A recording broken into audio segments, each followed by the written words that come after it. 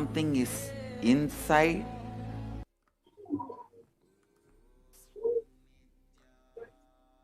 Now that you heard from Bhagwan himself on his personal experience of manifesting the power of third eye, we will be moving on to the Pratyaksha Pramana, which is the empirical evidence from the observation and scientific experimentation. So you can see the photo there, which you can see the experiment being conducted on the Supreme Point of Hinduism. To study measures and compare metabolic cell activity of the brain in conscious and meditative open of third eye states using the positron emission tomography, and you can see the results. When doing daily activities, high activity is measured in the brain where the third eye is located.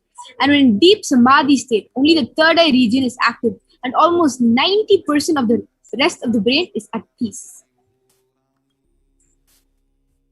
The Sakshi Pramana, the experiences and results of the extraordinary manifestation happening through the initiation disciples of the Supreme Point of Hinduism. This rare sacred science of third eye awakening is being made available to humanity for their ultimate enrichment and conscious evolution by the Supreme Point of Hinduism, Jagat Guru Mahasannidhanam, His Divine Bhagavan Nithyananda.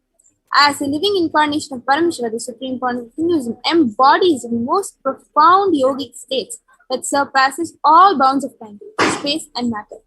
Supreme Point of Hinduism is gifting this pure, great science of third eye awakening, along with many other spiritual sciences through initiation and Diksha, to millions of people, and they have been initiated by the Supreme Point of Hinduism and are experiencing the profound results as extraordinary powers in their everyday life. And with this, we will be moving on to the manifestation of the third eye power. We have Manitya Yoga Pranananda along with Manitya Virajananda with us today to demonstrate this power of the blindfold reading to all of you. Before that, my Yoga Prana will be giving a small explanation on the eye band that is going to be used to cover the both physical eyes of Ma Viraja. And then with that, we will be moving forward with the power manifestation. And we request all of you to go ahead and post your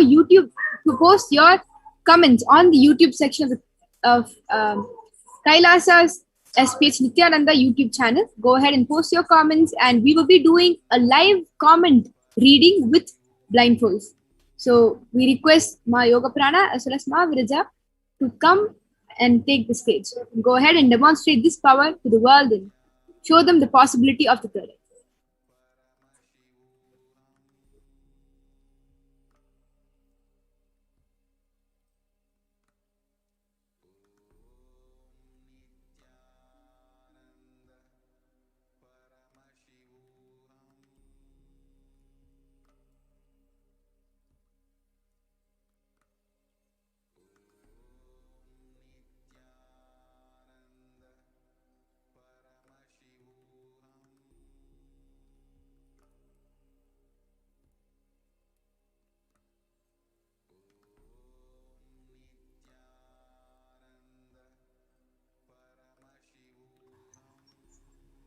Yep. Yes. So now we'll be demonstrating the extraordinary power of third eye in front of all of you today. So as all of you can see, I have the medically tested eye band in front of me. You can see in front is the complete opaque sheet, and behind is a thick sponge. And you can see that under it's completely covered, as well as below.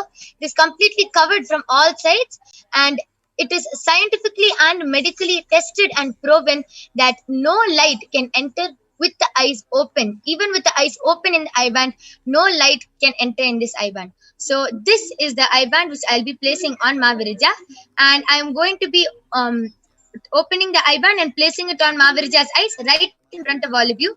So you can see how we will not be doing any changes or making any changes to the eye band, and just as it is, we'll be placing the eye band on Ma Viraja's eyes. So now I'm placing, and before that, Ma Viraja, I request you to turn to the right, left, up and down to show that there's no wires on you. You can see there's no wires, there's nothing on Ma Viraja all around. So it is completely foolproof, and to make it even more foolproof, she is not going to be touching touching the eye band while we're manifesting. So the moment I place the eye band, she'll not be moving her hands anywhere near her face also. That is, we're going to make it more foolproof by doing this. She's not going to be moving her hands near her face or touching the eye band. If there is any adjustments, if she feels uncomfortable, she will only be requesting me to do it. Yes, so you can see just before I blindfold her.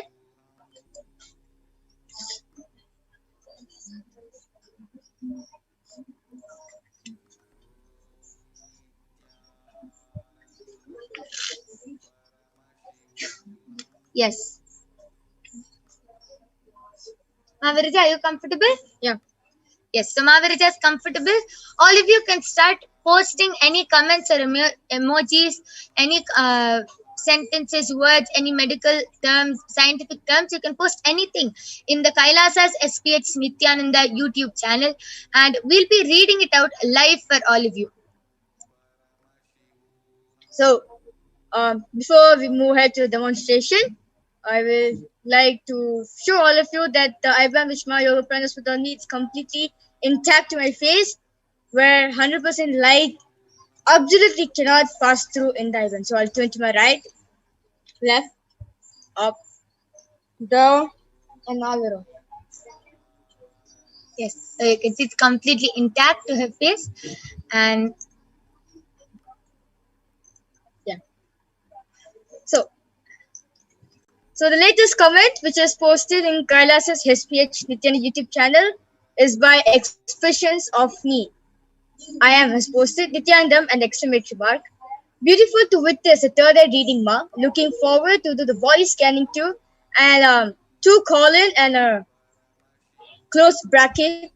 And thank you for enriching us through enriching in the purple color heart, space, full stop, space, blessings, XXX. yes, you can continue reading.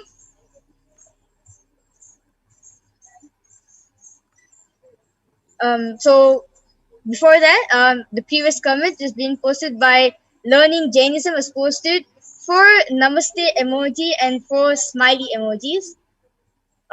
Before that, Mohammed Asif Raza Khan is posted. Ma, please scan my body. Surely in the next power, we'll be doing the body scanning for you.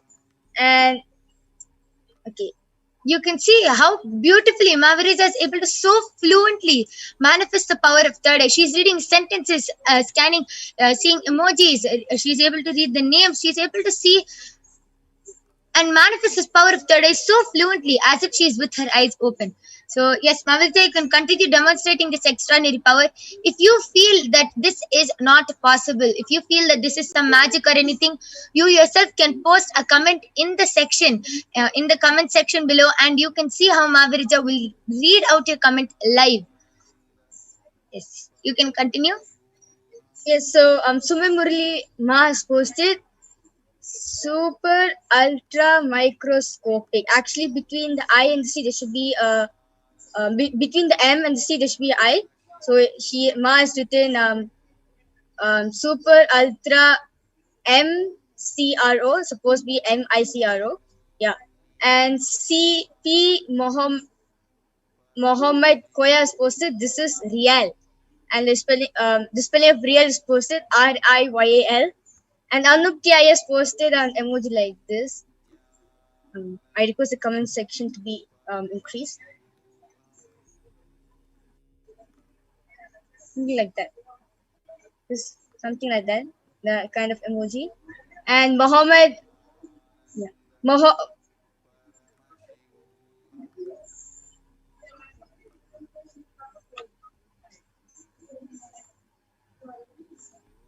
Yes, so Mohammed Aziz Zara Khan has posted a truly divine Ma, and Valen Vasanta has posted how amazing. Crystal TV has posted 6 ohms, which has a purple color background, and the ohm is written white in color. And Expressions of Me, I am has posted yes, comma, Ma is amazing at reading through her third eye and exclamation mark.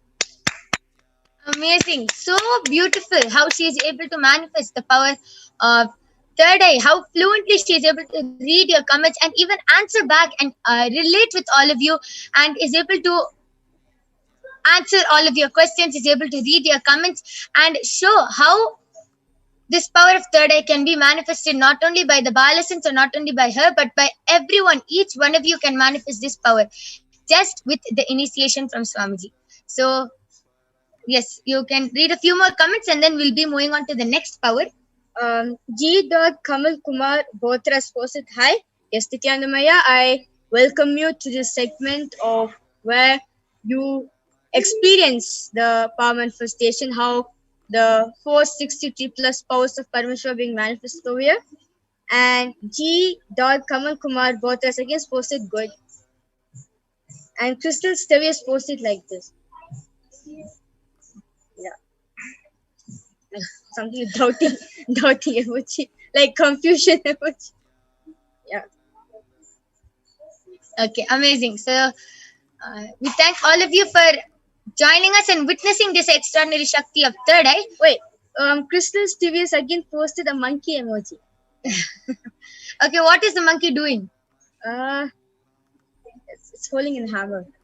Yes, amazing. So beautiful. She's even able. Okay, what is the color of the monkey? Purple color. Okay, yes. Amazing. So she's able to see colors. She's able to see emojis. She's able to read names. She's able to read sentences. Everything so fluently just with the Diksha of Swamiji, just through the power of third eye. So she's showing, all we are trying to show you is that this power of third eye is possible not only for us, but for everyone. Each one of you can manifest this extraordinary power. And this is not the only power we'll be manifesting in this segment. We are also going to be moving on to the next power, which is the power of body scanning. So I request all of you to stay tuned. We'll be seeing the Shastra Pramana, the Apta Pramana, the Atma Pramana, and the Sakshi Pramana for the power of body scanning. Then you will be witnessing the power of body scanning being manifested.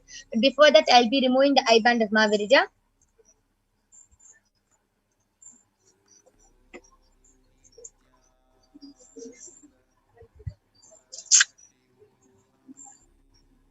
Yes. So you can see that the eye band is completely the same. There's no difference from the time I placed it on Mahavirija and now.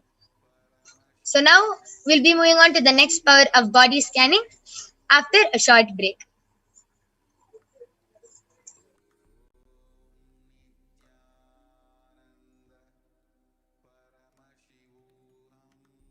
Just be alive for next 3 years. Don't die within next 3 years.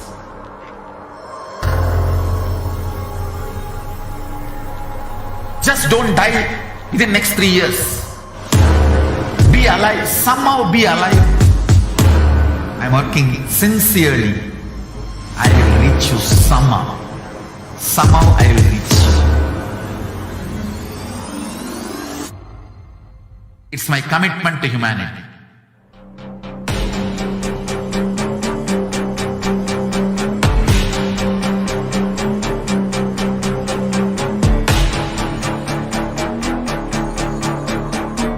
Just don't die within next 3 years.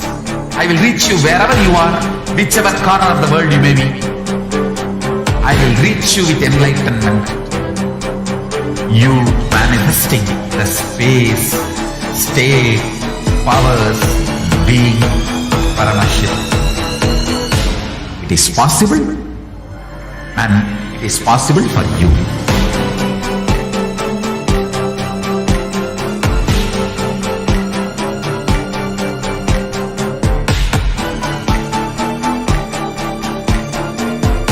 Shiva will reach you with enlightenment science.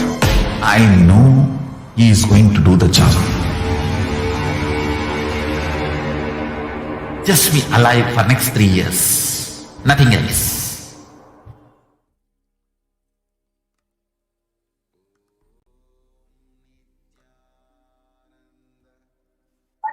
That was such a beautiful demonstration by Nithyananda that we just witnessed. And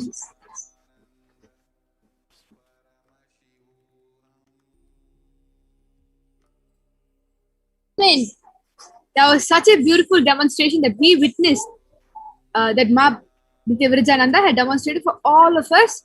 She was able to go to the detail of seeing the color, the emojis, the long sentences, the names. And in fact, she was even saying that we had missed the people commenting had also missed a couple of letters while typing the text. So now all of you know that this is a possibility that all of you have, all the viewers have today to manifest this extraordinary power.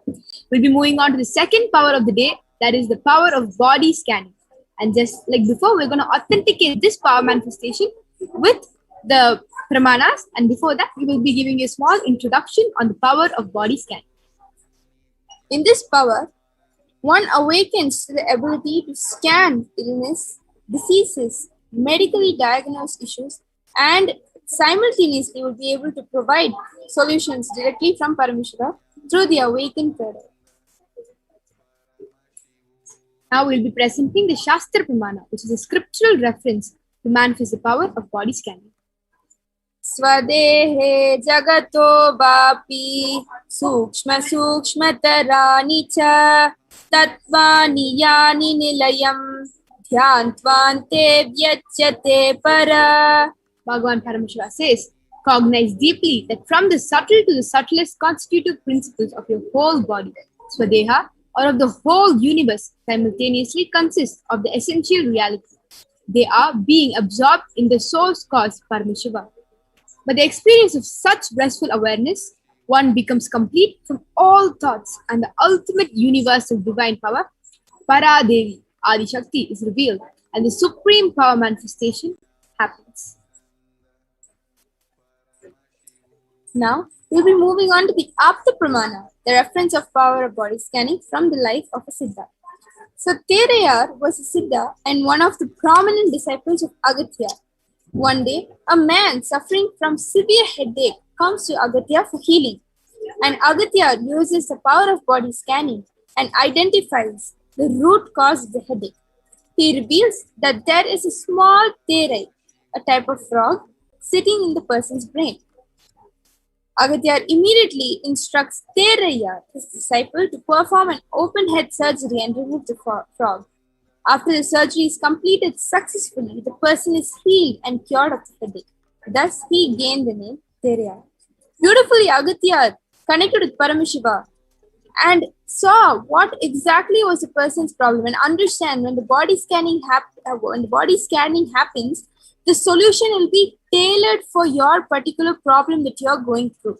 And when you follow that with authenticity and integrity, you are bound to come out of whatever medical issue you're currently going through. Now, we'll be witnessing the Atma Pramana, which is the account from the supreme point of Hinduism's life. That time tests and authenticates this science. On the 22nd December 2019, the supreme point of Hinduism, Bhagavan Nithyananda revealed how Swamiji uses the power of body scanning, paraphrasing his words. Only when I had the multiple compound hand fracture, I was forced to go for surgery and therefore for medical checkups related to that. At that time, they detected heavy metal quantity in my different organs. It was revealed that I had been poisoned without our knowledge. I immediately used diagnostic methods instead of medical facilities to study the body condition due to the poisoning. Through body scanning, I found out what the problems, imbalances had happened and where balances has to be done. I used allopathy as a second opinion to verify my findings.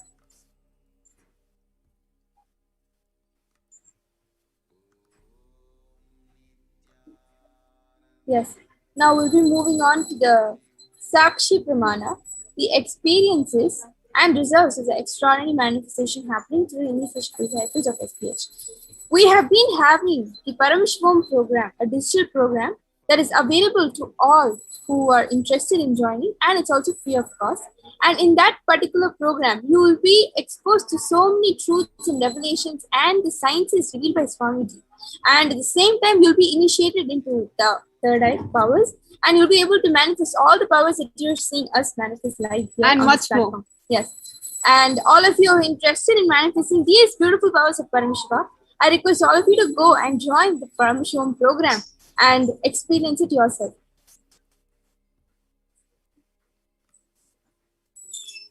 Now with this, we invite Ma Yoga Prana along with the Balasins and the Nithyananda yogis to come and take the stage to go ahead and present the power of body scan.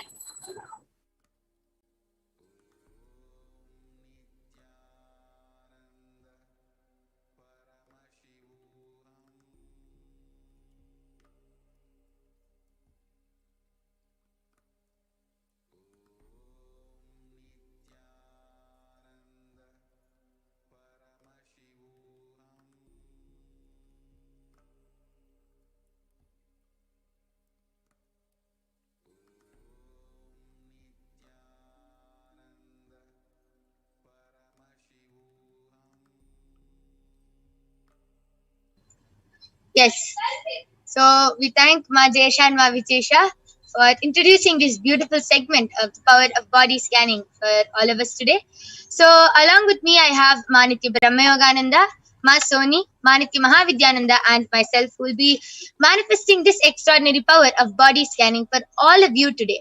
So all of you can start posting your requests and comments in the live chat in Kailasa's SPH Nithyananda YouTube channel, and then we'll be doing the body scanning for you. So I request all of you to start posting your comments.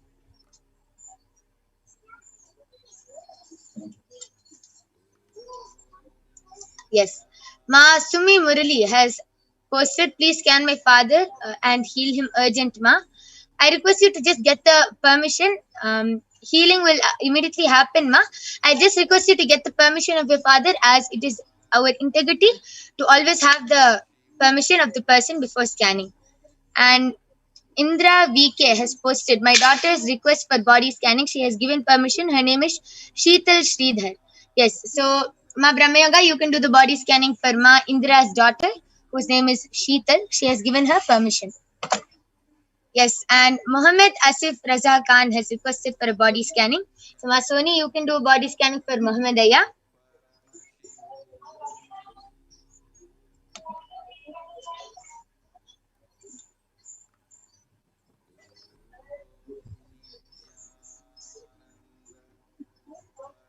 Payatar Wajda has requested for a body scanning. So, Ma Mahavidya, you can do the body scanning for Payatar Aya.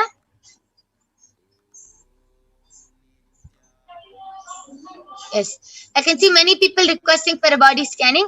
I request all of you to, if you're requesting for a body scanning for one of your friends or family members, I request you to get their permission and also post their names while you're requesting. And if you're asking for a body scanning for yourself, I request you to post your legal name, or I request you to post your actual name, as many people are coming under different identities. It is a requirement to know your actual name, as it is a personal scanning and it is a requirement. So Expressions of Me I Am has posted, Nithyanandam, please would you offer a body scanning for my husband John Somer? He has given his permission. Thank you. This is Manitya Jalandhara Sthitananda. Yes, Ma Jalandhara Sthita, Ma Maha Jalandhara Sthita will be doing the body scanning for your husband. So I'll be doing the body scanning. And if any one of the Nithyananda yogis or Balasans are ready, you can go ahead and reveal what you were able to see through your third eye. Now, all of us together will be chanting the. Oh, yes, you can go ahead. So, this is a body scan for Peter Vajdaya. Your body is actually starting to develop a little bit of a gas. So, immediately, please reduce the quantity of any flour you take.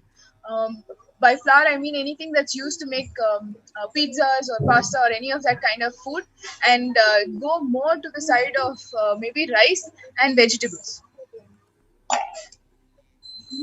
Okay, so that was a scanning for Peter Vajda.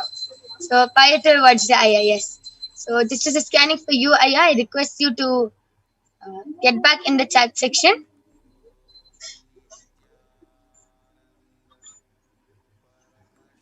Yes, Hasani, you can go ahead. Nithyanandam, I did the body scanning for Muhammad Aya.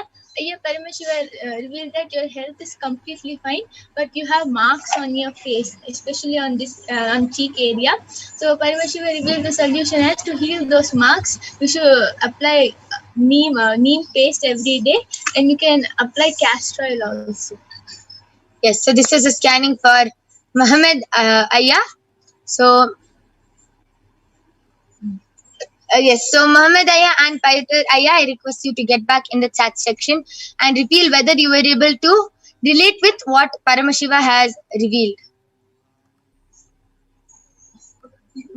Okay, so I have done the body scanning for Indra VK's daughter Sheetal, and what Parameshwar revealed to me is that you have a lot of mucus in your body. Your body is a mucus body, and for that you should start taking a lot of strawberries and a lot of green leaves. You should start eating a lot of green leaves and strawberries, and that will really help you, because the mucus in your body is even causing headaches. Like you're getting really bad headaches in the night. So if you just have a lot of strawberries and green leaves every day, the mucus will start reducing and your headaches will also heal. Yes. So Muhammad Ali has gotten back telling, thank you so much, Ma. Yes. Yes, I just follow the solution which Paramashiva has revealed, and you will be completely healed. And Fighter Vajda Aya has also gotten back telling, yes, Ma, thank you very much. Yes. And Ma Sumi Murali has posted that he has given permission. Please scan his prostate and heal him, Ma. Yes. So, Ma Mahavidya, you can do the body scanning for Ma Sumi Murali's father. Fighter Vajda Aya has also gotten back telling, yes, all is correct. And Thiagarajan S has gotten back, has requested for a body scanning. So, Ma Soni, you can do the body scanning for Thiagarajan Aya. And Anup K has also requested for a body scanning. So, Ma Brahma Yoga, you can do the body scanning for Anup K Aya. And I did the scanning for Ma Mahajalandhara Sthitananda's husband, John Aya. So, what Paramashiva revealed was that from past few days you've been having trouble in breathing, and that is because Paramashiva revealed first thing is you're stuffing yourself too much while eating. So you have found it really hard to breathe. You're unconsciously doing that, continuously stuffing yourself. You're unconsciously doing that, so you're finding it hard to breathe, and you've been having chest pain because of that. So Paramashiva has revealed that you should every night before sleeping, you should apply a tulsi paste, or you should take the steaming every day. Either apply the tulsi paste before sleeping or put tulsi and water and do the steaming.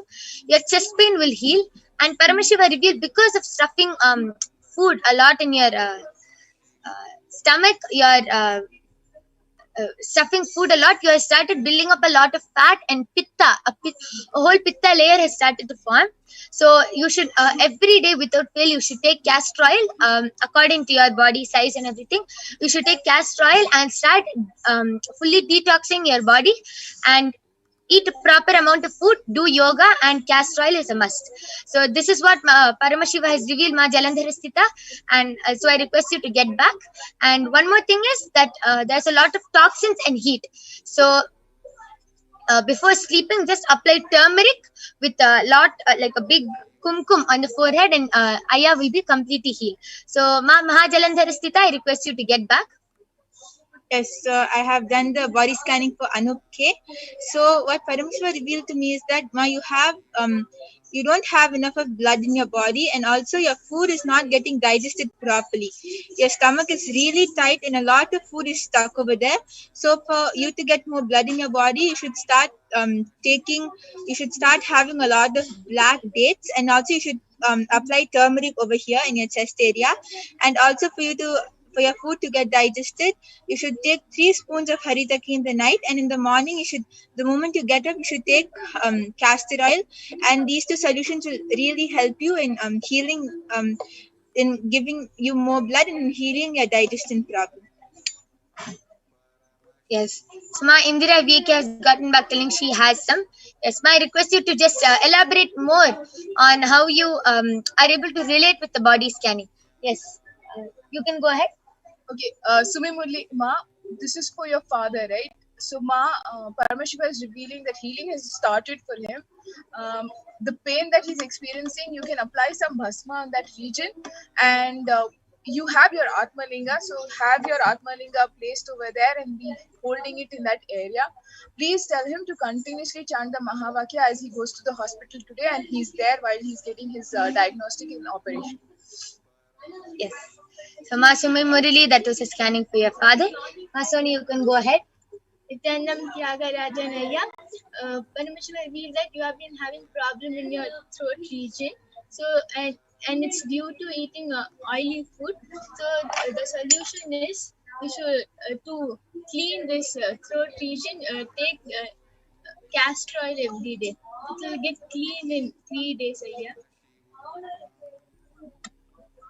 Yes, so this is for Tyagarajan Aya. So I request you to get back and reveal whether you were able to relate with the scanning. Ma Mahajalandhara Sthita has gotten back telling, yes Ma, you are right, very much so. He does eat too fast and he is generally pitta imbalance, incredibly hot, so much that his body feels like a ball of fire. Yes, ma, just do what Paramashiva has revealed, and he will be completely healed. And one more solution for the heat is that he should put, because of the heat and a lot of he gets very stressed out, so he should put a wet cloth on his head every night before sleeping on top of the turmeric. He will be completely healed, ma. Yes. And Carlos Santos Aya has requested, I would like to request for a body scanning for my father. He has given permission. His name is Antonio Santos. He is suffering with cataracts. So go ahead. Yes.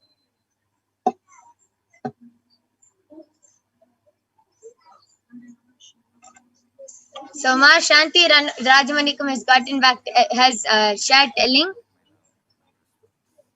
Nithyananda Ma, yesterday what Parashakti uttered is 100% right for my daughter-in-law. Deep gratitude, Parashakti. Please heal her. Yes, ma. Just follow whatever Paramashiva has revealed. She will be completely healed. Tyagarajanaya has gotten back telling, thank you so much. Om Namah Shivaya. And Ma Jalandhara Sthita has gotten back telling, okay ma, thank you. Edson Monterio Aya has requested for a scanning for his son, Miguel. Aya, I request you to get the permission of your son. Based on the age, if he's under the age of 7, then you can take the decision for him and you can request. Otherwise, if he is old enough to take decisions for himself, I request you to get his permission and then request for a scanning, and we'll definitely be doing the body scanning. Sudha Katir has shared telling, my grandmother Sushila has high blood pressure and cholesterol. Please do body scanning and bless her to get rid of it. I got permission with her. Yes, so you can do the body scanning for Ma Sudha's grandmother Sushila.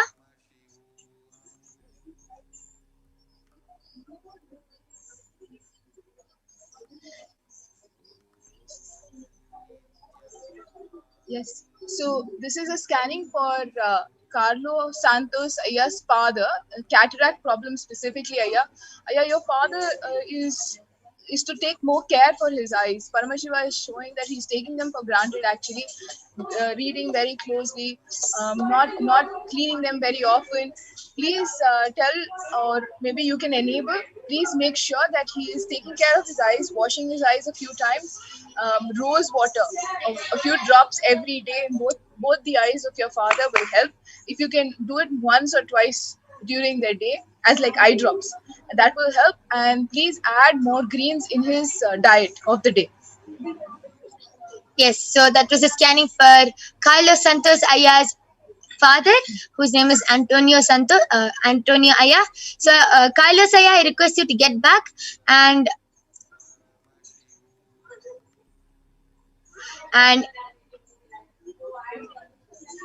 yes, so I request all the people who have gotten the body scanning to get back. And Edson Monterio Aya has shared with us telling, ma, I have permission from my son Miguel. So we can do the last scanning. Ma Soni, you can do the last scanning for Edson Aya's son Miguel. I'm already doing scanning for okay. Yes, you can reveal if you are ready. And Ma Brahmayoga, you can do the body scanning for Miguel. This is the body scanning for Ma Sushila. Ma Parashakti revealed that to control your blood pressure, you should do meditation every day. Yes, so that is a very beautiful solution. Who is the scanning for? Ma Sushila. Yes, so Ma Sudha, I request you to get back and share whether you were able to relate, and just follow the solution which Paramashiva has revealed for your grandmother, and she will be completely healed. Just want to respond to Masumi here. Masumi, as your father is traveling to the hospital, if you're not with him, if your brother is, and you can tell your brother to hold the Atmalinga, that's fine. Or if your father himself has the Atmalinga, that's also okay. Just somebody who can just heal him with the Atmalinga in that area. If that is also not a possibility, make sure your father is chanting the Mahavakya throughout the journey. Yes, amazing. Ma Brahmayoga, you can also go ahead. Yes. So I did the body scanning for Edson Materials, Aya's son Miguel, and Aya Parameshwar revealed to me that your son, because of school, he's getting really stressed out and he's getting really bad headaches, and also not only that, he's starting to get a lot of violence in him and a lot of anger in him. So Parameshwar revealed that every day in the night before he goes to sleep, you should give him a cup of turmeric milk to drink, and throughout the night when he's sleeping, you should start playing the Mahavakya. You should listen to the Mahavakya while he's sleeping. And if it's possible, then if you have an Atmalinga, he should always wear the Atmalinga. Otherwise, he can keep any deity with him. The best one is a small Shivalinga if he can keep it with him. And also, if time is there, then before he goes to school, at least he should do Guru Puja and go to school. And that time, you also should do it with him and pray to Swamiji that he takes care of your son throughout the school. And you'll see that soon the stress, like his headaches, will stop. It will not be so bad until it will reduce. And also his violence and his anger will also reduce. Yes, that is amazing scanning for Miguel Echanaya's son. Yes. So I can see so many people posting, Ma Shanti, Muhammad Aya, Bigyan Aya. I can see so many people posting. And Ma Sudha has gotten back telling thank you, Ma. And Madhavaya, so many people are requesting for a body scanning. Due to the interest of time, we will not be able to do the body scanning now. But there will be a form which is going to be posted in the live YouTube comments. You can fill that form, and then the other Balasins and the Nithyananda yogis will surely be doing a body scanning for you. HNI has gotten back telling thank you. And if you are not able to get the body scanning, you can also come back. If you want a live demonstration, you can also come back every day at 2 a.m. IST and 4 p.m. IST. And you will be getting the body scanning live by the Balasins and the Nithyananda yogis of Kailasa. So with this, we thank all of you for joining us for this power manifestation segment.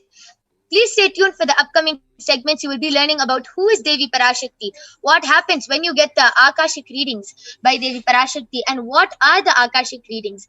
So please stay tuned for the upcoming segments. Thank you, Nithyananda.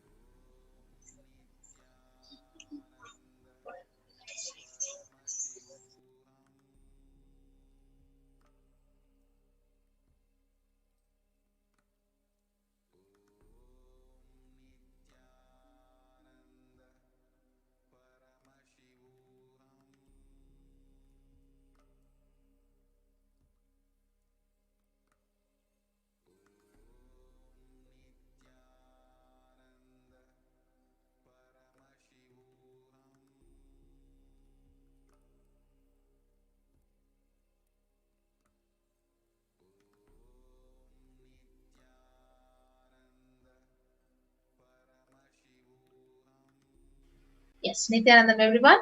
Welcome back. We'll now move on to the next segment of this program, knowing more about who is Devi Parashakti, the divine feminine consciousness. So let us invoke Parashakti by chanting the verse from the Lalita Sahasranama. Sindhuraruna vigraham trinayanam manikya mauli spurat तारानायकशेखरां स्मितमुखी मापीनवक्षोरुहां पाणिभ्यामलिपूर्णरत्नचषकं रक्तोत्फलं बिभ्रतीं सौम्यां रत्नकटस्थरक्तचरणां ध्यायेत् परामम्बिकाम्. The Divine Mother is to be meditated upon as shining in a vermilion red body, with triple eyes sporting a crown of rubies, studded with crescent moon, a face all smiles, a splendid bust, one hand holding a jewel cup brimming with mead, and other twirling a red lotus. We move on to the next Shastra Pramana. अरुणां करुणातरङ्गिताक्षीं धृतपाशाङ्कुशपुष्पबाणचापाम् अनिमादिभिरावृतां मयूकैर्ग्रहमित्येव विभावये भवानीम्. I meditate on the great empress. She is red in color, and her eyes are full of compassion. And she holds the noose, the gourd, the bow, the flowery arrow in her hands. She is surrounded on all sides by powers such as anima for race, and she is the self within me. Devi, ultimate, pure feminine consciousness. Parashakti is the cosmic mother. It is her cosmic womb from which billions and billions of universes comes out and goes in. And the source Shakti, source energy, the source power, where the Big Bang and black hole goes on, and from which all of us came, into which all of us are even now, and which all of us are going to merge. So, out of her extreme love and compassion, Parashakti herself is manifesting through the embodied form as the Nija Avatara of the Supreme Pontiff of Hinduism, Jagat Guru Mahasannidhanam, His Divine Holiness, Bhagavan Nithyananda Parameshiva. So, she is literally gracing us, answering all our questions, attending to our prayers, giving boons, healing us, revealing our past, present, future, and delivering profound spiritual truths, and ultimately giving us the experience of Paramashivoham itself. So, in the words of Devi Parashakti herself from the Devi Arulvaka, which was actually revealed on the 12th of May 2021, she says, rising as Omkara, expressing as Vedas and Agamas, blossomed as Hrimkara, filled as Parashodasi, living in 40 triangles, the Kailasa Swamini, who is in Kailasa Sripura Chintamani, Parashodasi, sitting as a part of Paramashiva, Parameshwari, who rules the world, Paramashakti, Manonmani, Meenakshi. As Nithyananda, I took the Nija Avadara here to give good boon to everyone, to bestow all the goodness. Hiranyagarbha Swarupini, Brahmanda Yoni, Shami, Chandramauli, Rapala, Aparna, Uma Parvati, Savitri, Navayavana, Samraja Lakshmi, Parameshwari, Parashodasi, Meenakshi, taking the form of Nithyananda, I came here as Nija Avatara with great compassion. I am blessing, listen people, to do good to all of you. I took the form of Nithyananda and came down as Nija Avatara. And again, she reveals directly in her own words, saying, rising in Omkara, blossoming as Shiva, and Shiva manifesting as a source of existence, powers of existence, expression of existence. From the oneness of Om blossoming into two as Prakriti and Purusha, blossoming as three Shaktis, Icha, Kriya and Jnana Shakti, growing as four Vedas, expanding as five Panchabhutas. Beyond, 6 chakras, filled as Gotras of 7 rishis, expanding as 8 directions, existing as 9 grahas, blossoming as 10 indriyas, being as 11 rudras, creating all the worlds, bringing life to tell and make truth blossom, and to do good. Parashodasi, Meenakshi, in the form of Nithyananda, I came to bless every one of you. So, literally, you are seeing Paramashiva and Parashakti right at the moment in front of your screen. So, she is there in your screen and she is always receive her very, very traditional.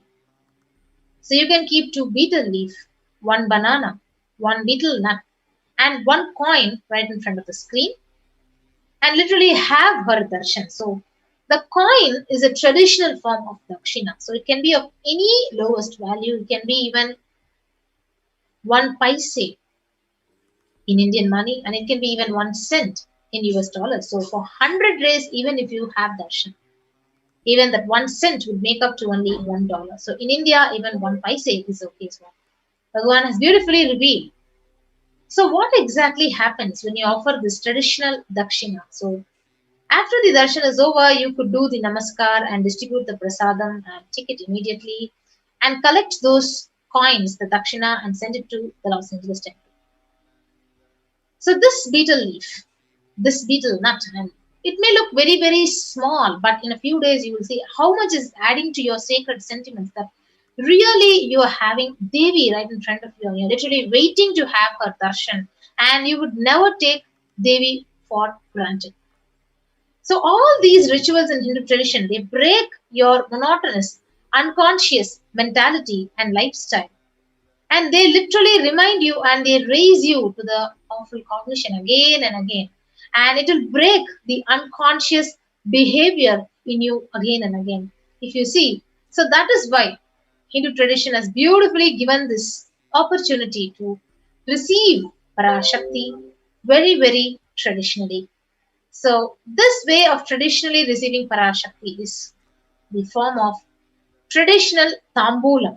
So you have to take a plate, arrange two betel leaf, banana, hazelnut, and one coin of your country's own money, and receive and keep it right in front of the camera and wait to receive Devi Parashakti.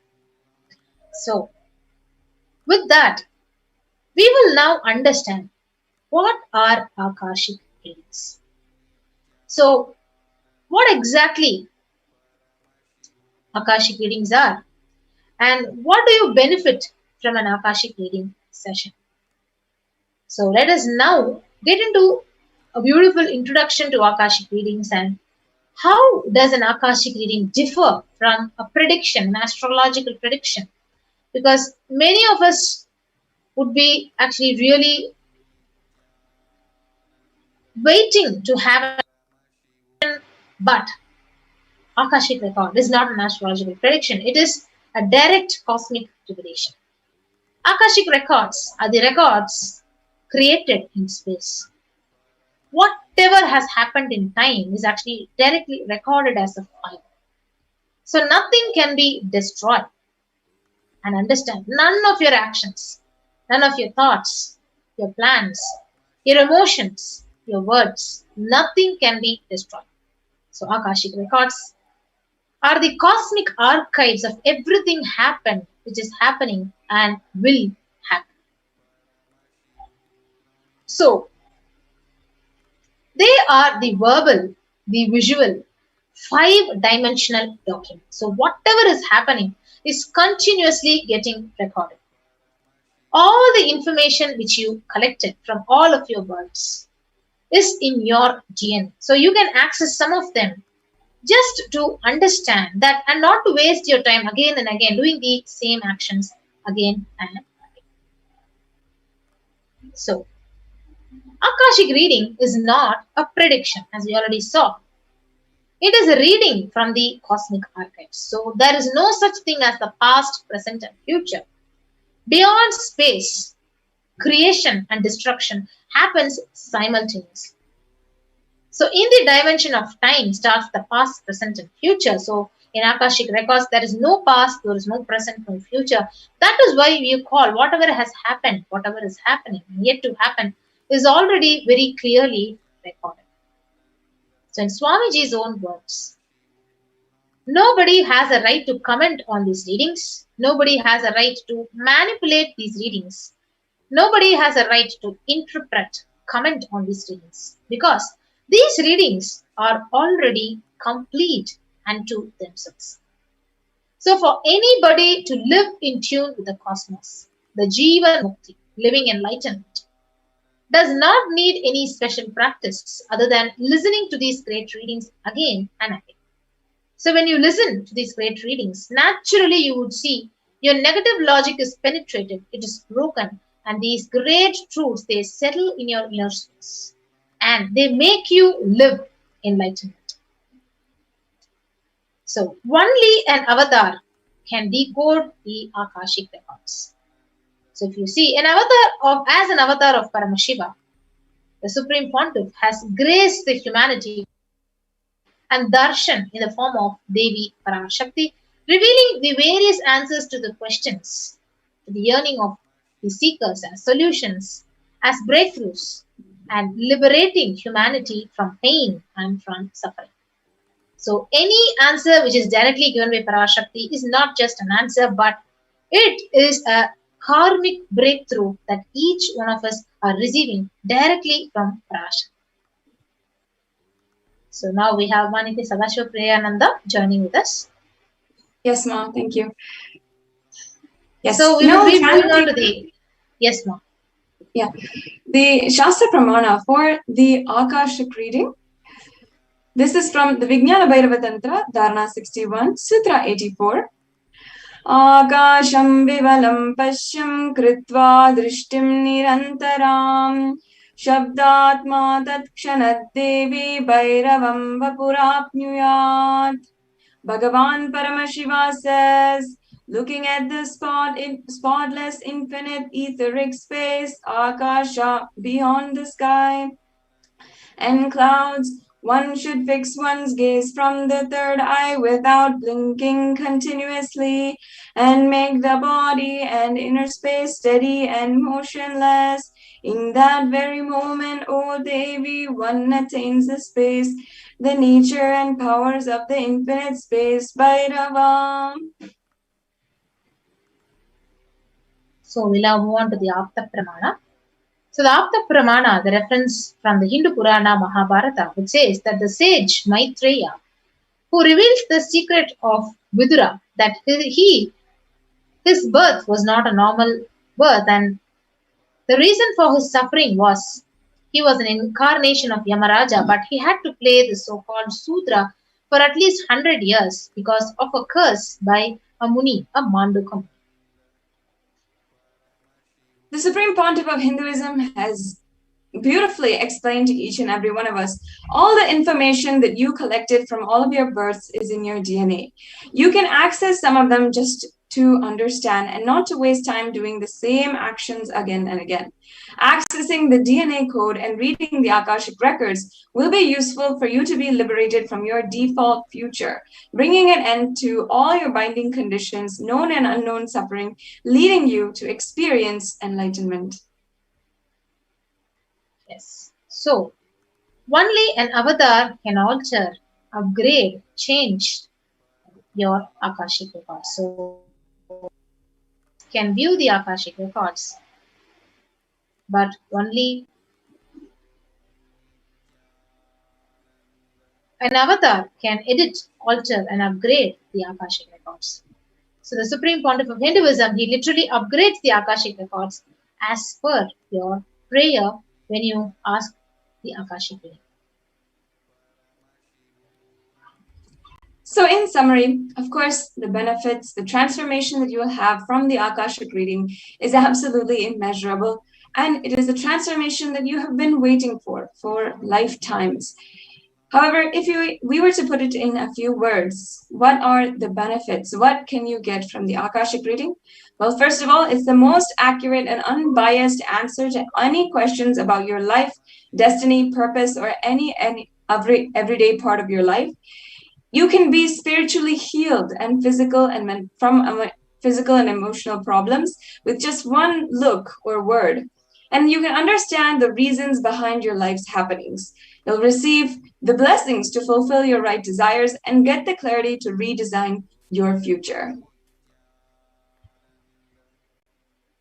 Yes, so we'll now move on to the next segment of this program of how can you ask a question in the Akashic reading session on all the social media platforms. Yes, Devi Parashakti has made herself, her grace, available for all of us, for the general public to understand and to ask questions or receive boons, prayers, receive the answers to our prayers in the ways that we are available, we are spending our time in this day and age. So first of all, if you are tuning in from YouTube or you like the platform YouTube, you can ask your question to Devi Parashakti today during the live darshan. Make sure, first of all, that you are joined the Kailasa's SPH Nithyananda YouTube channel as a member. And as you can see, we have where you can join, where you can start the joining process and fill out the details in a quick form and become a member of the Kailasa's SPH channel. And then after that, in the live YouTube video, you will be able to say something in the comments section, and in the super chat, you'll be able to ask your question. Whenever you want to ask to Devi Parashakti, you will be able to ask your comment your question. And if Devi Parashakti graces in your life, you will be able to get the answer. Yes. So the next social media platform to which you can connect to Devi Parashakti is the official Facebook page, Kailasa's SPH JGM Nithyananda Paramashivam. You can go ahead, and if you have not followed and liked the page, go ahead and like and follow Kailasa's SPH JGM Nithyananda Paramashivam's official Facebook page. And once you do that, during the live stream, under the live stream, you have a comment section, and you can go ahead, post your questions, your requests for blessings to Devi Parashakti in that section. Yes, and if you're a frequent user of Twitter and that is your preferred platform for all of your social media and the day that you spend on social media, the hours that you spend on social media, then you can follow the official handle of the Supreme Pontiff of Hinduism, which is @Sri Nithyananda. You can make sure that you are first of all following the Twitter channel, Sri Nithyananda. And then step 2 is to ask your questions in the reply section of the tweet. So the live video is made as a tweet, is published as a tweet on the Kailasa's SPH channel or the SPH feed. You can go there, reply to that tweet using the hashtag #AskTheAvatar, ask your question, request your prayer to Devi Parashakti. And also you'll tag @Sri Nithyananda. So make sure that you do this, and you'll be able to ask your question on Twitter. Next platform through which you can connect to Parashakti is the Instagram. So you can go and search for Sri Nithyananda in your Instagram application and follow @Sri Nithyananda on the Instagram. So once you're done with that, ask your questions in the comment section under the live stream in the Instagram. Now, if you're not using any social media, you're not really comfortable with social media, any of the platforms that we previously mentioned, if you have a WhatsApp number, you can go to our official website, kailasa.org, the official website for Kailasa, and ask your questions in the WhatsApp chat. Once you go to kailasa.org, you will see a widget in the left-hand side corner for the chat option. And you can type any question that you have for Devi Parashakti Akashic reading into the chat and ask your questions. Yes. So with that, we will be moving on to the next segment, like how to offer our gratitude and devotion to Devi Parashakti by various offerings. Yes.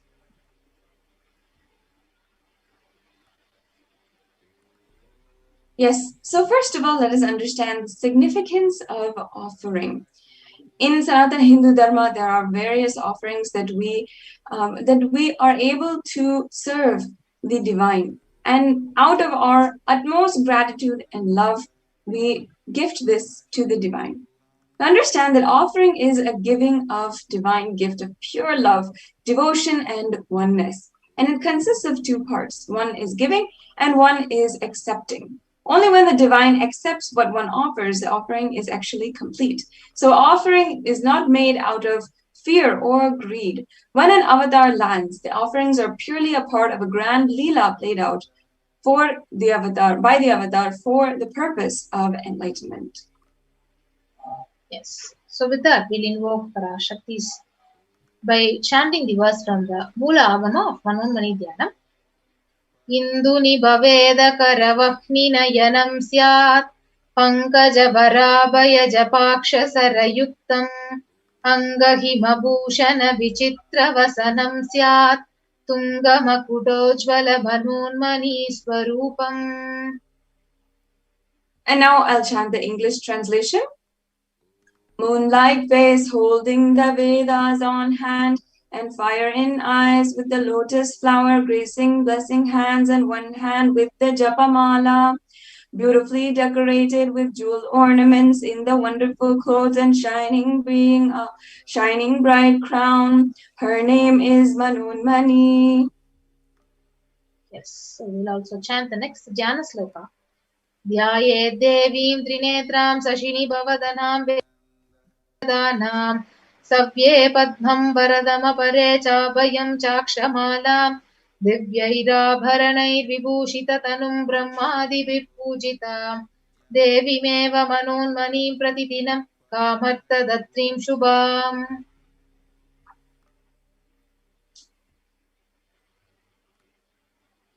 Now the English translation. I meditate on Devi with 3 eyes glowing like a moon and holding the Vedas. Lotus gracing, then blessing, gracing hands. She is wearing beautiful ornaments and she is worshipped by Brahma and other gods and showers auspicious boons for all actions every day. Yes. So, what is the significance of the divine element gold in Hindu tradition? So, the other Tredajutam janmanedam hiranyam agnerakam priyatamam babuva somasyaikam insitasya parapatada apamekam veda samreta ahuttatte hiranyam trividaspa vishe. The English translation. Triply born by birth is this gold from the atoms of Agni is one. It becomes dearest to Agni. One fell away from Soma when it was heard. One they call the seed of virtuous, powerful Apaha. Let that triple gold be your long life. Gold is actually a divine element and it purifies anything that it touches. It is an element of spiritual significance and a great spiritual power, healing and enlightening energy. The vibration of gold has the power to infuse sattva energy and positive thought currents in anyone who wears and anyone who sees or operates in its vicinity. Yes. So gold is present in all the scriptures like the Agamas, the Vedas, the Shrutis, the Smritis, Itihasas, Puranas. In all Hindu scriptures, it is abundantly displayed that gold is the most auspicious and the purest metal, which purifies our very being. In Hindu civilization, everything was built in gold, exchanged in gold, and ritual feasts were offered in golden plates.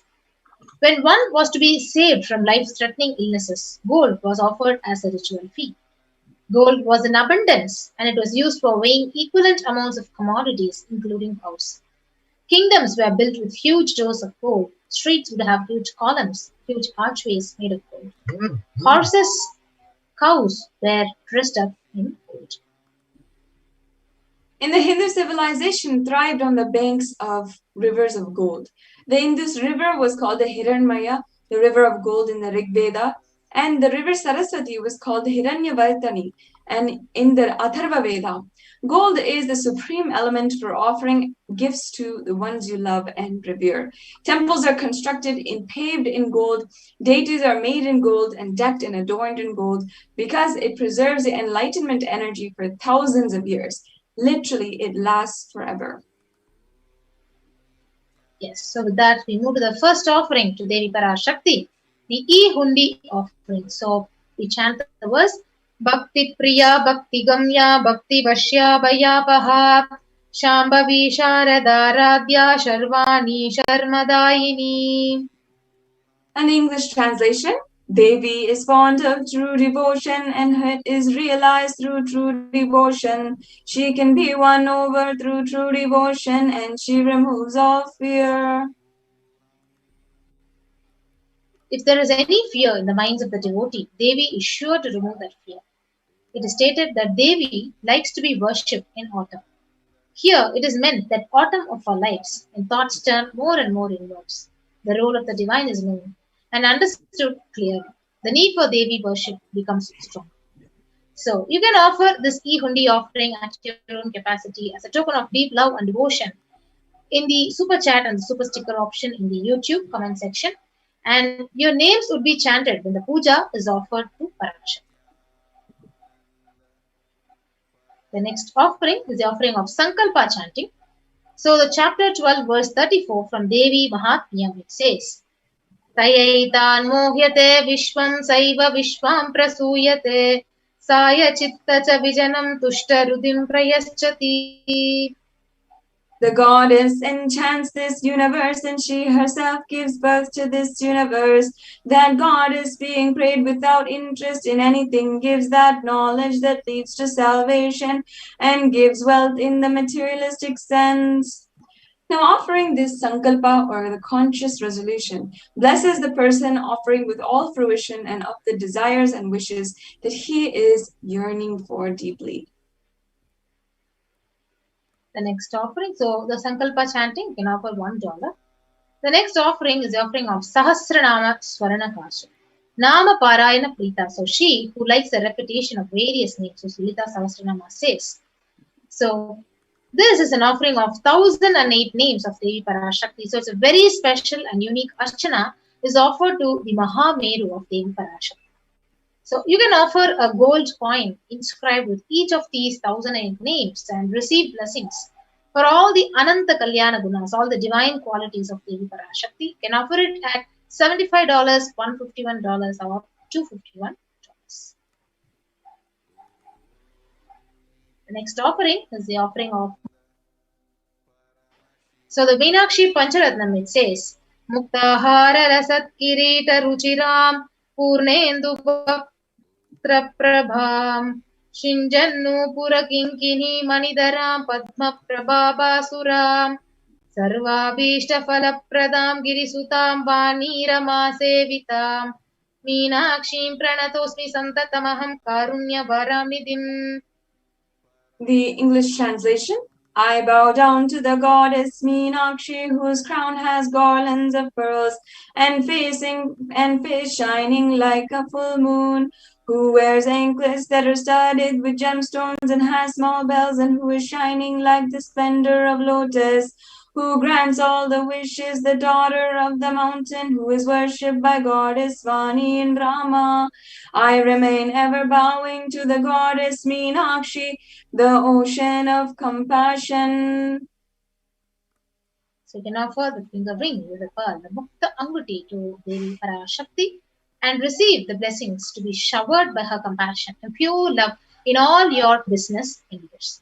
So the Mukta Anguti is available at $251, $501 and $750. The next offering is offering of Swarna Padma Pushpam, the golden lotus. The Kamikagama beautifully says, Ashtavidhyeshwaropeta kumbhavarana samyutam sarvesa sutra vastradhya hema pankaja bhushitaha sapidhanasya kurchascha pakva bhilva phala prabha snapannadhyaya samsiddha pramanena samanvita. And the English translation. All the kalashas should be wound around with suitable thread and covered with new cloth. They should be adorned with lotus flower made of gold. So there are hundreds of scriptural references. Oh, sorry.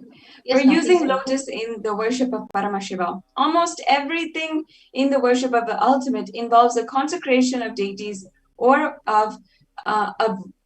meditating on the mudras and asanas used during worship involve the lotus flower, including the lotus leaf, the lotus pericarp, the lotus petals, and the lotus is considered a divine flower. Shakti is Paramashiva, is also called a lotus, and the base of Paramashiva Linga is a lotus as well. The disciple of Paramashiva is also considered a lotus who is about to bloom, and you can offer the gold lotus in any size you wish to and be blessed to have the state, space, and powers and being of Devi in your inner space amidst any and every adversity in your life. So this offering can be made for 600 USD. So Swarnameti is the next offering, the golden touring. So the verse, it says, Nagadi diti sanchanna namajjana tamo guna patadvaya prabhajala parakrita saroruha. The English translation, you whose brightness from toenails destroy the darkness of ignorance from the minds of your devotees who prostrate at your feet, you whose brightness from your 2 feet overpowers that of the lotus flower. So for Swarnameti, adorning the sacred feet of Parashakti to be in constant gratitude for receiving her blessings, even in the most difficult aspects of your life. So you can offer the golden touring at $750. Now, the Swarna Mangtika is the next offering, the gold hairline jewelry, and this offering can be made for 750 USD. In the verses, Devi is described as Shuddha Sarabhi Varshani, which means she who makes the nectar flow in all the nerves from Sahasrara, she who gives a very pleasant experience of the ultimate. The monk tika actually represents the nectar flowing from the Sahasrara, which is fully opened. So that is why it is on the hairline and on the forehead. And you can offer this monk tika to Devi and receive the blessings of achieving the blissful state of overflowing gratitude and space of complete completion. So next offering is offering of Pratyaksha Pada Puja, offering the deep gratitude, the best ever opportunity to experience the breathing space of Parashakti through the Supreme Fount of Hinduism. So the Sloka 83 of Saundarya Lahari says, Nakhadhiditi Sanchanna Namajjana Tamo Guna Padadvaya Prabhajala Para Krita Saroruha. The illuminating splendor of Devi's toenails dispel the darkness of ignorance in devotees prostrating at her feet. Her feet defeat the lotus in beauty. This is the Shlokam 83 of the Saundarya Lahari, which states that the nails that have been sharpened by constantly being touched by the crowns of celestial beings who always prostrate before Devi. Tamoguna is darkness in the stotram, and tamas is indicative of ignorance in the minds of devotees, and by constantly prostrating before Devi, their ignorance is removed and they attain knowledge. Offering the Pratyaksha Puja blesses the Yajaman with all the auspiciousness and blessings of the Supreme Pontiff of Hinduism. And of course, throughout Kailasa, the Pratyaksha Puja is the very important, beloved offering to make to Devi Parashakti herself and at the feet of the Supreme Pontiff of Hinduism. As well, you can offer the Vastra Seva.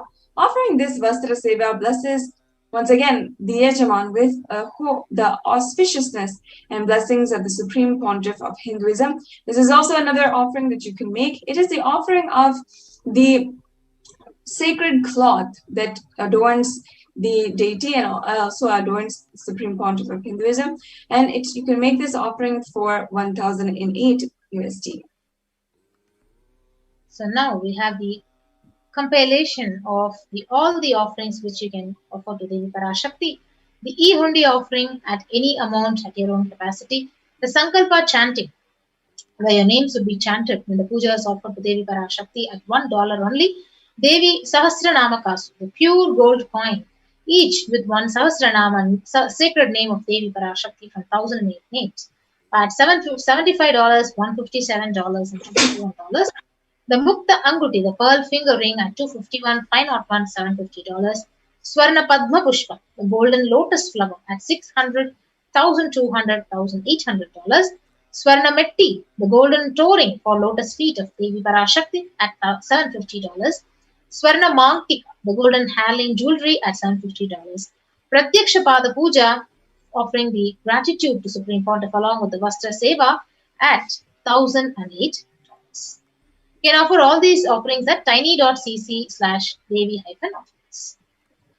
Yes, in the registration form that you can go to, there are two options. One is if you are ready to offer today, or if you are having the intention to offer specific sevas. So in the registration form, you can fill out if you are interested in offering, you need help in manifesting. Perhaps you feel that you really want to offer this, but you're not ready yet in some way or form. Then you can get the help needed to manifest this offering in your life, because surely they should not ever be missed. And also you can fill out this registration form if you're requesting for more details, or if you'd like to see the more details that are provided for you in this form. So if you are in this category, make sure that you go to tiny.cc/Baba Samadhi, and you can have all of the information needed. You can get the help needed in manifesting, and you'll be on your way towards manifesting these beautiful offerings to Devi Parashakti. Establish the most beautiful, most impactful relationship with the Divine Cosmic Mother herself. And if you are ready to make a payment today, if you are ready to offer these today, then you can go to the second link, tiny.cc/Devi-offerings. And you can start to fill out the details for your online payment. And then after the payment, make sure that you are submitting all of your details that will be chanted during the puja. During the puja, we ask for your name and certain other details that are required simply for chanting so that all of the auspiciousness is bestowed upon you during the ritual. So you can fill out that form after you make the payment at tiny.cc/sankalpa2021. Yes, so we'll now be taking you quickly through a walkthrough of how to offer these various sevas by making an online payment. So when you go to the tiny.cc link, you will be guided to this page of Parashakti Bhavasanadi Darshan donations. Go ahead and choose an option. So for example, you're choosing the Swarna Mantika, which is $750, and you can add it to the cart. So once you click on to add to the cart, you'll be guided to the next page where you can proceed to checkout to make your payment and click on to proceed to checkout. So once you proceed to checkout, you'll be guided on to various billing details which will be required, your name, your country, and you can place your order after making the payment and place your order here. So with that, you are offering the seva and making an online payment. So after you do that, you can go ahead to the next link, the Sankalpa link, which was already projected, and click on to the next. Fill out all the names of your family, your loved ones, whoever you want to offer this puja, when during the puja is offered to Parashakti. Fill out these details and select Devi Bhavasanadi Darshan. Click on next, and all your names will be blessed by Parashakti when the chanting is done to Devi Parashakti. Now, if you could see the live YouTube live stream here, under the comment section, you can go ahead and click on to the super chat and the super sticker option. Once you click on here, you will be able to offer your e-hundi donation to Devi Parashakti at your own capacity and receive her blessings. So with that, we come to the conclusion of this segment of the program, and we'll be going on to the next segment of this program after a short break. Thank you.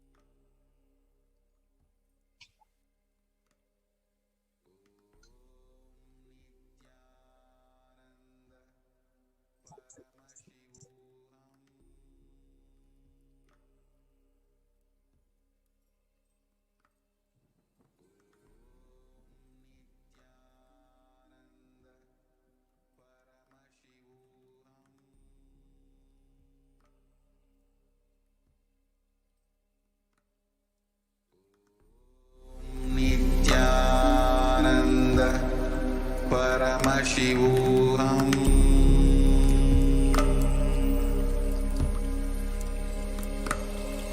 Om Nithyananda Paramashivoham.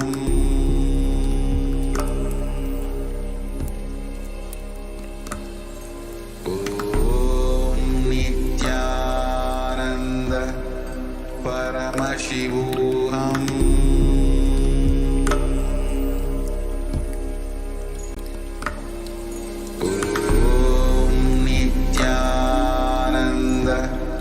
Paramashivoham.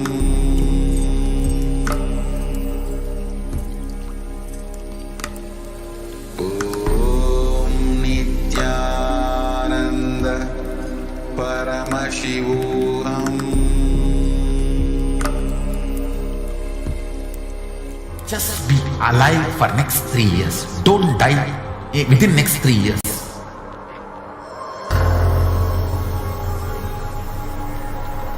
Just don't die within next 3 years. Be alive. Somehow be alive. I'm working sincerely. I will reach you somehow. Somehow I will reach you. It's my commitment to humanity.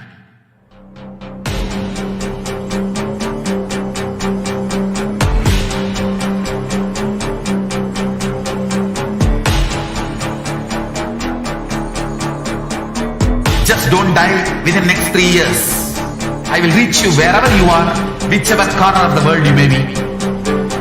I will reach you with enlightenment. You manifesting the space, state, powers, being Parashakti. It is possible, and it is possible for you.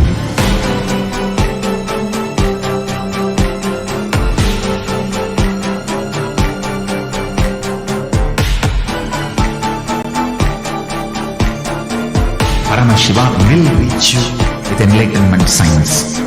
I know he is going to do the job. Just be alive for next 3 years. Nothing else. Just be alive for next 3 years. Don't die within Nithyananda Paramashivoham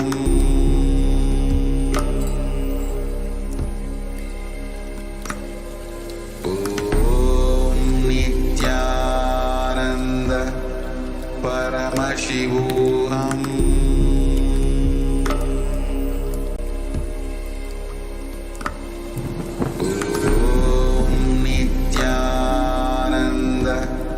Paramashivoham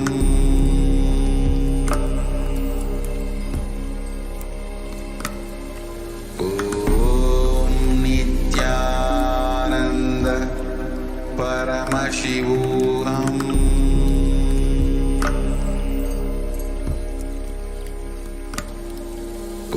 Om Nithyananda Paramashivoham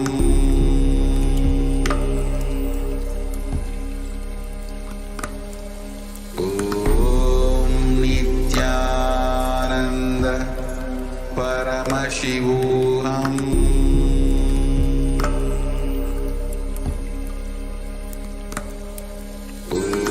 Om Nithyananda Paramashivoham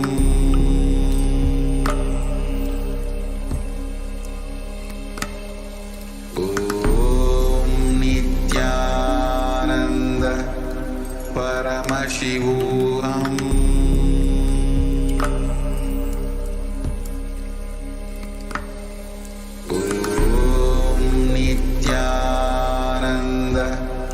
Paramashivoham.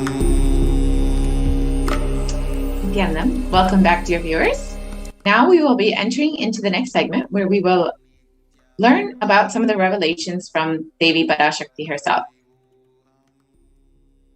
So, humanity is still undergoing the after effects of the cosmic deluge, the Pralaya. Thousands of deaths due to the global pandemic and emerging fungal epidemic, along with record numbers of natural disasters, have taken a huge toll on humanity's collective psyche, leading to an increase in poverty, malnutrition, depression, and mental health issues.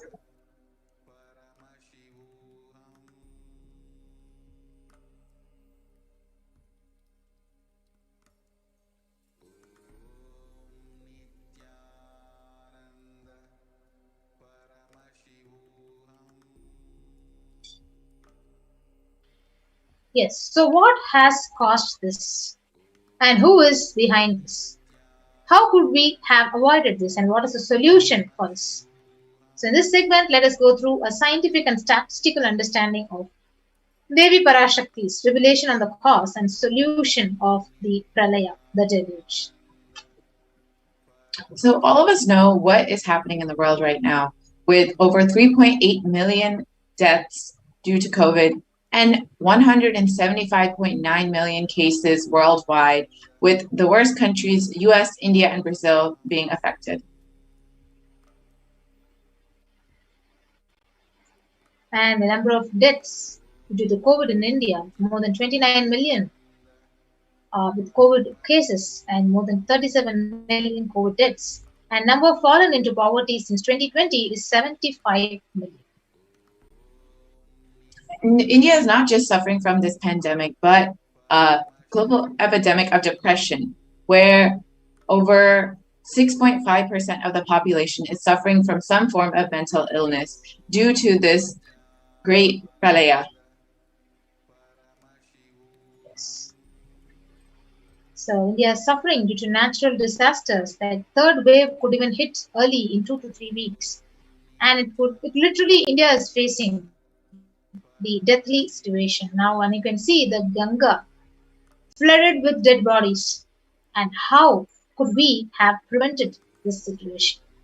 Let us listen from Devi Parashakti, where directly she is revealed on 31st of May about this huge deluge.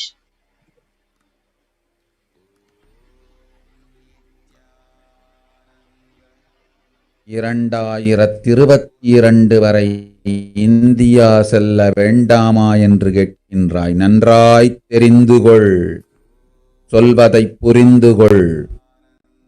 இந்த பெருநரகமான கிருமி போஜனம் இந்தியாவிற்குள் வரக்கூடாது என்பதற்காக 2020 பாரதம் முழுவதும் 12 ஜோதிர்லிங்கமும் பாத யாத்திரை செய்திடவே என் மகன் மூலமாய் திட்டமிட்டிருந்தேன். படுபாவிகள் ஓடத்தின் மாலுமியை ஊர்விட்டு துரத்தினார்கள். என்ன நடக்கிறதென்று பார். முறையாக கைலாய நாட்டின் தலைவனாக நிறை மரியாதையொடு நல் மதிப்பொடு என் நிஜாவதாரம் நித்யானந்தன் திருவடி மீண்டும் பாரதத்தில் பட்டு பாத யாத்திரை செய்த பிறகு மட்டுமே நீ அங்கு செல்ல வேண்டும். அதுவரை உன்னை காத்து செல்லாதே. ஓம் ஓம் ஓம்.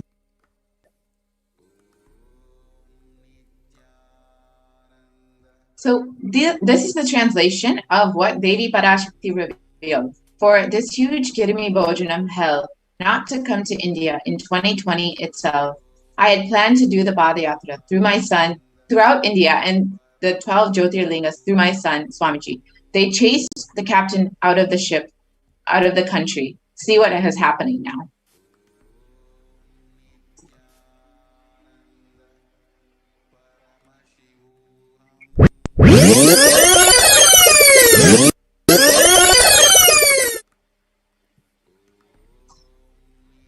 So now we will look at what Swamiji revealed in 2017 itself about the Padayatra that was planned for 2020. I want to do 1 year Padayatra specially for this purpose in 2020. 2020, planning for a full year. I'm going to walk from Rameshwaram to Amarnath.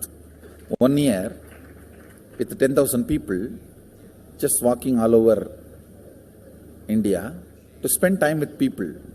2020 there will not be any program other than Padayatra and just spending time with people. Just walking. Of course, 10,000 people will be walking with me. Maybe 200 vehicles to carry our food and all the other items, transportation. Enjoying the river banks, forests, and time with nature. 10,000 people manifesting powers, walking from village to village. What do you think will happen?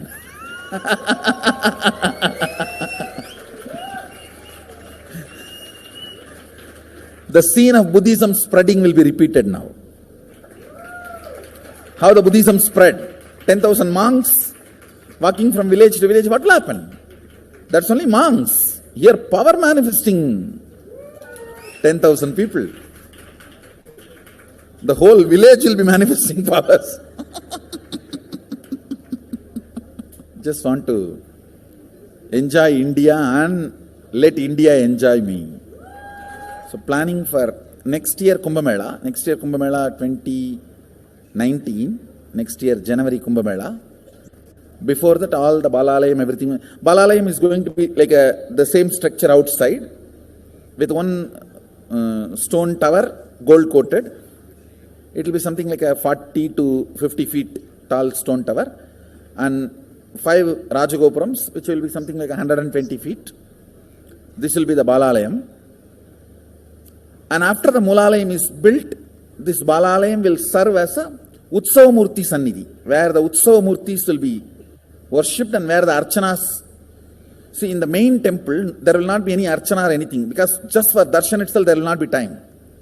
Like Tirupati, you can only have darshan and Arti, the camp for Arti. No other worship is allowed in the main temple.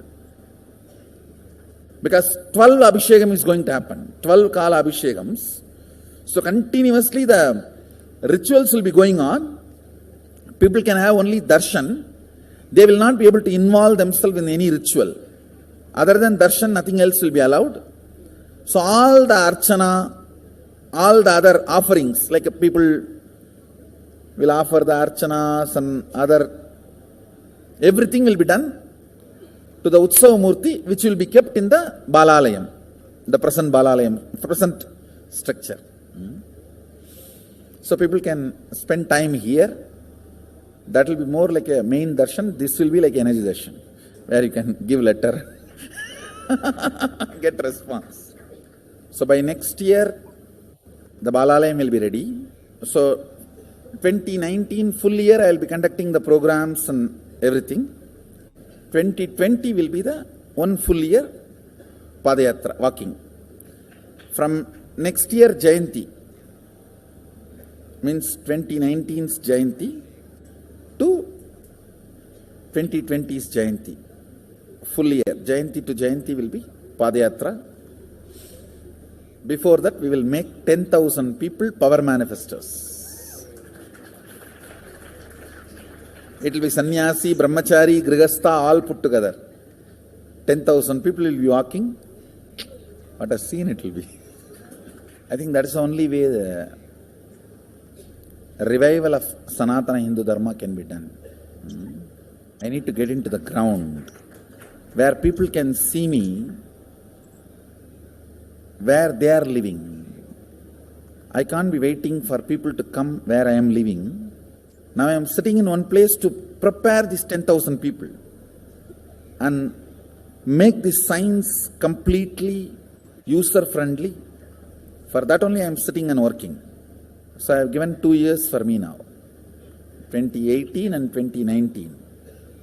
So 2020, before that 10,000 people will be ready to walk with me, manifesting powers. We will literally solve every person's problem in every village. The way we are walking, the route we are taking, physical healing or mental healing, or it's a too big visualization. How will you visualize? What will happen if 10,000 power manifestors enter into a village and ask people, tell me your problem now, come on, let's sort it out. Understand 1,200 years before in Tiruvannamalai temple carvings, how the baby will be in the womb in 2nd month, 3rd month, all that is detailed way carved, it is there. Which scanning machine was there in those days other than the third eye? Very detailed carvings are there. Even Srirangam temple, the whole carving is there. Srirangam temple gives a week by week the whole picture of male baby and female baby. Any of you have seen that? Srirangam Rangaraja Mandapam, it very clearly portrays. There will be one Rangaranga Gopuram. In that next to Rangaranga Gopuram, there is a Rangaraja Mandapam. We have already collected some chunk of 80-90 to be displayed in this Balalayam. Work is going on all of that. We are also going to tell you the science of temple building story as per Agama and as per practical village level, ground level, all that. In those days, 2000 years before, when this Cambodia and all these civilizations were flourishing, two communities from India moved. One is agriculture community, another one is business community. These two community only traveled and installed civilization. Of course, kings went, that is different. But the common civilian, these two community only went. So Nagarattar and Saivavelalar. Saivavelalar agriculture community, Nagarattar business community. So wherever, see, when they go in the ship, the Saivavalas, they will carry that veil for their protection. Once, if they reach the other side safely, they will just put the veil and start a temple. That is why all the temple outside the India started by Saivavelalar, there will be only veil as a Pradhana Murti. Pattumalai Murugan Goyil, Tannimalai Murugan Goyil, Gedaram Murugan Goyil, Nallur Murugan Govil, Sannidhiyan Sannidhi Murugan Goyil, all these temples. The main deity will be only veil. It will not be deity. Because they cannot carry that heavy deity in the ship. It will only be the veil. And all the temples started by Nagarattar will be Kavadi. Because they will carry everything in the form of Kavadi. So the moment they reach the other shore, they will worship the Kavadi and the screen cloth covered by Kavadi. Kadirgaman, Darachila, Murugan. All the major temples started by Nagarattar. The Kavadi and the screen only will be the deity. All the temples started by Saivavelalar, only the veil will be the deity. So this is the way the temple started. This temple planting and temple spreading. We are going to tell you all this history also as like a exhibition when you come next time to see our temple. There's a lot of juicy information on history of temple building. That's going to be one of my big contribution also, this temple building science. I'll be known for common mass for my Gurukul and temple. Common mass will never understand all this Vidyapadam and life is continuous rhythm, Sami Onnada, all that. They will remember me only as... The next slide. The Gurukul kids do all magic. That magic Gurukul and... Yes, the Supreme Pontiff of Hinduism revealed in 2017 about the Padayatra, where he will be getting on the ground and attending to people, solving all their problems, physical, mental, emotional, whatever problems they might be having. He will be attending to them directly. He will be going to them directly and solving all their problems, along with 10,000 power manifestors. But this is not the first time that Supreme Pontiff of Hinduism has been revealing about the Padayatra. Since the age of 10, the Supreme Pontiff of Hinduism has been enriching people and preparing them for this Padayatra to save them from this pralaya.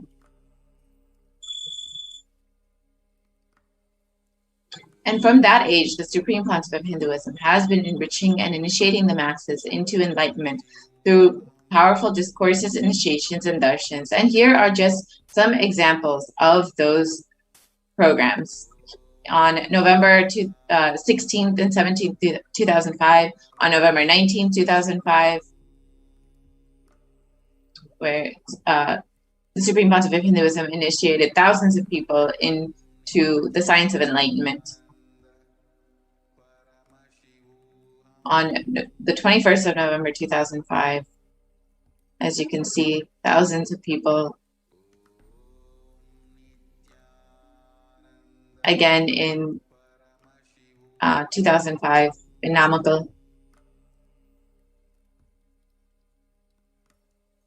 And in the 24th to the 27th November 2005, where the Supreme Pontiff of Hinduism himself is serving the masses, serving people on Nidan and doing rituals, performing different rituals and initiating people. Again, Nithyananda program.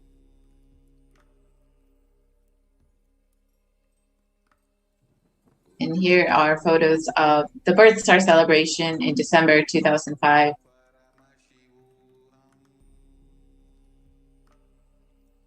And January 1st, 2005 in Adi Kailash Sarvanya Pita, Jayanti celebrations.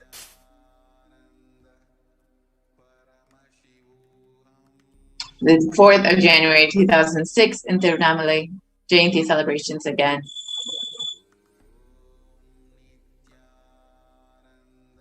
January 25th through the 28th in Chennai, 2006, Nithyananda Spurna program. July 11th, 2006 in Adi Kailasha Sarvanyapita, the Guru Purnima celebrations.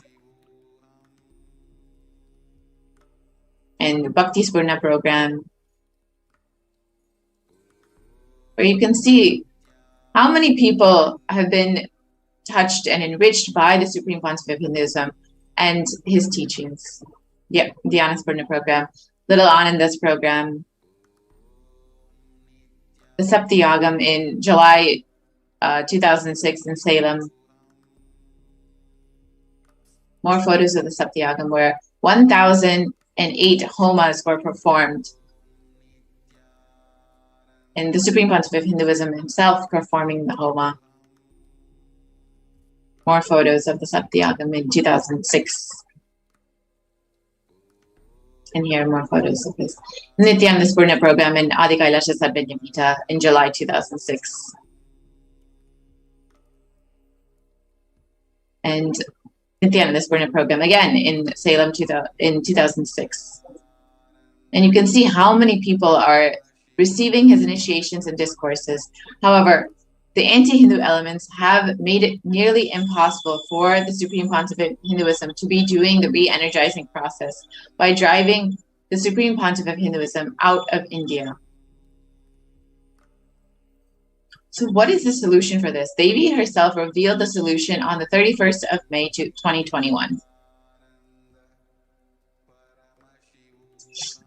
இரண்டாயிரத்திருபத்திரண்டு வரை India செல்ல வேண்டாமா என்று கேட்கின்றாய். நன்றாய் தெரிந்துகொள், சொல்வதைப் புரிந்துகொள். இந்த பெருநரகமான கிருமி போஜனம் இந்தியாவிற்குள் வரக்கூடாது என்பதற்காக 2020 பாரதம் முழுவதும் 12 ஜோதிர்லிங்கமும் பாத யாத்திரை செய்திடவே என் மகன் மூலமாய் திட்டமிட்டிருந்தேன். படுபாவிகள் ஓடத்தின் மாலுமியை ஊர்விட்டு துரத்தினார்கள். என்ன நடக்கிறதென்று பார். முறையாக கைலாய நாட்டின் தலைவனாக நிறை மரியாதையொடு நல் மதிப்பொடு என் நிஜாவதாரம் நித்யானந்தன் திருவடி மீண்டும் பாரதத்தில் பட்டு பாத யாத்திரை செய்த பிறகு மட்டுமே நீ அங்கு செல்ல வேண்டும். அதுவரை உன்னை காத்து செல்லாதே. ஓம் ஓம் ஓம். So the Supreme Pontiff of Hinduism, Devi revealed through the Supreme Pontiff of Hinduism that the only way for India to be saved from this pandemic, this pralaya, is for the Supreme Pontiff of Hinduism to perform the Padayatra and re-energizing process of the 12 Jyotirlingas. And only when India receives the Supreme Pontiff of Hinduism with reverence and respect as the Supreme Pontiff of Hinduism and the head of Kailasa will India be saved from this pralaya. So what is happening right now is considered the Kali Yuga, and Kali Yuga is the worst of all the 4 yugas, where man will be his worst enemy. And here is one of the Pramanas from the Kurma Purana. So Sage Vyasa, he says, Idam Kaliyugam Ghoram Sampraptam Pandunandana Tato Gacchami Devasya Varanasim Mahapurim Asmin Kaliyuge Gore Loka Papa Nuvartinaha Bhavishyanti Mahapapa Varnashrama Vivarjitaha Nanyat Pashyami Jantuna Muktva Varanasim Purim Sarvapapa Prasamanam Prayaschittam Kalau Duhi. And the translation goes, this Kali Yuga is the worst of the 4 yugas, the ages, in all of the worlds. People are sinful and forget the dharma of the 4 varnas and the 4 ashramas. In fact, men are so sinful that no prescribed penance atones for their great sins. The only place which is free from such sins is the great city of Varanasi, the Mahapuri. So we have the Kurma Purana, which again states, Brahma Krita Yuge Devastretayam Bhagavan Ravihi Dwapare Daivatam Vishnu Kalau Rudro Maheshwaraha. Brahma is the presiding divinity or lord of Krita Yuga. In Treta Yuga, it is Bhagavan Ravi, which is Surya, who appeared, in which appeared the Sri Rama. In Dwapara Yuga, the presiding divinity is Vishnu. And Kali Yuga, the current age, the presiding divinity, the avatara, is Rudra, who is Lord Maheshwara, Maha Sadashiva. So, out of his deepest compassion, Paramashiva himself took the form of the Supreme Pontiff of Hinduism, Jagat Guru Mahasannidhanam, His Divine Holiness Bhagavan Nithyananda Paramashiva, on January 2nd, 1978. And the Supreme Pontiff of Hinduism has revealed that if he had taken birth 1 year later, it would have been too late. 1979 would have been too late. So let us hear the words of the Supreme Pontiff of Hinduism directly. And I tell you, O Hindus, don't be afraid. I am back with the same signs. We are going to be rich.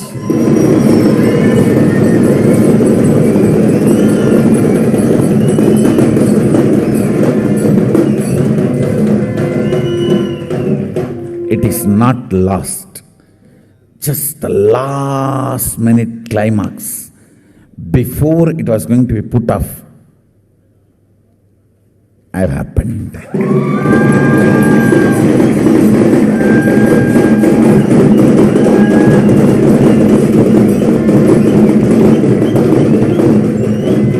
(1979) would have been late.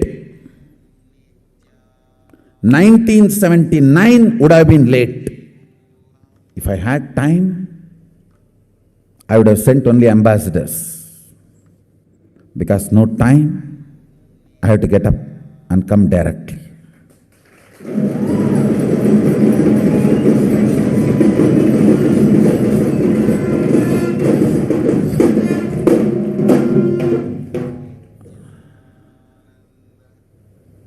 O Hindus, feel blessed. Science is not dead. It is available. I have everything needed to bring that science back to life and establish its legitimacy.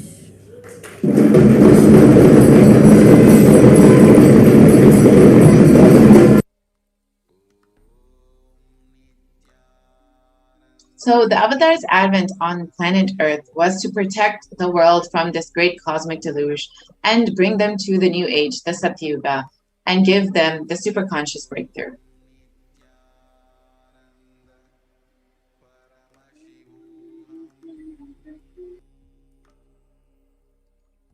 ஓம் ஓம் உலக மக்களே கேளுங்கள். கலி முற்றி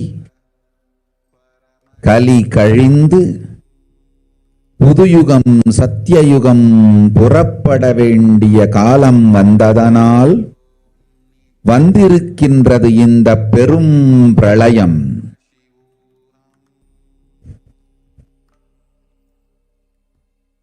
கவலை வேண்டாம் மக்களே.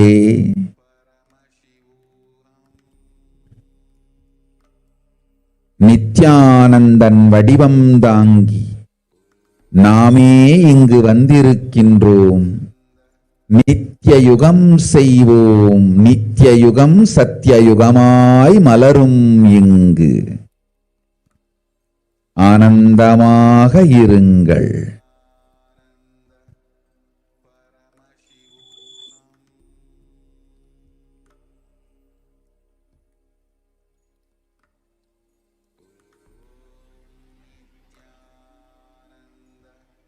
Yes, we'll now go to the translation of what Parashakti revealed. For this huge hell, Kirimi Bhojanam, not to come to India, 2020, I had planned to do Padayatra throughout India in 12 Jyotirlingas through my son Swamiji. And in order to prepare for this, the Avatar began the Padayatra at the mere age of 10. So you can see the Supreme Pontiff began enriching people the various truths from sacred scriptures on living enlightenment, and you can see through all these pictures. Even as the Supreme Pontiff of Hinduism was just 14, 15 years old, his classmates recall the yatras that he would take them on, where the Supreme Pontiff of Hinduism led them from Guriyatam in Tamil Nadu to Tiruvannamalai, his birthplace, and a huge spiritual pilgrimage site. So this is when he was around 19 years of age in the Ramakrishna Math, where he recalls the yatra from Tamil Nadu to Tiruvannamalai, Chennai, his unforgettable pilgrimage trip.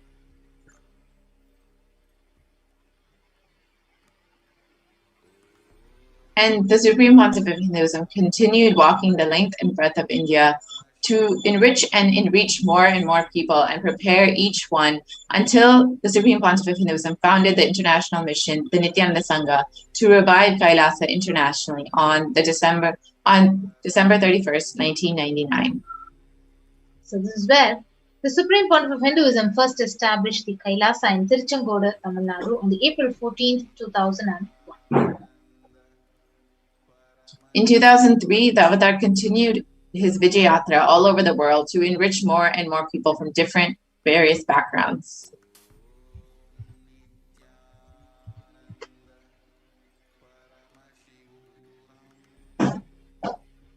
And with the Supreme Pontiff of Hinduism's intensity and dedication for the people, even among crowds of thousands who did not know English, the Supreme Pontiff of Hinduism's voice resonated deeply and his presence moved people to tears.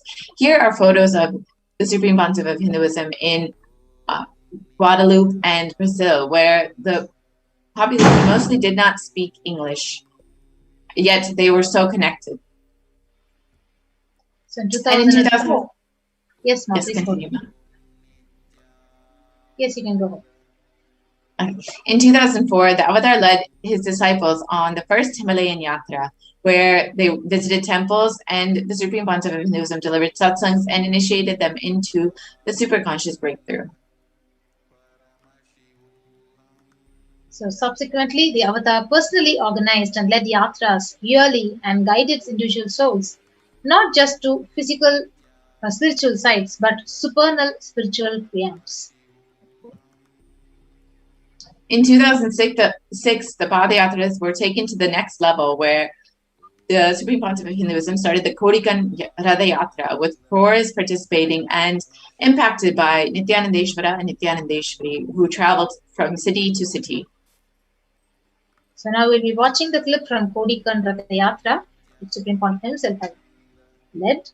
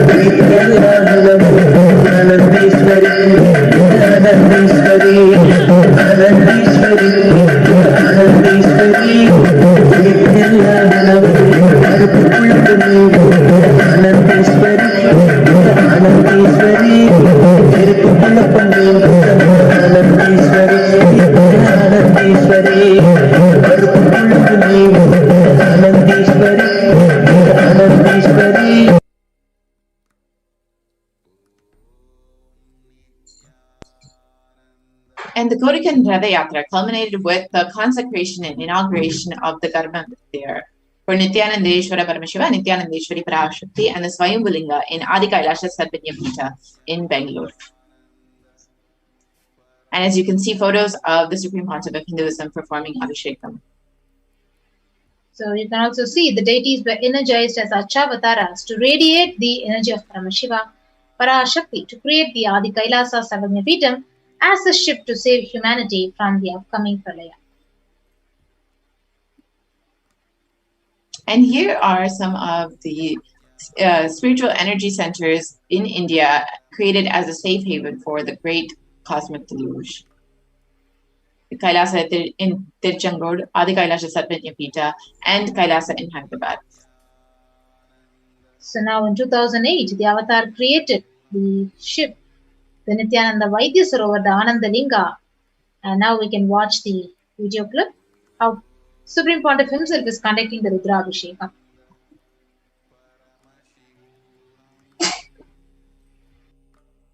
जनमस्सहस्राक्षाय च शतधन्वने जनमो गिरिशाय वजिपिविष्टाय जनमो मेढुष्टमाय च शुमते जनमो स्रस्वाय च वामनाय जनमो बृहते च वर्षीयते जनमो वृद्धाय च संवृद्धने जनमो अग्र्याय च प्रथमाय जनम आशवे च जिराय जनम शीघ्रियाय च शीघ्राय च नम ऊर्म्याय च वस्वन्याय च नम स्रोतस्याय च दीप्याय च नमो ज्येष्ठाय च कनिष्ठाय च नमः पूर्वजाय च परजाय च नमो मध्यमाय च पगल्भाय च नमो जगन्याय च बुद्ध्याय च नमस्तोभ्याय च प्रतिसर्याय च नमो याम्याय च क्षेम्याय च नम उर्वर्याय च खल्याय च नमः श्वेप्याय च अवसान्याय च नमो वन्याय च कक्ष्याय च नमः श्रवाय च प्रतिश्रवाय च नमः आशुषेणाय च आशुरथाय च नमः शूराय च अवभिन्दते च नमो वर्मिणे च वरुथिने च नमो बिल्मिने च कवचिने च नमः श्रुताय च श्रुतसेनाय च नमो दुन्दुभ्याय च हनन्याय च नमो धृष्णवे च प्रवृषाय च नमो दूताय च प्रहिताय च नमो निषङ्गिने च शुधिमते च नमस्तीक्ष्णे च वेचायुधिने च नमस्काय उधाय च सुधन्वने च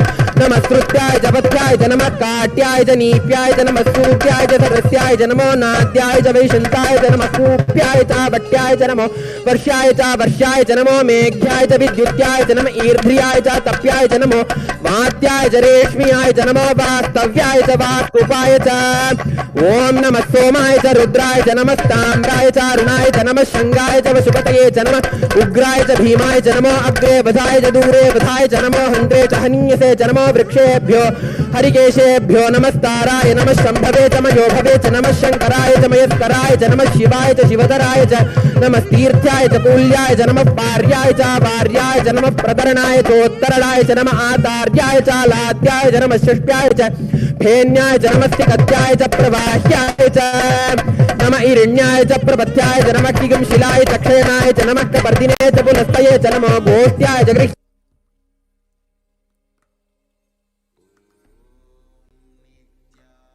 And in 2009, the Avatar held another Gaurikan Yatra and garnered international attention, creating movements where lakhs of Hindus once again embraced Hinduism. And here's a short clip from that.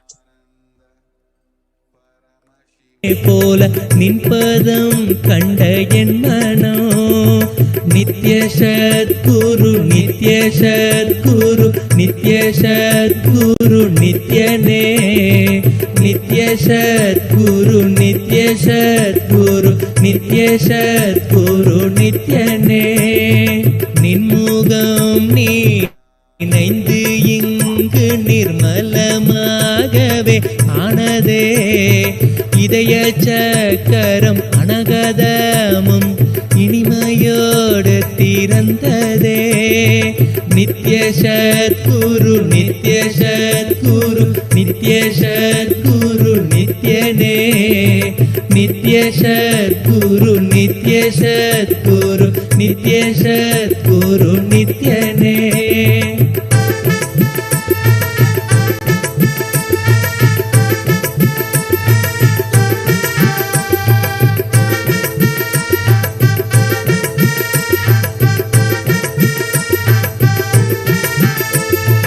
மற்றவர் கண்டு மறைகள் எல்லாம் கழன்று விசுத்தி அதுவும் அசுத்தியாய் பொறாமையோடிங்கு ஏக்கத்தோடப்பா புண்ணியம் எல்லாம் போனதே எரிந்தவயிரும் ஏக்கமும் சேர்த்து விசுத்தி அசுத்தியானதே விசுத்தி பிணியை தீர்க்க விமலனின் பதம் விரைந்து இங்கு வர வேண்டுமே.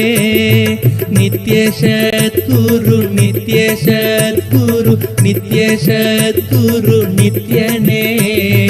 நித்ய சத்குரு நித்ய சத்குரு நித்ய Sadhguru நித்யனே.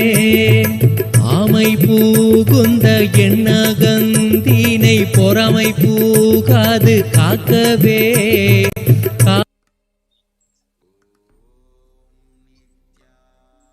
Yes. And wherever the avatar's feet have graced the planet Earth, there the seeds of superconsciousness have been sown. So, with thousands of Kailasas enlightened ecosystems, Sarvagnapitas, billions of people worldwide, you can see spread across the globe the ecosystems which was created by the Supreme Pontiff of Hinduism. The Kailasa in Erode, Adi Nithyananda Peetham.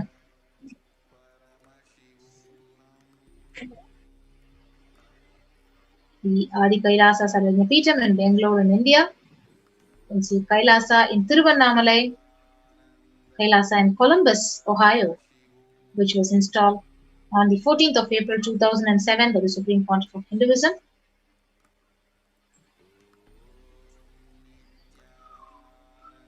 Kailasa Here are more photos.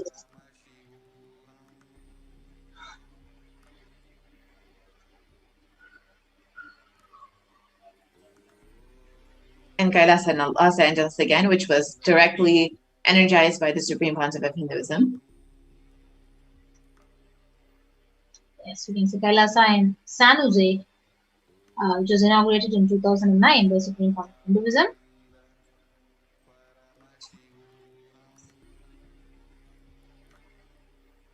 Kailasa in Seattle, Washington, which was also directly energized by the Supreme Pontiff of Hinduism. In Kailasa and Seattle, the pictures of various devotees and the temple monastic complexes which was established in Seattle. In Houston, Texas, which was also energized by the Supreme Pontiff of Hinduism. Kailasa in Houston, Texas, where these various devotees enjoying the ecosystem. In Kailasa in Charlotte, North Carolina. You can see Kailasa in New York. Kailasa in Washington, D.C. Kailasa in Toronto, Canada, which was personally energized by Swamiji, the Supreme Pontiff of Hinduism. Here are more photos of Kailasa in Toronto. So Kailasa in Oklahoma City, UK. And here's Kailasa in Phoenix, where you can see the Supreme Pontiff of Hinduism himself performing Abhishekam to the lingam there. Kailasa in St. Louis, where again the Supreme Pontiff of Hinduism energized the deities directly. And see Kailasa in Omanadinam. And Kailasa in Dubai. Kailasa in London, UK. And Kailasa in Scotland, UK. Kailasa in Netherlands. And Kailasa in Slovakia. Kailasa in Belgium. Kailasa in Luxembourg. Kailasa in Austria. Kailasa in Germany. You can see Kailasa in Italy. Kailasa in France. Kailasa in Switzerland. Kailasa in Mauritius. You can see Kailasa in South Africa. And Kailasa in Salem, which was established in 2006 and one of the most important headquarters of Kailasa. Yes. So Kailasa in Hosur, where you can see Supreme Pontiff himself had actually consecrated these deities.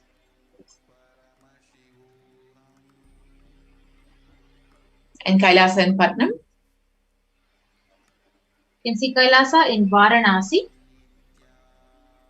Kailasa in Rajapalayam, one of the most important ecosystems in Tamil Nadu. The Supreme Pontiff himself is conducting the various sessions, enriching people, healing people, and doing the fire rituals by himself. And Kailasa in Hyderabad.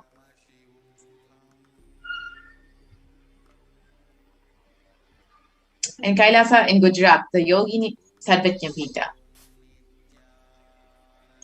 And then so see Kailasa in Thiruvanmiyur, Chennai, Kailasa in Alangulam, Kailasa in Chennai, Tambaram, Kailasa in Chennai, Avadi, and Kailasa in Chennai, Avadi again, and Kailasa in Melbourne, Australia.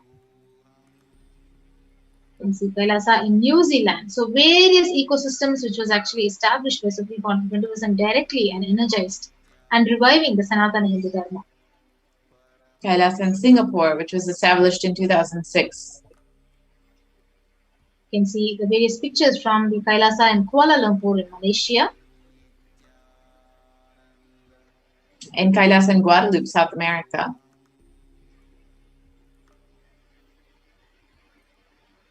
Yes, so the Supreme Pontiff of Hinduism created the sovereign order of Kailasa with thousands of sannyasis with no discrimination against caste, creed, and religion.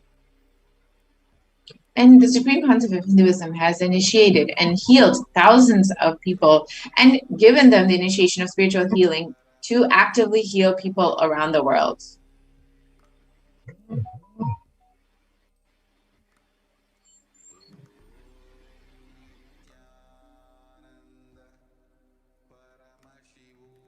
Yes, and over 2,500 satsang centers, Padaka mandirs, and home temples have been inaugurated by the Supreme Pontiff of Hinduism.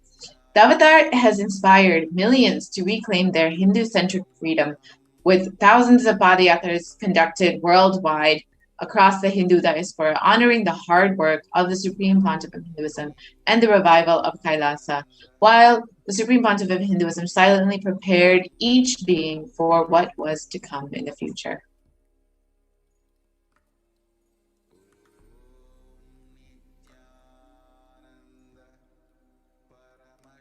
In 2017, the devotees in Malaysia planned a padayatra and executed it successfully, with thousands participating and the Hindu population in Malaysia being reinvigorated.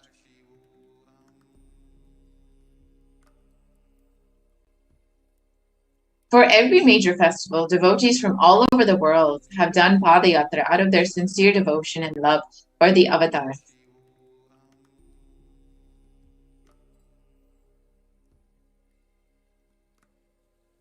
So over the past 2 decades, the Supreme Pontiff of Hinduism has contributed to humanity in various ways, with over 1 billion people enriched and over 26 years of humanitarian work and 1 billion free organic nutritious meals served to humanity, and over 347 cities in 197 countries across 6 continents being enriched and enriched by the Supreme Pontiff of Hinduism, and the largest Hindu university established in the US, Canada, UK, Slovakia, Switzerland, and France.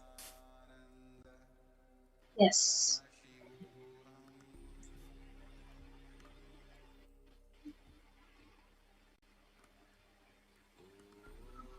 Yes, ma'am, go ahead. Yes. And the Supreme Pontiff of Hinduism has created the world's greatest digital Hindu nation with over 1 billion views, and various websites, social media platforms, and online applications for enriching and enriching humanity. The Supreme Pontiff of Hinduism is available on Twitter, Facebook, YouTube, Instagram, and various websites, and the Enlighten app, as well as SoundCloud. So 1 billion e-citizens in over 100 countries have been created with the most successful communities across the globe.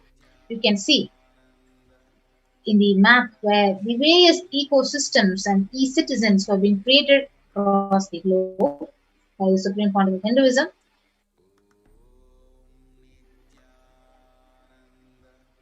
and the global initiatives which have been started on the field of holistic health, on the field of education, on the field of development of human potential, sharing the practical applications of Hinduism and its signs of enlightenment through which we have made breakthroughs.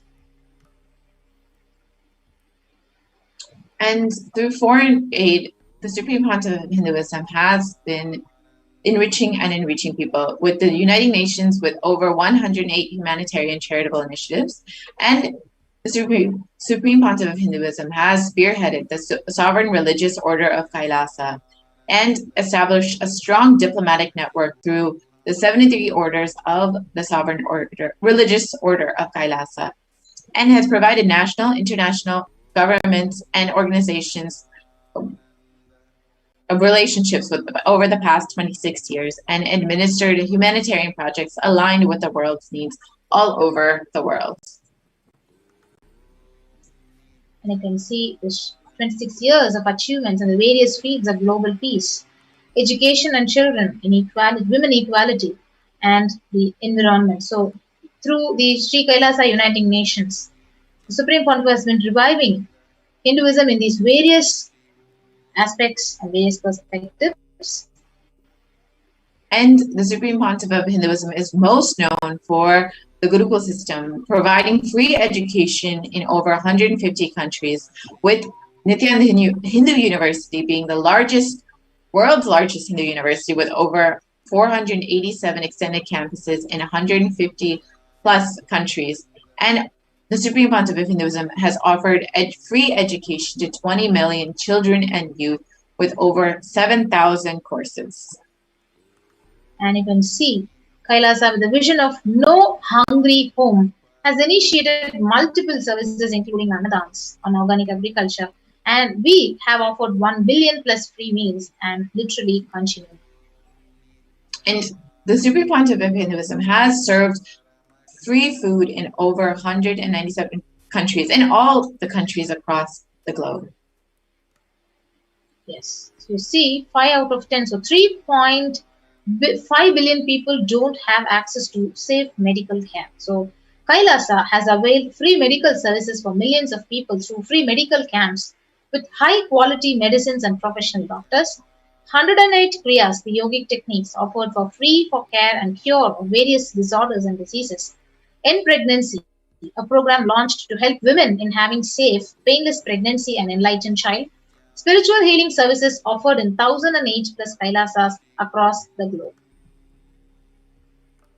And the Supreme Pontiff of Hinduism is the world Guinness record holder in multiple records, including yoga and rope yoga and Shivastamba yoga, with over 1,000 scriptural references mapped for yogic asanas, kriyas, and pranayamas, and the over 6,000 plus hours of courses on yoga, detoxification, and health. So the Kailasa Sacred Arts University has literally produced more than 4,000 Hindu deities, which are now consecrated and worshipped in across 600 plus locations across the globe, with 3,270 deities made of stone, 400 made of 5 metal, 100 made of marble, 15 traditional wooden chariots, 1,000 plus Hindu vessels, puja items used for enlightenment ecosystem. And the Supreme Pontiff of Hinduism has established the world's largest Hindu library, with over 1 million palm leaf scriptures collected, preserved, and made available to the world for free. And Kailasa has developed the world's first exclusive Hindu library management system based on ancient Vedic scriptures classification tree. And the world's largest Hindu digital library, with over 1 million digitized palm leaf scriptures made available to humanity for free, and the world's largest collection of Kashmiri Shaivism scriptures. Yes, ma'am. Please go ahead. And the Supreme Pontiff of Hinduism's sincere hard work over the past 26 years has inspired millions of people, one at a time, preparing them to stand together to protect humanity. And Supreme Pontiff of Hinduism has announced the plan to traverse once again on foot from Kanyakumari to Kashmir and re-energize the Jyotirlingas to protect India from this pralaya. Yes.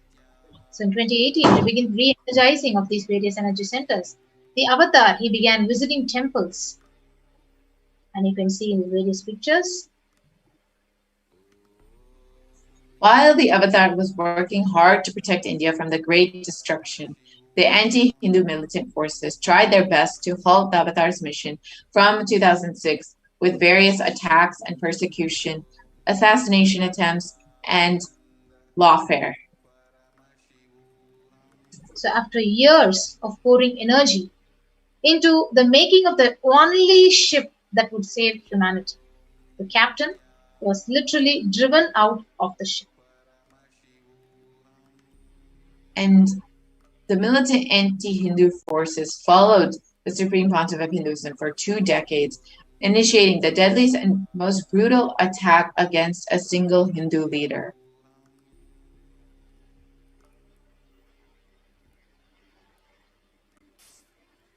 Yes. So since 2009, the Supreme Pontiff has survived over various assassination attempts, incessant lawfare against him and his disciples. You can see the brutal attacks on the disciples of the Supreme Pontiff of Hinduism in the pictures.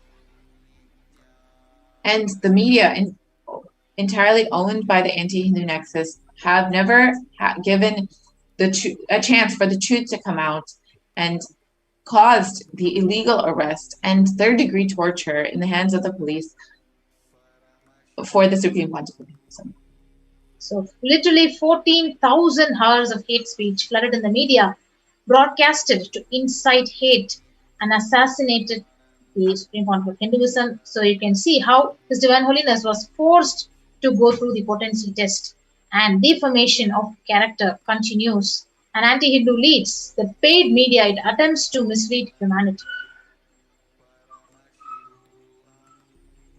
And fabricated false cases were filed against the Supreme Pontiff of Hinduism to meekly justify his illegal arrest and execute the state-sponsored plan to eliminate the Supreme Pontiff of Hinduism. And here you can see some of these false headlines that have been filed against the Supreme Pontiff of Hinduism.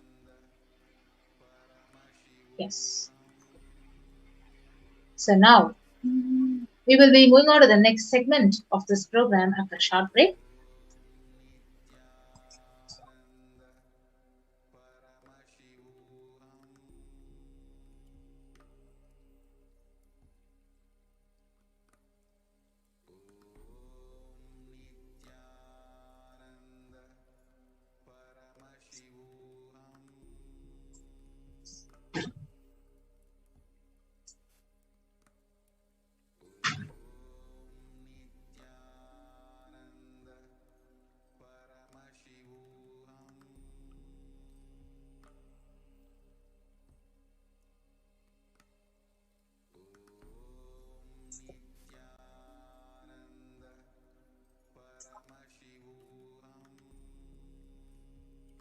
In 2018, the Avatar was forced to leave India after a nearly fatal assassination attempt.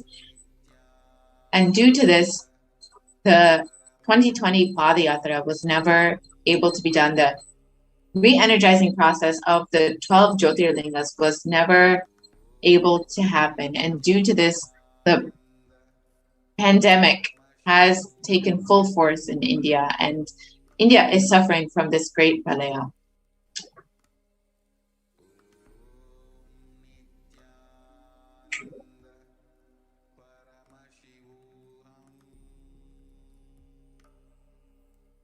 In his absence, India and Indians are suffering the repercussions of the unconscious actions.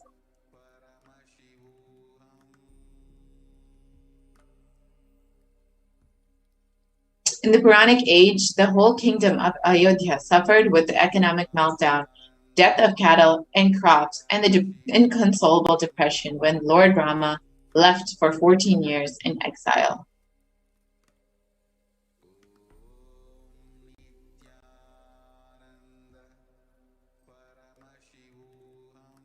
Similarly, the economy has begun to fall after 2 months after the avatar left India. But today, India faces the brutal effects of the pandemic with no end in sight.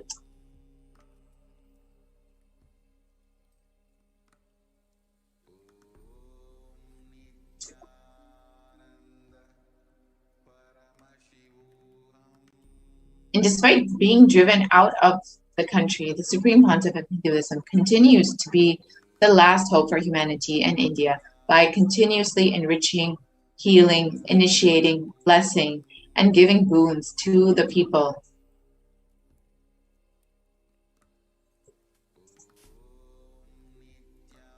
Over the last 1 year, the Supreme Pontiff of Hinduism has expanded the services of Kailasa to millions more in India who are in need during this dire time. And here you can see some of the photos of the Annadan and free services being provided. With back-to-back programs, darshans, and satsangs, the Avatar has made humanity physically, mentally, emotionally, and psychologically sail through this pralaya.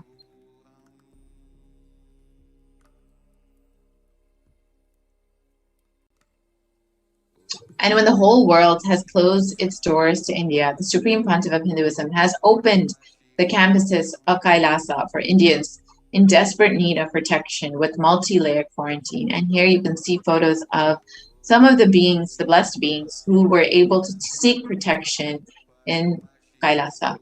And here are some of the products and services provided freely by the Supreme Pontiff of Hinduism.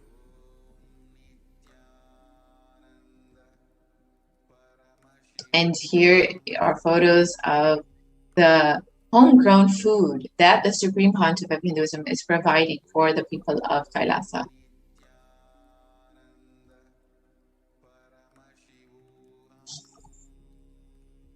And here are more photos of the Adinavasis and residents growing their own food and helping each other with the guidance of the Supreme Pontiff of Hinduism.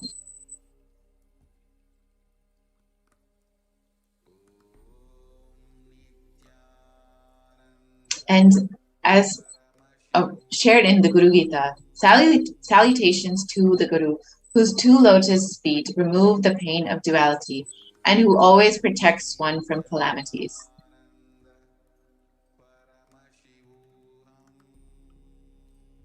And from the Punarva Tantra, if remembered, this Paduka provides protection against great diseases, great disturbances, great evils, great fears, great calamities, and great sins.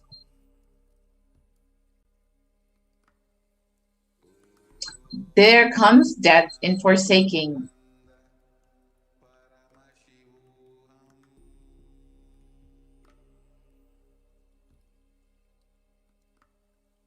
So we must realize that the pralaya will only end in India when the divine feet of the Supreme Pontiff of Hinduism once again touch the soil of India.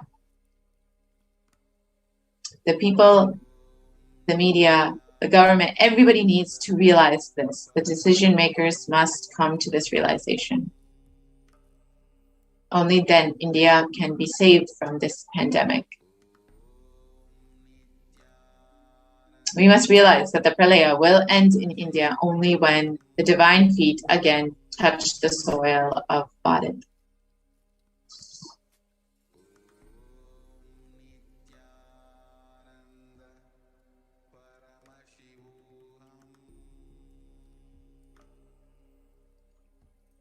Yes.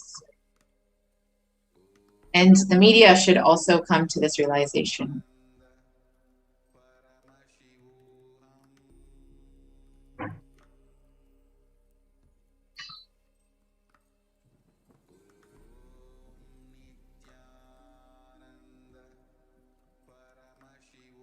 And every citizen should come to this realization. Only then the pralaya will end.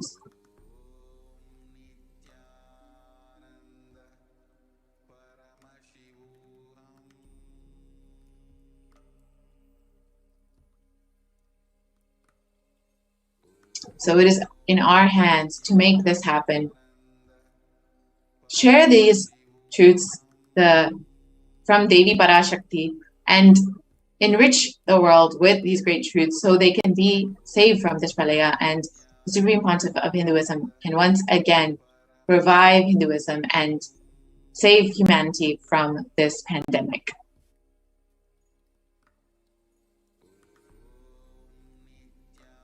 Now, we will take a short break and return for the next segment in a few moments.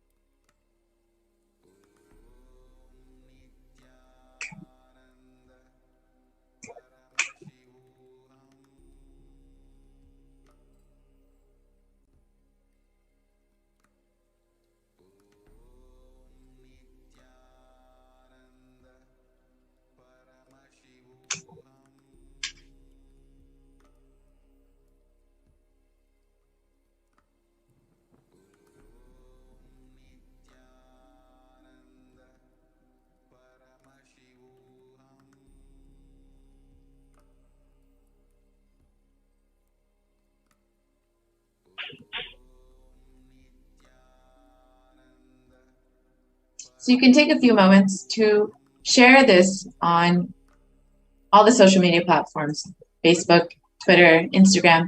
You can share with humanity that the Supreme Pontiff of Hinduism is directly attending them through the Devi Parashakti Akashic meetings, satsangs, and even the Paramashivam program conducted every 14 days. You can share this on Twitter, Facebook, Instagram, YouTube. You can leave your comments in the comment section to share your understanding of Devi Parashakti's revelations, and share with the world what you feel about what the Supreme Pontiff of Hinduism is providing to humanity.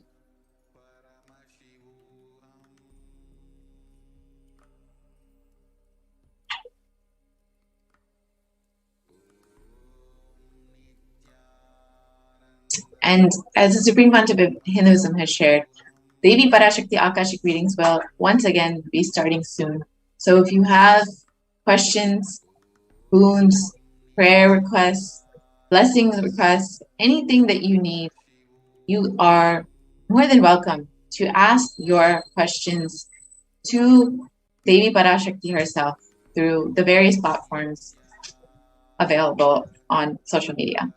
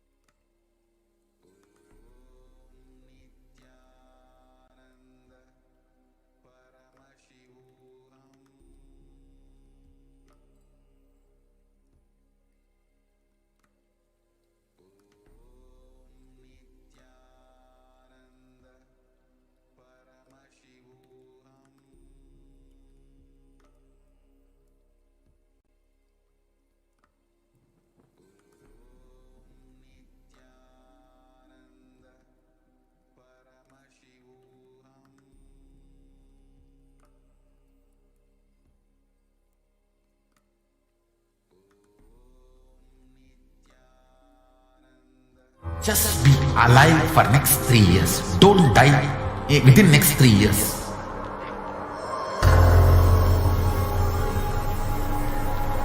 Just don't die within next 3 years. Be alive. Somehow be alive. I'm working sincerely. I will reach you somehow. Somehow I will reach you. It's my commitment to humanity.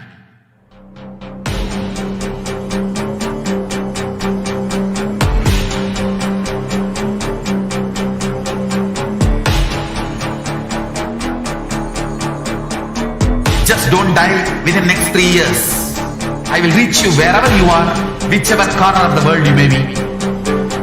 I will reach you with enlightenment. You manifesting the space, state, powers, being, Parashakti. It is possible, and it is possible for you.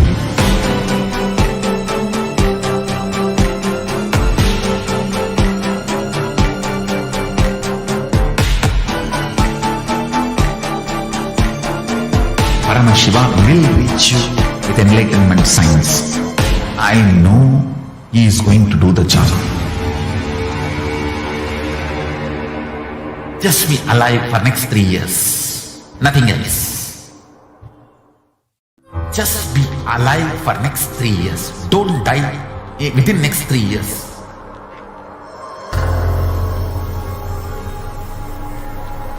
Just don't die within next 3 years. Be alive. Somehow be alive. I'm working sincerely. I will reach you somehow. Somehow I will reach you. It's my commitment to humanity.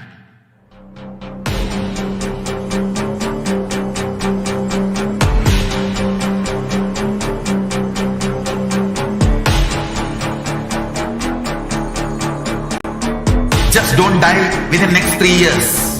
I will reach you wherever you are, whichever corner of the world you may be. I will reach you with enlightenment. You manifesting the space, state, powers, being, Parashakti. It is possible, and it is possible for you.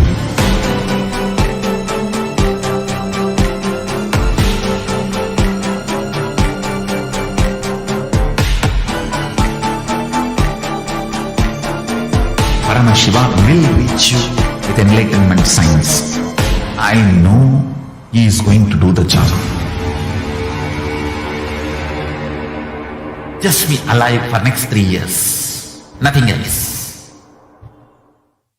Just be alive for next 3 years. Don't die within next 3 years.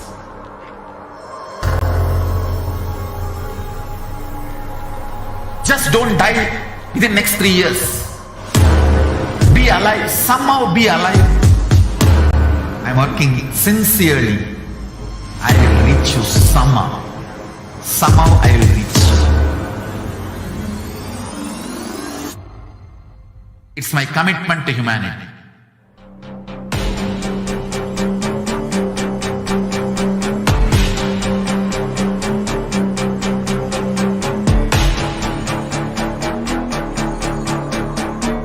Just don't die within next 3 years. I will reach you wherever you are, whichever corner of the world you may be. I will reach you with enlightenment.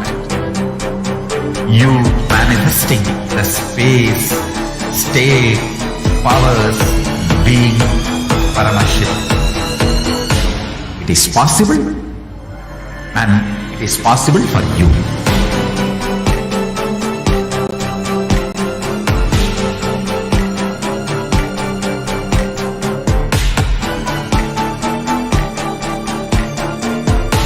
Shiva will reach you with enlightenment science.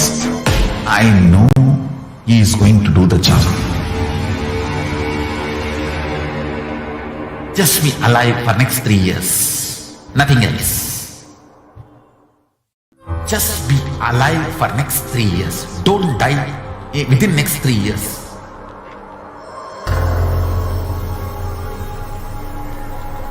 Just don't die within next 3 years. Be alive, somehow be alive. I'm working sincerely. I will reach you somehow. Somehow I will reach you. It's my commitment to humanity.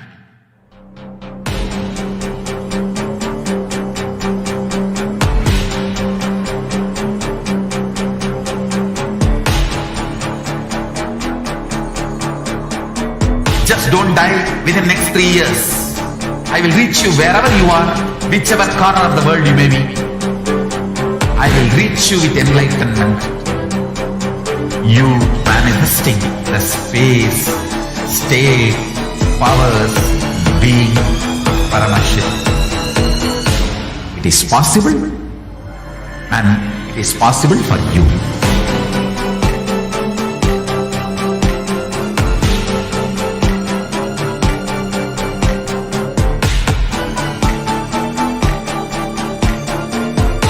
Shiva will reach you with enlightenment science.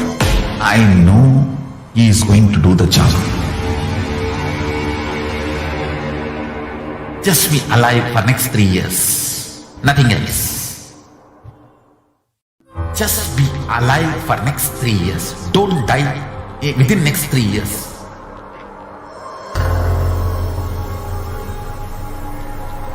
Just don't die within next 3 years. Be alive, somehow be alive. I'm working sincerely. I will reach you somehow. Somehow I will reach you. It's my commitment to humanity.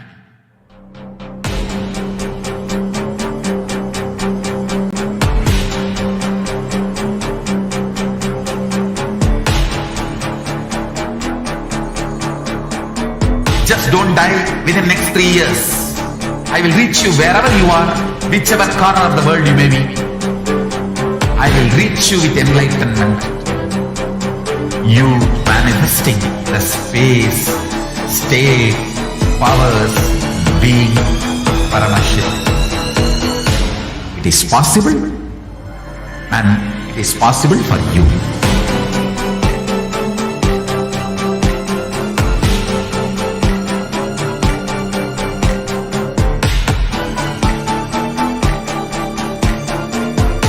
Shiva will reach you with enlightenment science. I know he is going to do the job. Just be alive for next 3 years. Nothing else. Just be alive for next 3 years. Don't die within next 3 years.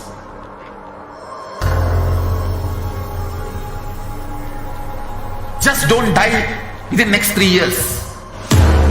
Be alive, somehow be alive. I'm working sincerely. I will reach you somehow. Somehow I will reach you. It's my commitment to humanity.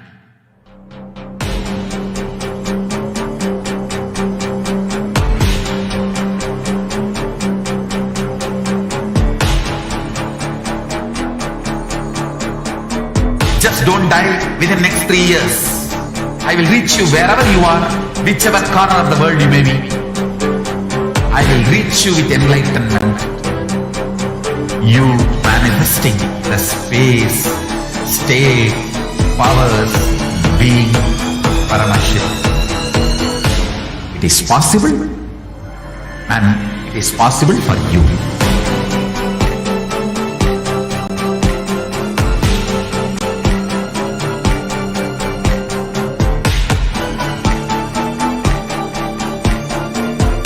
Shiva will reach you with enlightenment science. I know he is going to do the job. Just be alive for next 3 years. Nothing else. Just be alive for next 3 years. Don't die within next 3 years.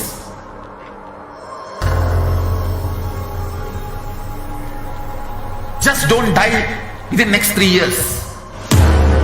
Be alive, somehow be alive.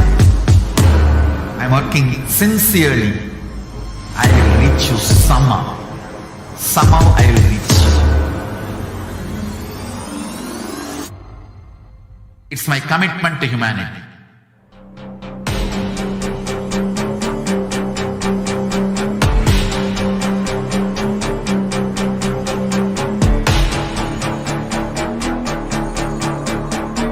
Just don't die within next 3 years. I will reach you wherever you are, whichever corner of the world you may be. I will reach you with enlightenment. You manifesting the space, state, powers, being, Parashakti. It is possible, and it is possible for you.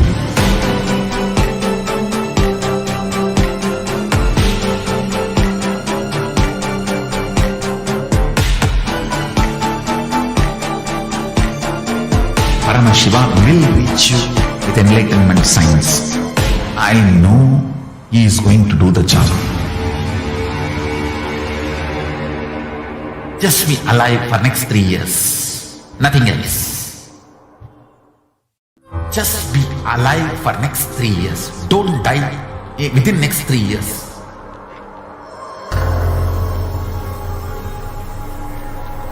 Just don't die within next 3 years. Be alive, somehow be alive. I'm working sincerely. I will reach you somehow. Somehow I will reach you. It's my commitment to humanity.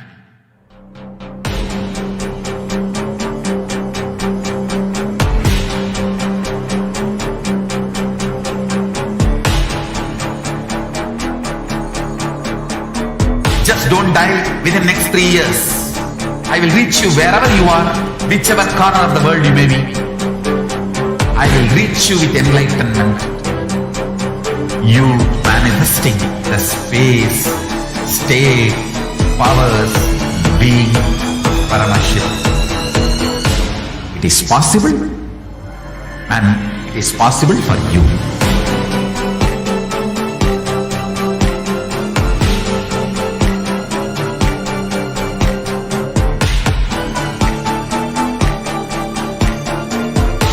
Shiva will reach you with enlightenment science. I know he is going to do the job.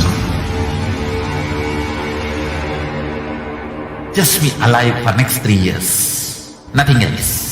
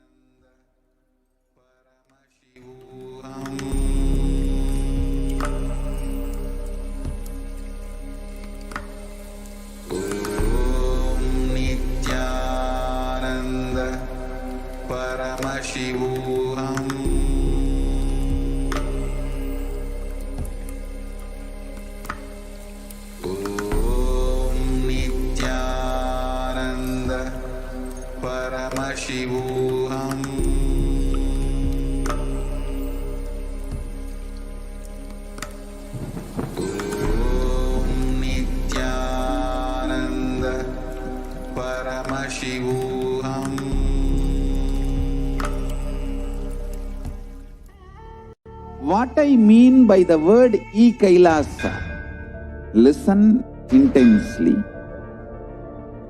Enlightenment ecosystem, literally enlightenment itself in your own home, wherever you are. If you cannot come to Kailasa, it's okay. Kailasa can come to you. Kailasa coming to you is E-Kailasa.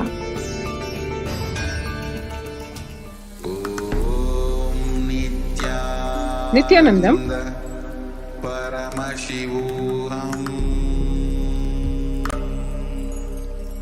And welcome to the current segment on the multi-layer quarantine COVID care protection centers at the de facto spiritual embassies of Kailasa. First, one really needs to understand where the world is today in terms of the corona pandemic, the physical impact of it, the mental, the psychological repercussions of it. These are some of the stats that we are going to share, the statistics that we are going to share from various locations worldwide, through worldwide organizations, the studies that have been made. Here what we see is from the KFF.org website, how the coronavirus, the COVID-19 pandemic, the implications of the COVID-19 for mental health, how younger adults are more likely to report symptoms of anxiety and or depressive disorder during the COVID-19 pandemic. As one can see in the graph below, the age group from 18 to 24, a very concerning 56% of the youth undergoing anxiety and or depressive disorder. We have to note here, it is not the corona infection, it is not the pandemic directly, but the ripple effects of it on a massive scale that is affecting humanity, where 56% of the youth in the age group 18 to 24 is experiencing either anxiety and or depression. Ages 25 to 49 not far behind at almost 50%. 50 to 64, the so-called more mature group, not far behind at almost 40%, and the elderly population, the so-called wise people, at almost 30%. So one can see more than 30% of the entire world's population is being affected by anxiety and or depression because of the corona pandemic, and a whopping over 50% of the youth are reporting symptoms of the same, which is very concerning because that is pretty much that age group which is supposed to be combating this pandemic, coming up with ways how to combat this pandemic, and that group itself so badly affected mentally by this COVID-19 pandemic. One can see here the NHIS and the Household Pulse Survey across 2 years, 2019 versus 2021. The average share of adults reporting symptoms of anxiety disorder and or the depressive disorder. 2019, the numbers are at 11%. And just 2 years later, after the onset of the corona pandemic, it is increased almost 4 times, almost touching 50% at 41.1%. And these percentages are based on responses to the surveys that have been done. And the source of this data is the NHIS, the early program, and the US Census Bureau Household Pulse Survey. So one can see very systematic tests that have been conducted, surveys that have been conducted. And so these numbers are not something which has been taken from a very small sample space, but a very large sample space because it is directly from the US Census Bureau.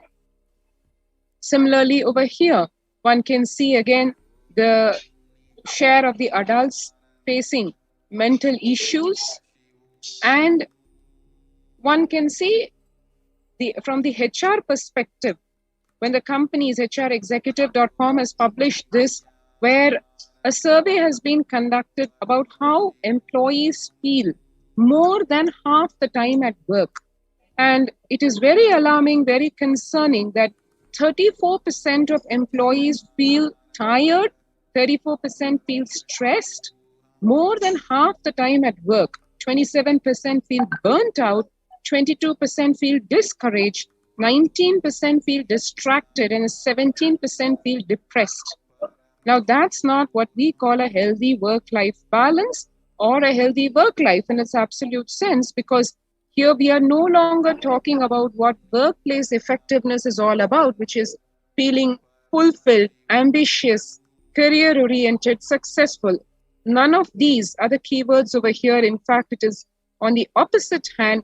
It is actually feeling all about stressed, tiredness, frustrated, depressed, discouraged.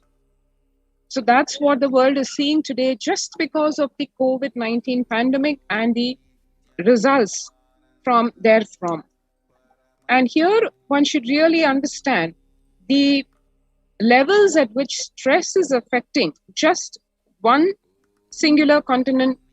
Just to take United States of America, COVID-19 is a significant stressor for most Americans.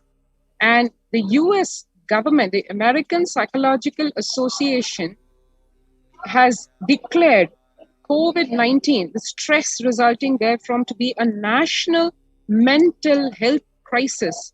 And understandably so, because nearly 8 in 10, precisely actually 78% say the coronavirus pandemic is a significant source of stress in their life. Nearly 7 in 10, 67% exactly to say they have experienced increased stress over the course of the pandemic. This is what the American Psychological Association has published in its results, and why it is declaring the stress in America today because of the COVID-19 pandemic to be a national mental health crisis. And one can see here 1 in 4 essential workers, 25%, have been diagnosed with mental health disorders since the start of the pandemic. One should really understand over here, who are these essential workers? It's the healthcare workers who are the frontline defense for waging the war against this ongoing pandemic, which has ravaged this planet for almost a couple of years now. The essential workers, 25% of them diagnosed with mental health disorder since the start of the pandemic. So you have your frontline defense against this pandemic itself collapsing. And COVID-19 could exacerbate doctors' existing mental health burden. This is the official statement which is published. More than 60,000 US healthcare workers have contracted COVID-19. Yes, the very pandemic itself in its physical form, 300 have died. An estimated 300 to 400 physicians die by suicide every year. This is in comparison. And of the health workers who treated patients during this COVID-19 outbreak, 50% of them have shown signs of depression. 45% have shown signs of anxiety, according to just preliminary research. Now, that's something which we really need to be bothered about, because you have the healthcare workers and the ones who are treating the patients for the COVID-19 pandemic, when more than 50% of them themselves are mentally not able to handle the stress, the anxiety, the depression coming from this, the ravages that this COVID-19 pandemic has brought about, then where is the question of providing mental solace or even physical help to the COVID-19 patients? Because as we all know, the first effect that we get when we see a doctor is first the mental feeling of, okay, I'm taken care of. But when you have your doctor, your physician herself or himself being stressed out about what you're suffering from, then really, God save you. Self-reported mental health among pregnant women and new mothers. That is one more statistic which shows that before the COVID-19 pandemic, 15% faced depression. And now it's almost doubled at about 30%. It is almost more than doubled at 40%. And same way, anxiety at 29%, almost affecting all mothers. And now it's at 72%. The pregnant women and the new mothers facing depression and anxiety.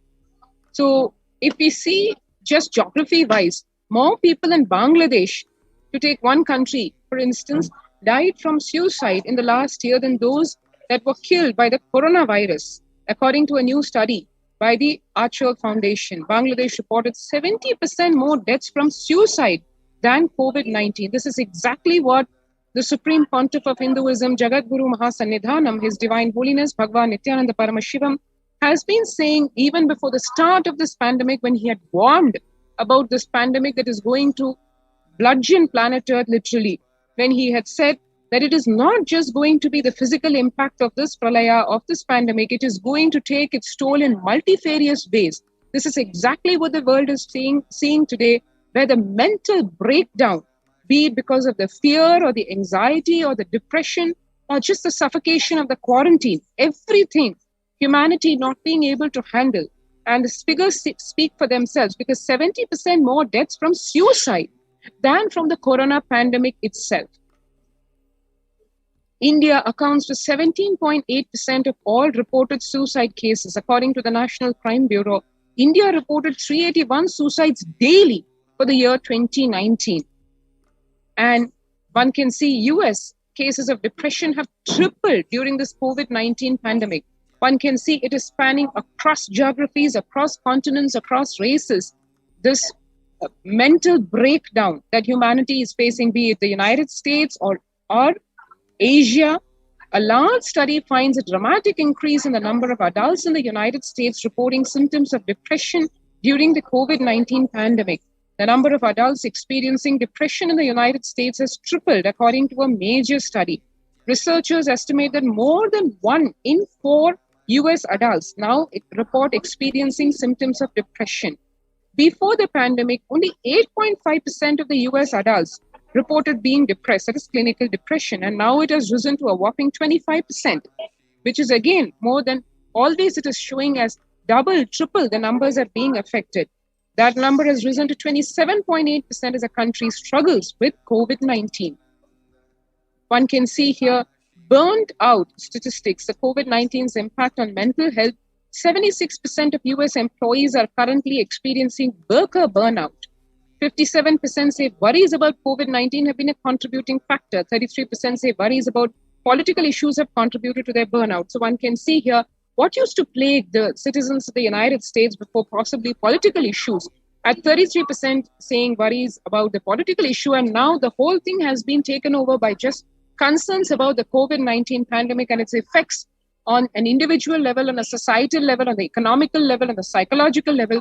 As we can see, 76% of the employees experiencing burnout, and the impact on mental health practically spanning across the entire population, across all age groups.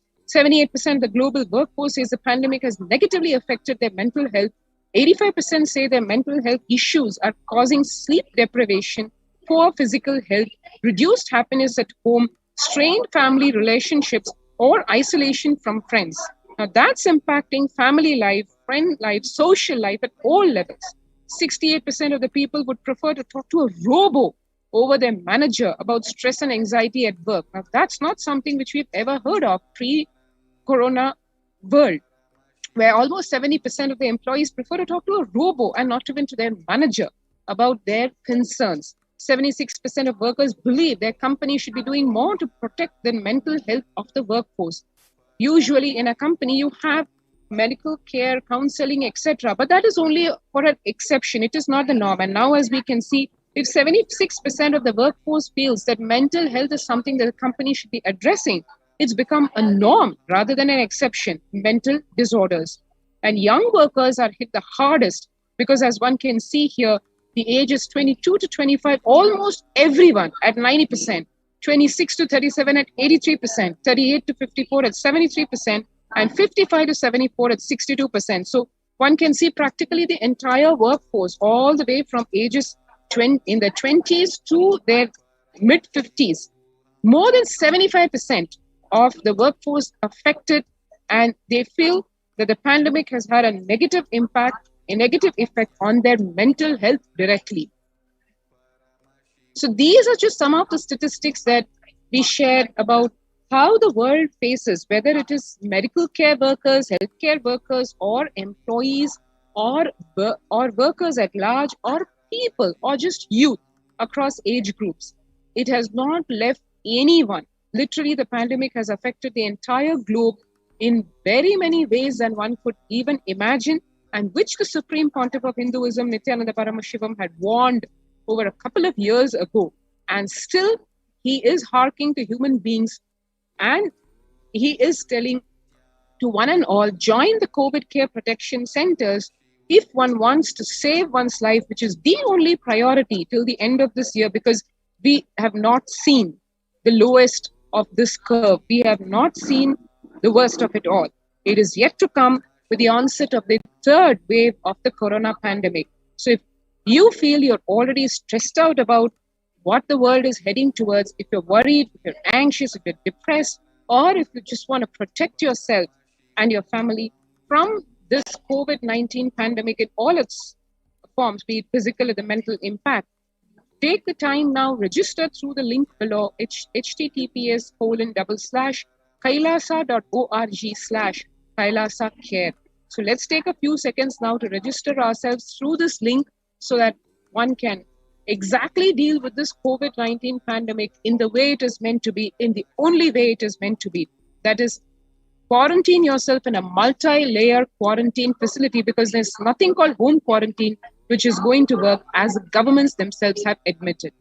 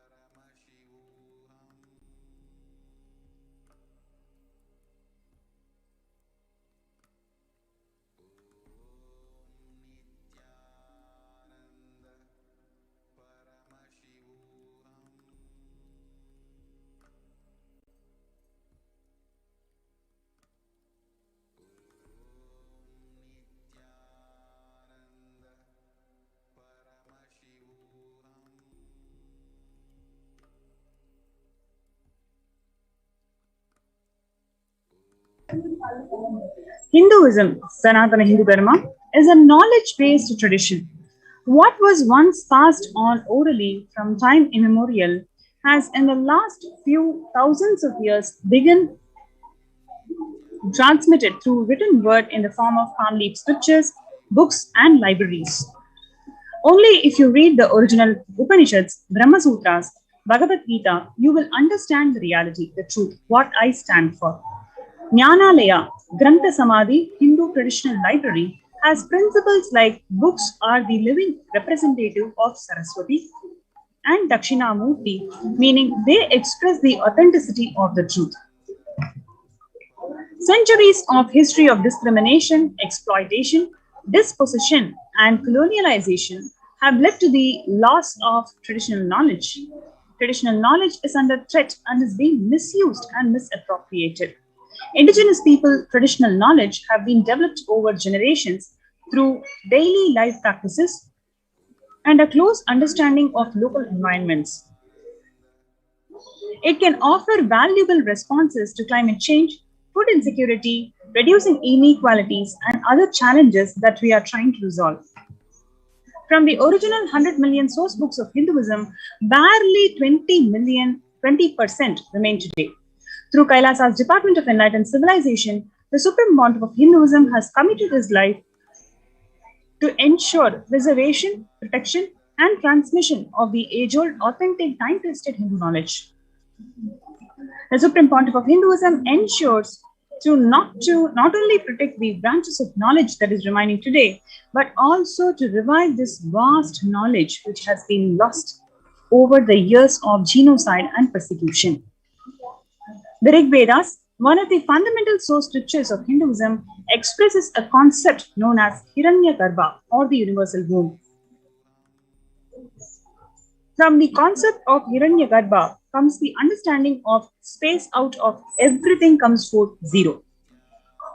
From India to Persia, then on to Arabia, through the Hindu scholar Kanaka, this knowledge is today the cornerstone of everything that is being considered as binary logic.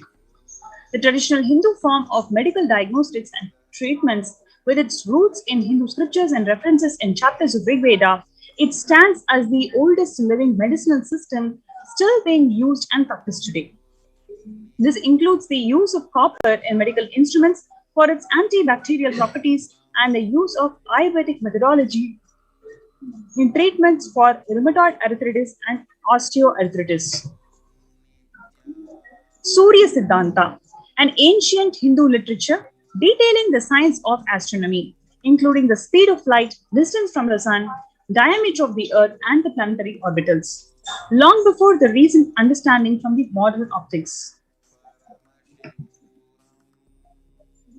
Yoga.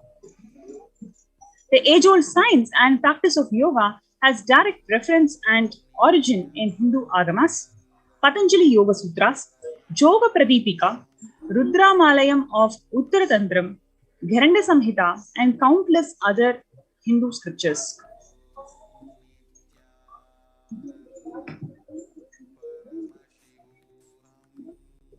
Kashmiri Saivism, the Hindu science of consciousness and awareness, extending its application through the form of mental, emotional, physiological, neurological, and physical freedom. The lost knowledge of Kashmir. Hindus have lived in Kashmir for more than 10,000 years. The name Kashmir derives its origin from the name of Rishi Kashyapa, one of the Sapta Rishis, or the 7 great Rishis.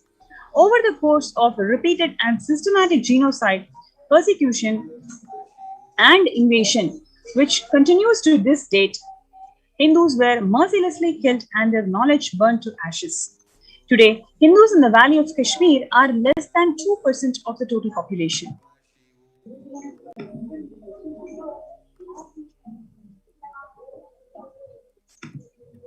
The lost knowledge of Kashmir in the recent post-Hindu exodus in Kashmir. You see, before the exodus of 1990, 160,000 Kashmiri Pandits were there.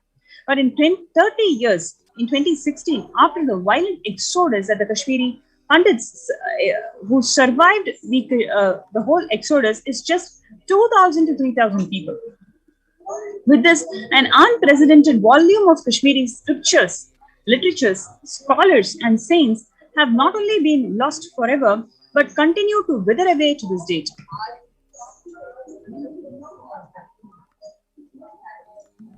Nalanda University, that served as the global hub of knowledge for nearly 800 years. The temples, laboratories, monasteries, and 9-story library of Nalanda University, known as Dharma Gunj, or the Mount, scholars from all over the globe.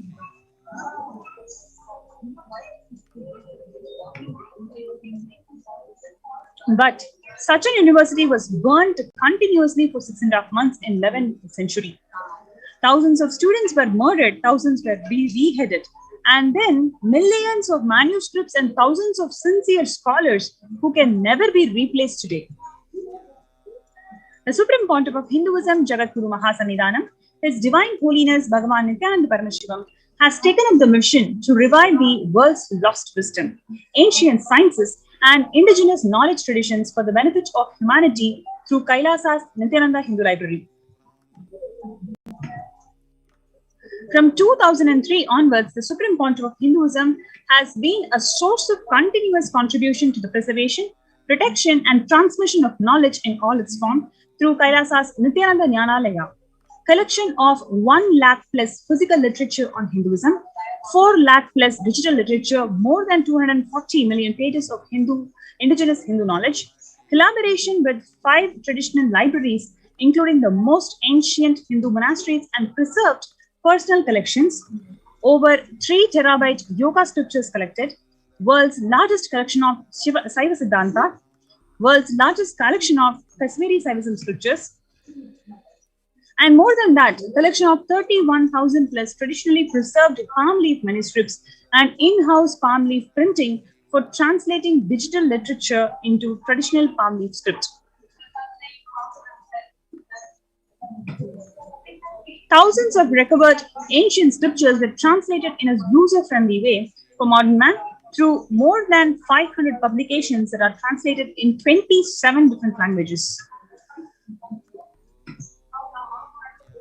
Digitization of 600,000 plus pages of indigenous Hindu literature, setting in-house server and storage to host over 120 terabytes of digitalized literature. Now, what is the mission and vision that is going to happen for Kailasa's Nithyananda Library? It's going to house about 50 million books, 3 million manuscripts on Hinduism, 2 million source books on Hinduism, and the world's largest Grantha Samadhi, the living deity in the form of scriptures. Next is a state-of-the-art library that is spread over 10 million square feet using software-based automated library management, establishing world's largest digital library of Hinduism books and manuscripts.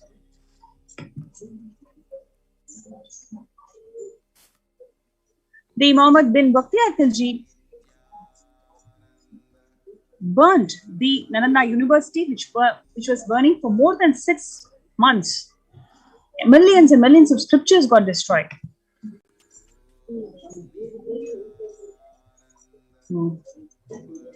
Next is the destruction of Hindu Gurukul education system.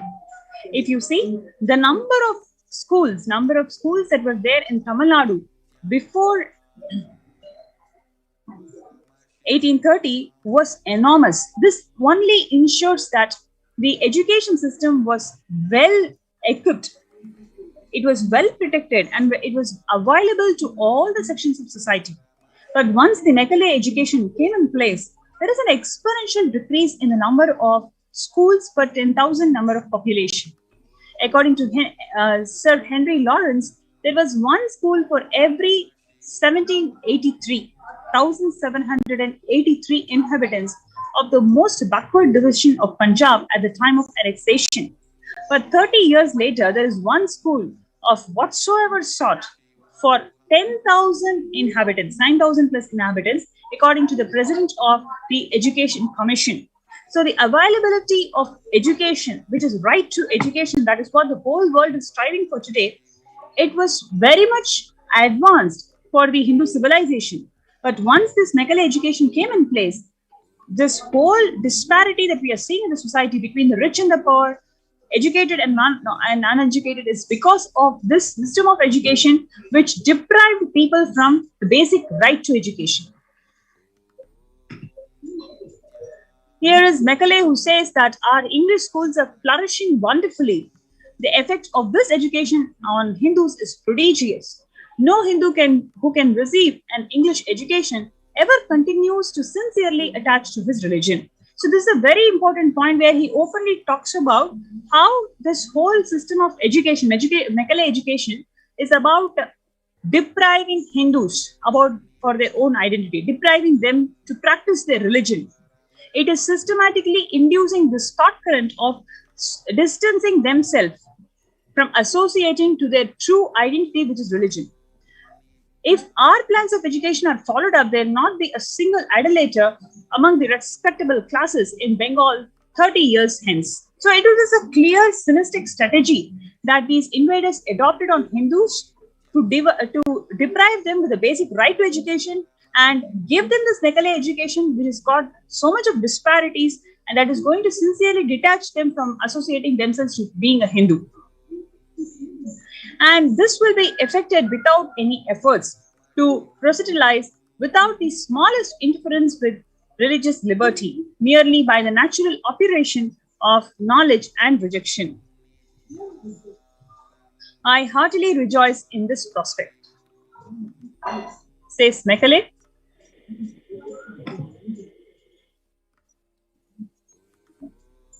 Now let us see the attack on Hindu source scriptures. Almost 100% of Hindu universities are destroyed. 8 major universities are like Nalanda, Takshashila, Vikramshila, with millions of books are destroyed. There are more than 2 million temples in India, but not with a library. Please understand, as per Agama, as per Kamika Agama, every single temple must have a library. But you can see today, there are thousands of temples, ancient temples of India that still exist today, but not a single temple with a library. And all these temples are Agamic compliant. They are built as per the Agama Shastra. So it is impossible for a temple to not to have library. This very clearly shows that the anti-Hindu elements want to systematically deprive the Hindus with their only knowledge repository that they have in their hands, which is the scriptures. So they systematically destroyed the libraries in the temple. Thousands of mutt libraries destroyed or poorly maintained. This is one more important thing which we need to understand, that mutt libraries uphold the sentiments, culture, tradition, rituals associated for each of the sampradaya. If you're going to destroy a mutt library, you're destroying the knowledge repository of that entire sampradaya.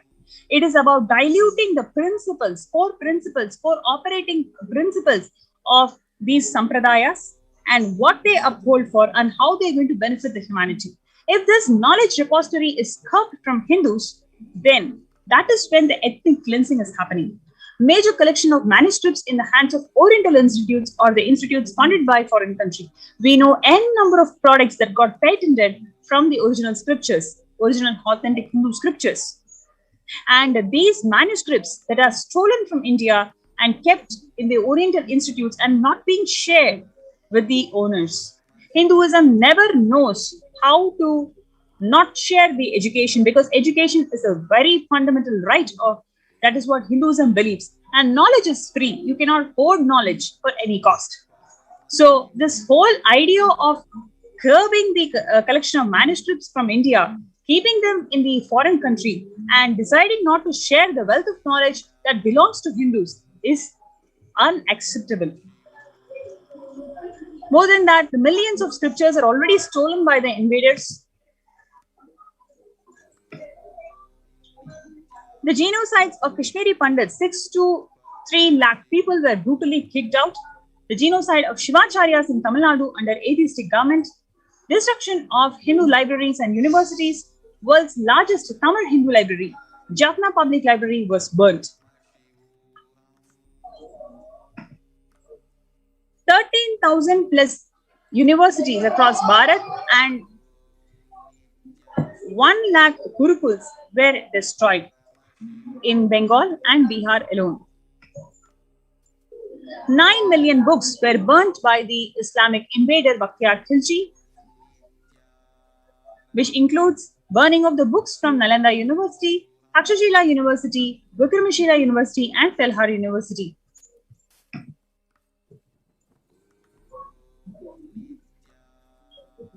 You can see a range of these manuscripts that are being revived, collected, and made into user-friendly light solutions by the Supreme Pontiff of Hinduism through Kailasas Nithyananda Hindu Library.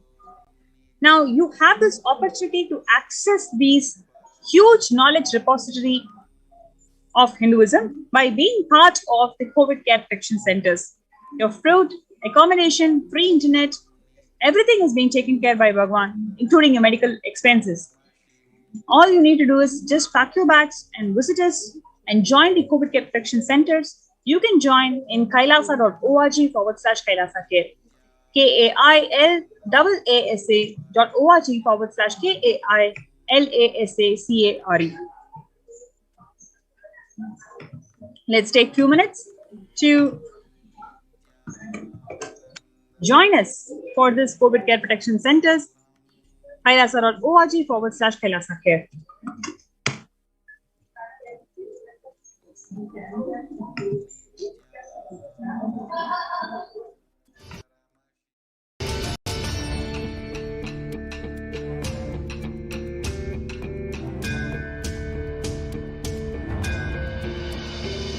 I will revive Hinduism. I am a Hindu revivalist, not by any revolution, but by evolution.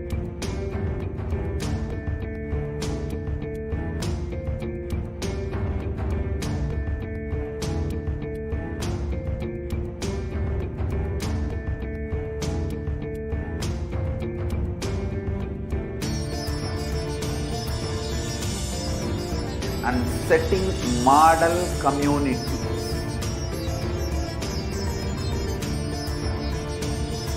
Kailasas, enlightenment ecosystems, Sarvanya Peethas all over the world.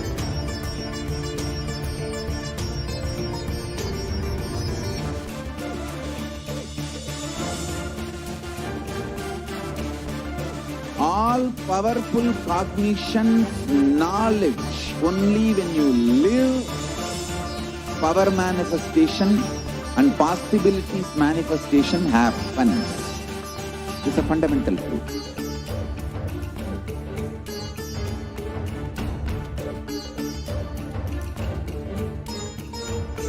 Hinduism cannot live exclusively as one sampradaya. No. All sampradayas of Hinduism is an ecosystem.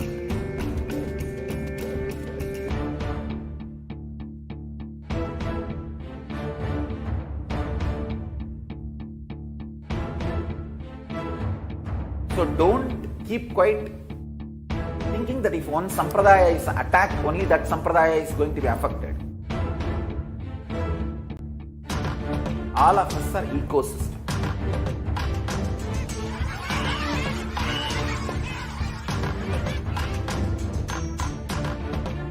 I invite all of you to get involved and enjoy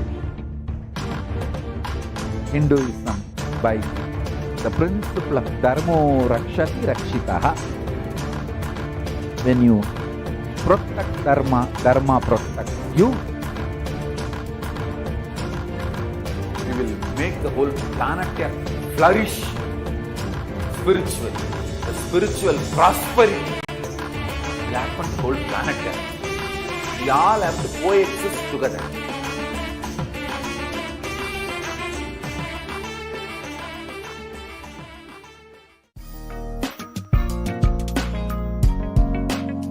We get you health.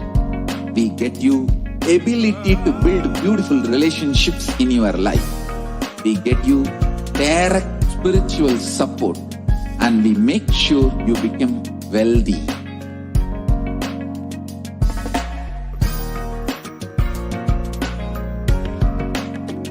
We won't stop giving you just good life. We will literally not stop till you live enlightened life. Manifesting the state of Paramashiva, space of Paramashiva, powers of Paramashiva, being of Paramashiva.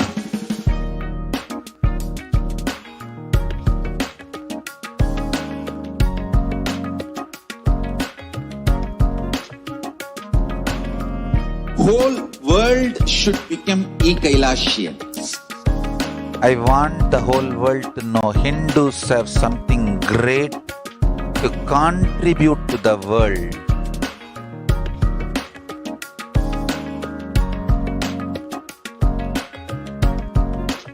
We have something great to contribute to the world. Let us do that.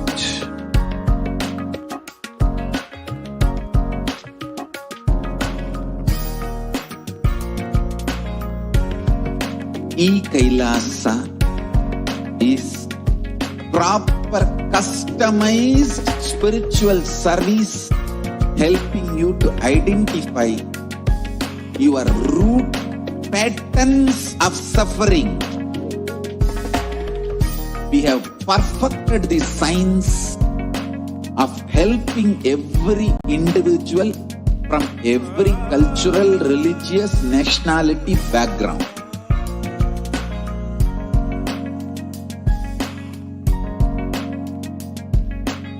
You will have lowest reactionary assumptions, highest awakened response, alive response for life continuously.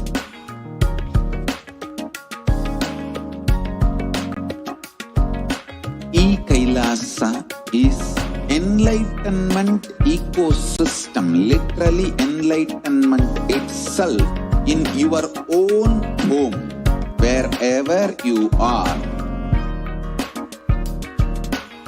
Proper customized spiritual service helping you to complete with your life negativity, withdrawal from life, self-hatred, self-denial, self-doubt, so much of tiredness, laziness.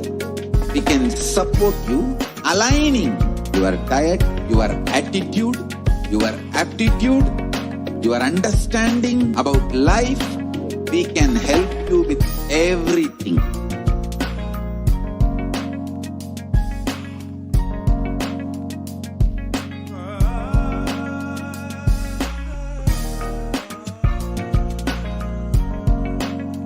If you are interested in enlightenment, we will immediately bring this to you.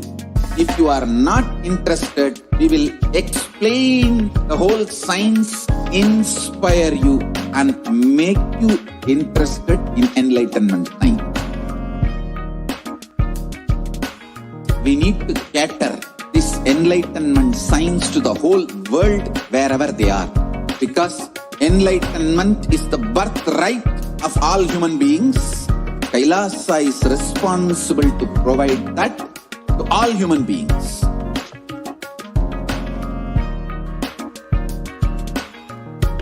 Kailasa is the totality of the knowledge I received from my gurus and practice manifested in my life, perfected by teaching millions of people from all cultures, time zones, backgrounds, genders, nationality, race, from every creed.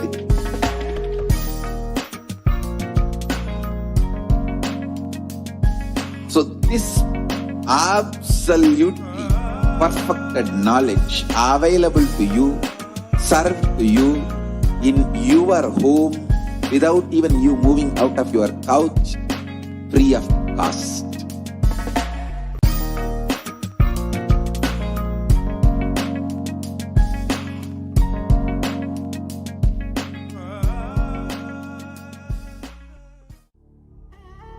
What I mean by the word E-Kailasa, listen intensely.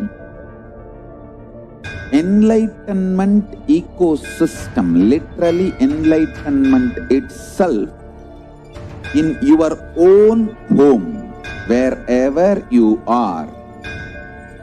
If you cannot come to Kailasa, it's okay. Kailasa can come to you. Kailasa coming to you is E-Kailasa.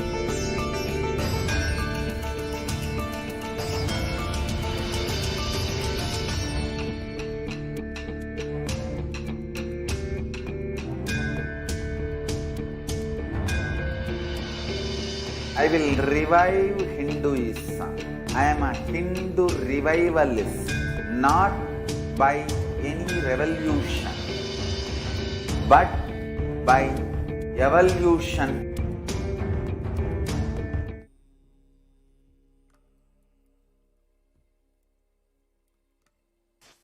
Welcome back. And as we were looking at what the COVID Care Protection Center, especially in Adi Kailasa, as Devi Parashakti revealed in the Akashic readings, the Adi Kailasa ship that was made by the Supreme Pontiff of Hinduism, Nithyananda Paramashivam, over 12 years back, and which is going to flower this Guru Purnima and is going to be the hope and succor for whole of humanity, because anyone and everyone is welcome to come and take a dip in the holy sacred waters of the Vaidya Sarovar, which will be collecting the waters pouring on the 21 feet Navapashana Linga. This is exactly what Devi Parashakti revealed would be the solution for the third wave of the corona pandemic. What is this Navapashana Linga all about? How did the making of it happen? It's a historic happening where the 21 feet Navapashana Linga was not only the whole mixture, the alchemy, spiritual alchemy process that went into the making of it in the divine presence of the Supreme Pontiff of Hinduism, Nithyananda Paramashivam, the whole chemistry, the alchemy behind it, and how it is going to save humanity. What really went into the making? Let us watch this priceless recording, video recording of the same that happened way back in 2008, May the 18th, the night when the Supreme Pontiff of Hinduism is supervising himself, guiding himself, the making of this Navapashana, which is the core of the Navapashana Linga, which is, as per the great science of Siddha, is the magical composition that is the cure all. So let us watch this video and see how the Supreme Pontiff of Hinduism has given the captain of the ship, of the Adi Kailasa ship, though he has been exiled into statelessness, has given humanity this priceless gift.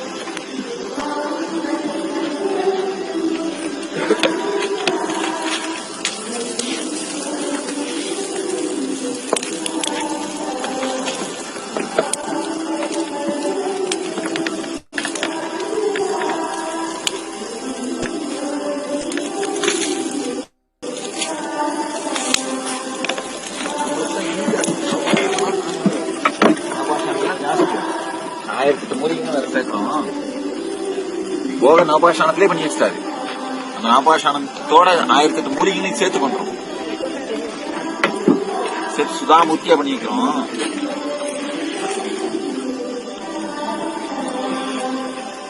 அதப்பா உருண்டையெல்லாம் எடுத்து அடுத்து பாத்துல நல்லா வேகட்டும்.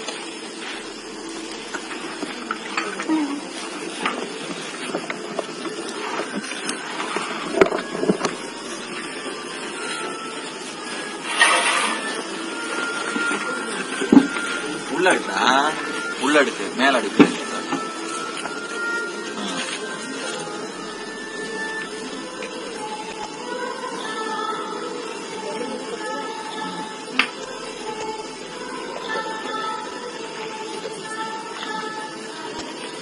என்ன heat பத்தியா? அந்த நெருப்பு விட்டு போன அவளை வீட்டு இருக்காரு. இந்த நெருப்பு பையன் கண்டிப்பா இருக்கணும். காரணம் எரிஞ்சது எரியுது. சாம்பலாக்கணும். குடம் போடுறதுக்கு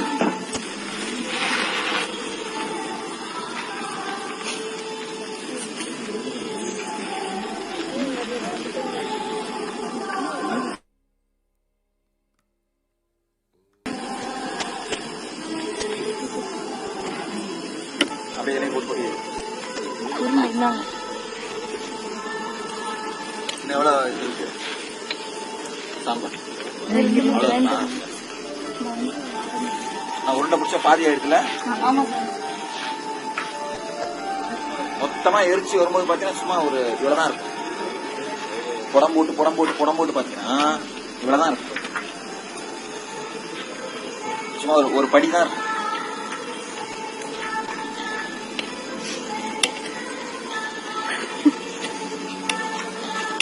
பருப்பு எத்தனை அந்த அதுல முக்கா சாம்பல் இருந்ததுல அதை புடம் பிடிச்சிட்டீங்க. இவ்வளவுதான் இருப்பாரு. எல்லா உருண்டையும் அடிக்கிறீங்களா?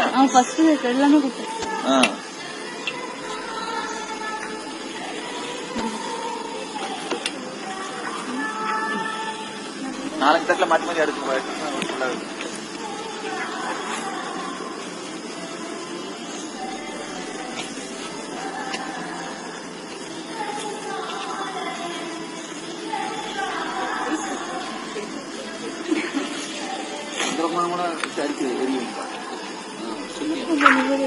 கூத்து வருது பாத்தியா? அந்த சாம்பல் இருக்கு பாரு, அந்த மாதிரி மொத்தமா ஆயிடும். அதுக்கப்புறம் திரும்ப அதை நெய் ஊற்றி இப்ப ஜலிச்சு திரும்ப அதை நெய் ஊற்றி உருண்டை பிடிச்சி எரிக்கணும்.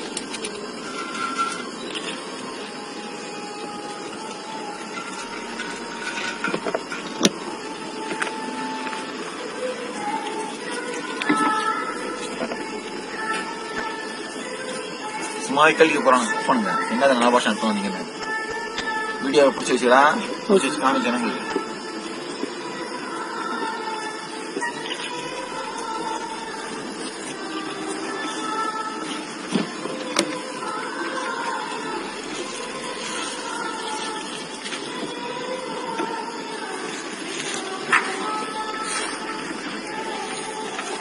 நம்ம அலுமினி பாத்திரம் பிடிக்காதீங்க. இதை முடிச்சுட்டு செப்பு பிராஸ் ஏதாவது பாத்திரம் வச்சு அதில் பிடிங்க.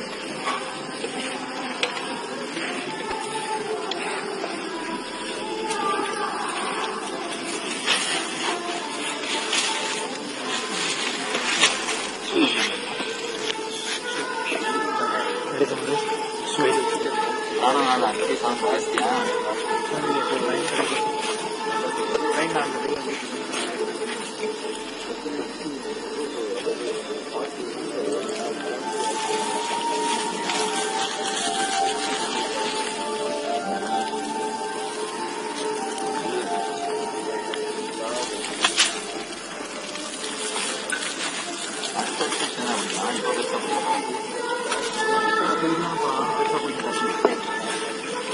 அடுத்து பிடிக்கிறதுனா அப்ப நல்லா வேவும்.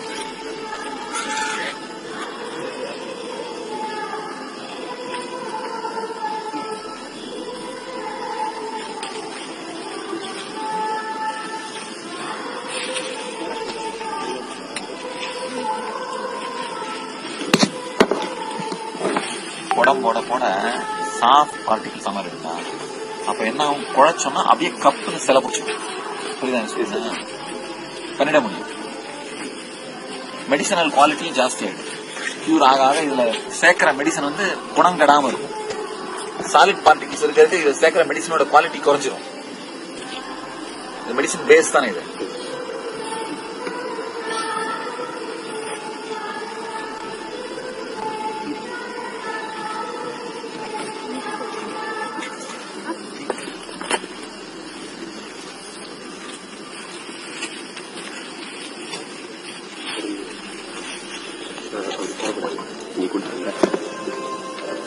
போடாத, உடைச்சிடாத. நிறைய இருக்கலாம் அப்புறம் இல்லை.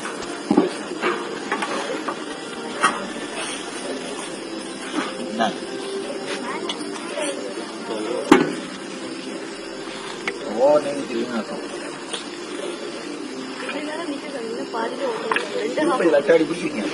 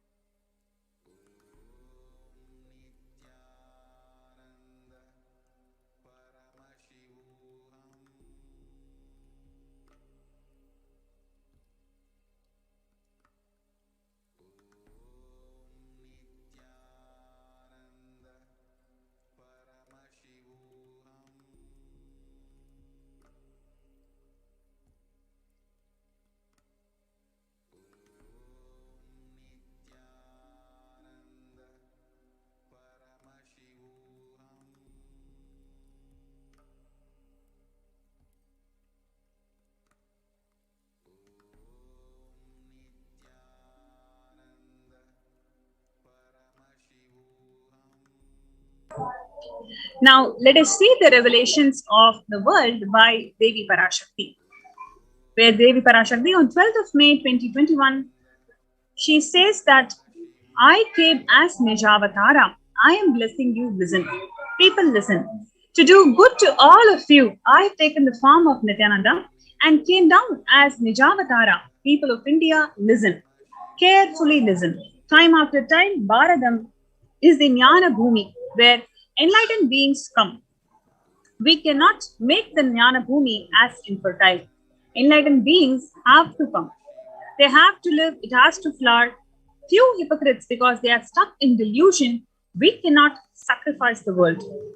Cosmos cannot be destroyed.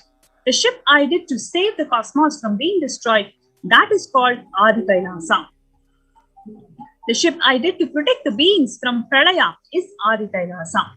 Because of the conspiracy of Drohis and enemies rule, the captain has to leave the ship.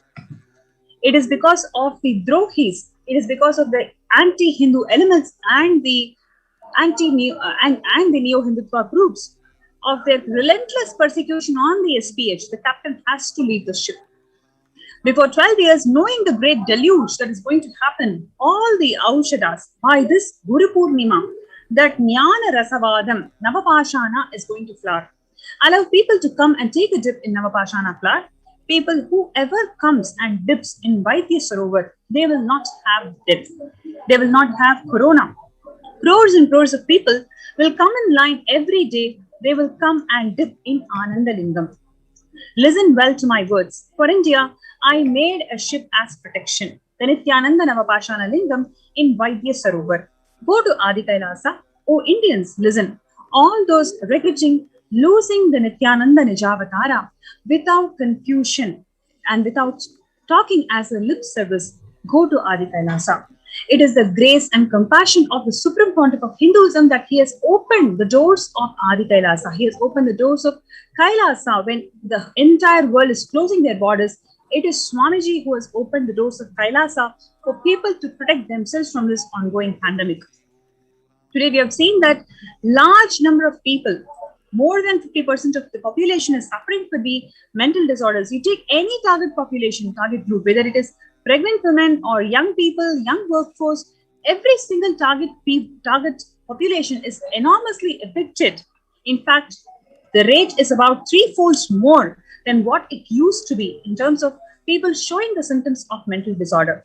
Now, what we are listening from Devi Parashakti is that knowing this pralaya is going to happen, it is the grace and compassion of the Nijavatara, the Supreme Pontiff of Hinduism, Swamiji, to open the doors of Kailasa, to open the doors of Adi Kailasa for people to come and reside and get protected from COVID.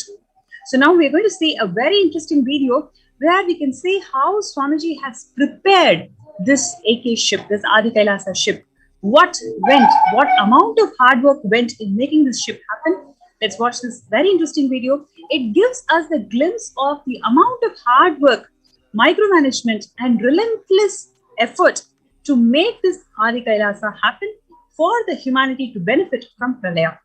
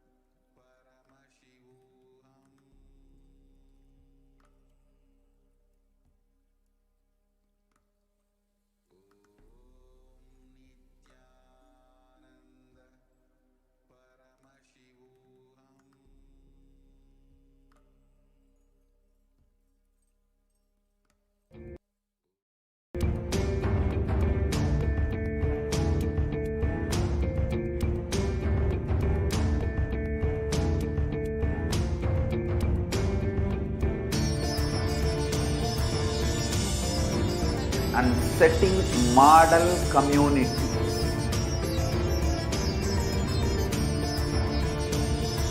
Kailasas, enlightenment ecosystems, Sarvanya Peethas all over the world.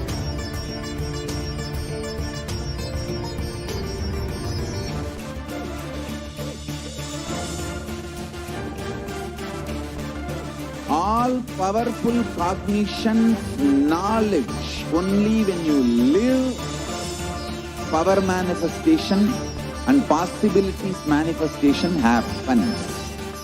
This is a fundamental truth.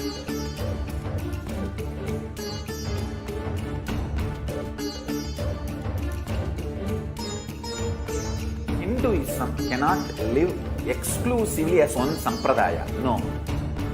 All sampradayas of Hinduism is an ecosystem.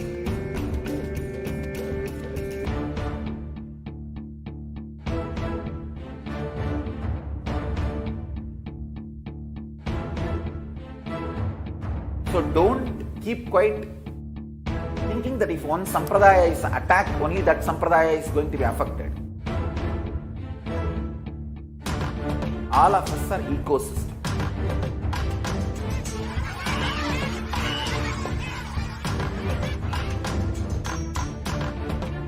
I invite all of you to get involved and enjoy Hinduism by the principle of Dharmo Rakshati Rakshitaha. When you protect Dharma, Dharma protects you.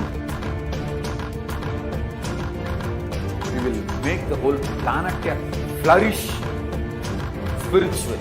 The spiritual prosperity will happen to the whole planet. We all have to coexist together.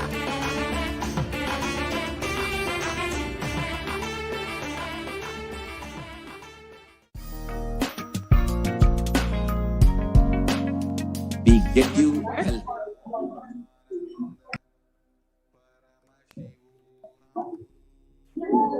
The free COVID care centers that are opened across India includes Adi Kailasa in Bidadi, Salem Adinam in Tamil Nadu, Thiruvannamalai Adinam in Tamil Nadu, Rajapalayam Adinam in Tamil Nadu, Puduvai Adinam in Puducherry, Pattanam Adinam in Tamil Nadu, Sirakapadi Adinam in Tamil Nadu, Sripuram Adinam in Hyderabad, Madurai Adinam in Tamil Nadu, Avattipalayam in Tamil Nadu, Hosur Adinam in Tamil Nadu, Baroda Adinam in Gujarat.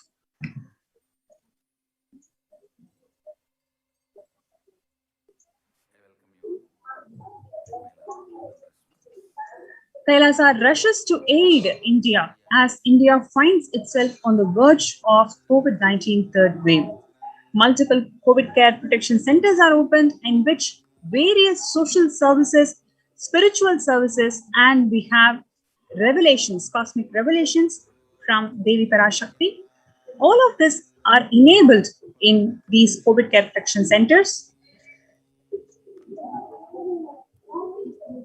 Number of social services includes medical care, infrastructure to accommodate thousands of people, accommodation for multi-layered quarantine facilities, emergency ambulances, personal protective medical equipment, food security management through food banks, organic farming, and a number of social services that are going to benefit people whoever comes to these de facto spiritual embassies of Kailasa for COVID protection.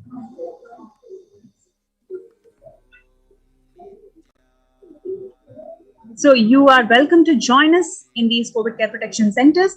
All you need to do is register yourself in these following link: kailasa.org/Kailasa Care, KAILAASA.org/KAILASA CARE.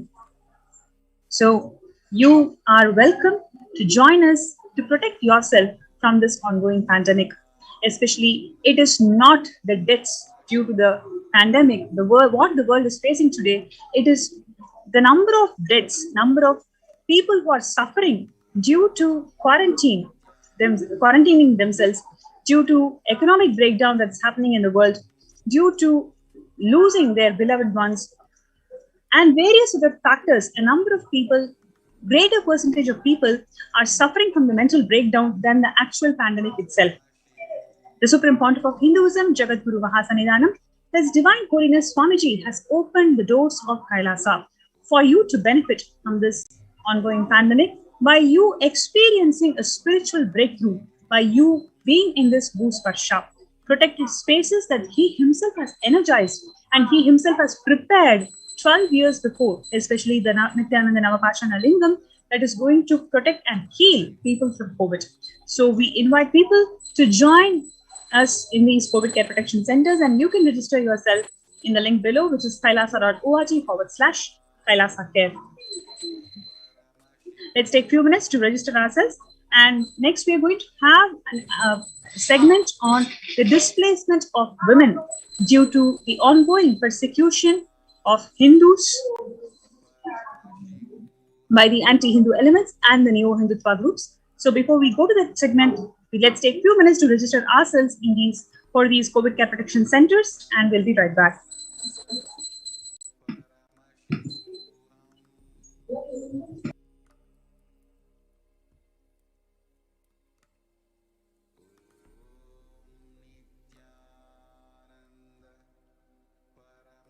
Just be alive for next 3 years. Don't die within next 3 years.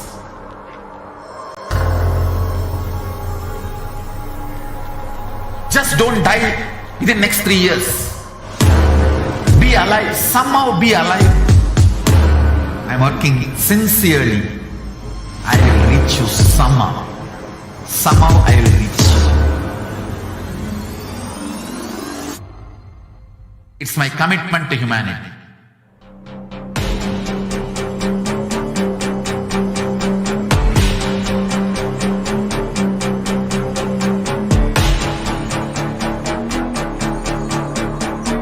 Just don't die within next 3 years.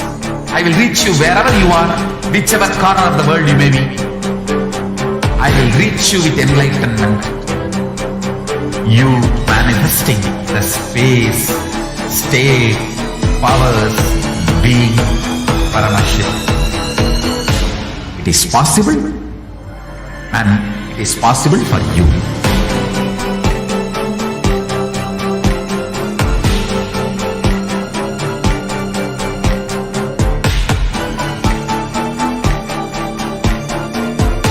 Shiva will reach you with enlightenment science.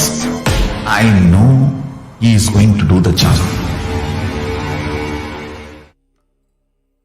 Nithyananda, welcome back to all of the viewers who are joining from across the world in Kailasas across the world for today's program and eagerly awaiting Nithyananda. Welcome back to all of the viewers and welcome back to all viewers who are joining across the world for this program, eagerly awaiting the darshan of the Supreme Pontiff of Hinduism, which is going to be happening live at 9 p.m. IST. And each and every one of you, I'm sure, is waiting to have the darshan of the Supreme Pontiff of Hinduism. And right now, we'll be proceeding into the segment where we are understanding and presenting to each and every one of you the persecution of the Supreme Pontiff of Hinduism.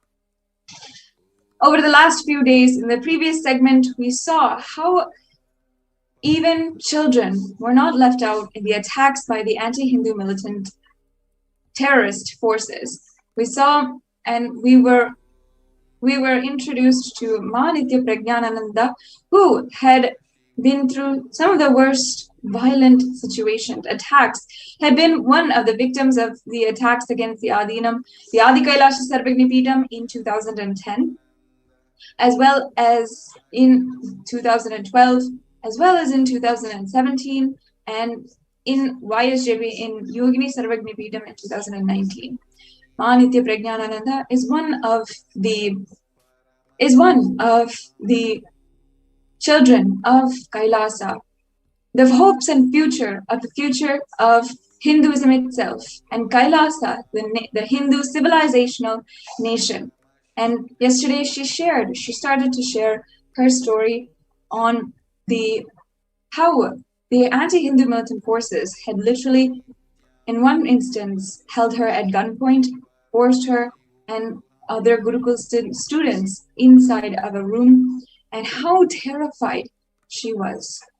Previously on these segments, I myself have come forward and I wanted to take a few minutes of your time, the viewers' time, to share my own story. And from the depth of my heart, when I found out that other children, my sisters from Kailasa, from my nation, are suffering in the same way, even countries apart, even while they're in different countries, whether in Malaysia, while they're in the United States and Canada, by the anti-Hindu nexus, which is spread across all over the world. And if many of you do not know yet, the UN has finally recognized the persecution against the Supreme Pontiff of Hinduism. And in the link below, you can find where the Human Rights Commission of the United Nations has officially recognized Kailasa, and the Supreme Pontiff of Hinduism has recognized the persecution that is ongoing. And finally, I can say, after more than a decade-long fighting against these anti-Hindu militant forces, and just at the very least, trying to defend ourselves, trying to live the Hindu lifestyle despite these attacks, and of course, seeing the Supreme Pontiff of Hinduism undergo the worst kind of attacks, it is at least one victory, one place where we have some reprieve of being able to say that the United Nations has recognized what has happened. I invite each and every one of the viewers to see the link below for where the Human Rights Commission has displayed Kailasa among its recognized persecutions and persecuted communities, and where the Human Rights Commission has even published the report on the women of Kailasa, the persecution of the Supreme Pontiff of Hinduism. Speaking as a child, as a survivor of the child sexual abuse, child rape, and several accounts of manipulation by the leaders of the anti-Hindu militant forces, it is at least one reprieve, one place where we have finally had the truth known to the world. I encourage and deeply request each and every one of the viewers who are watching now, please share this link and make sure that all Hindus, everyone knows the truth ongoing, the persecution ongoing against the Supreme Pontiff of Hinduism.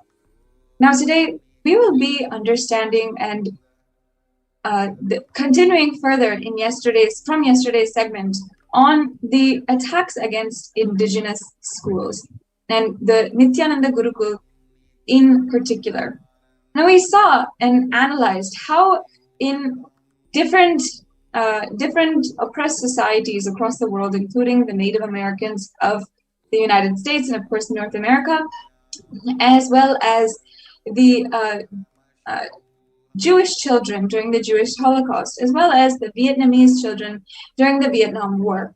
We had seen how, as a tactic they used to entirely jeopardize the future and stability of a certain minority and a certain community, they had ensured that they attack the schools and what the children are learning, what the schools are teaching, infiltrating the schools and taking over schools and ensuring that the schools are not able to run according to their heritage, teach the heritage, and ensure that the heritage, the beautiful heritage, the sacred heritage of their religion and the community is passed down to the children of the future generation of that community.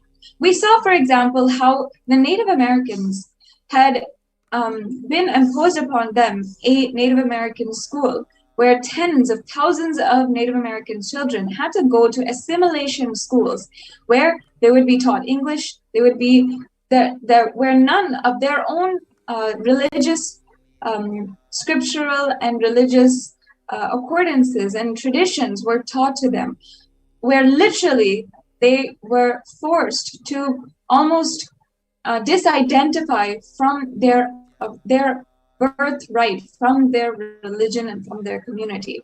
In fact, some of the documents that had recorded all of the persecution that happened against Native Americans even said that the U.S. government at that point had even recorded saying that the schools should literally kill the Indian, meaning the Native American, inside and leave the man behind, showing that the imposition of this school system was directly in order to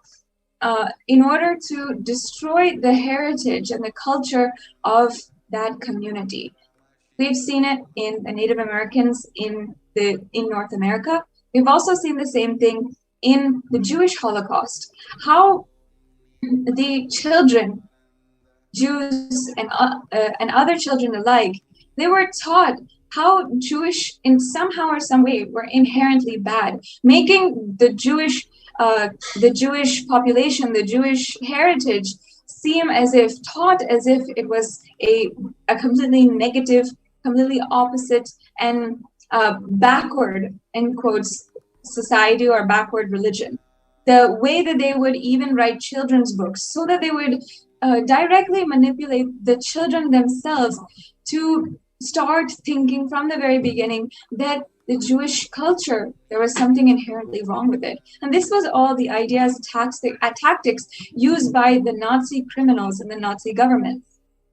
We saw at that time how literally they would manipulate, and they would also cancel, destroy, and take over the Hebrew schools where the Jewish heritage was taught, and they would outlaw Jewish lessons that would go on, and they would ensure that even at home with their own parents, the kids could not even learn. Only in secrecy they could do their prayers, they could do their prayers, they could learn their heritage.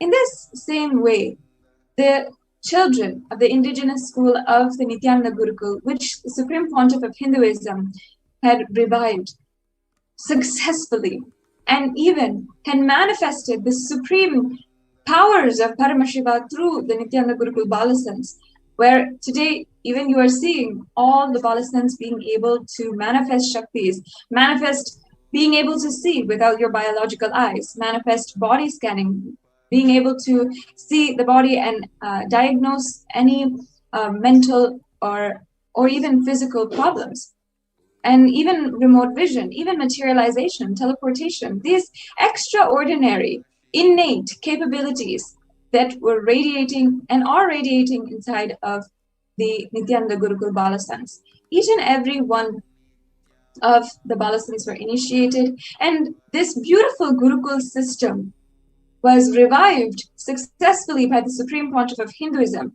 and he demonstrated in year after year how in the Gurukul he had created this ecosystem for training, nurturing a child to manifest their utmost, their highest ambition and their highest potential as a human being, and literally live as superhumans, literally live as incarnations on planet Earth. That was the vision that the Supreme Pontiff of Hinduism had and was giving the ecosystem for within Nithyananda Gurukul.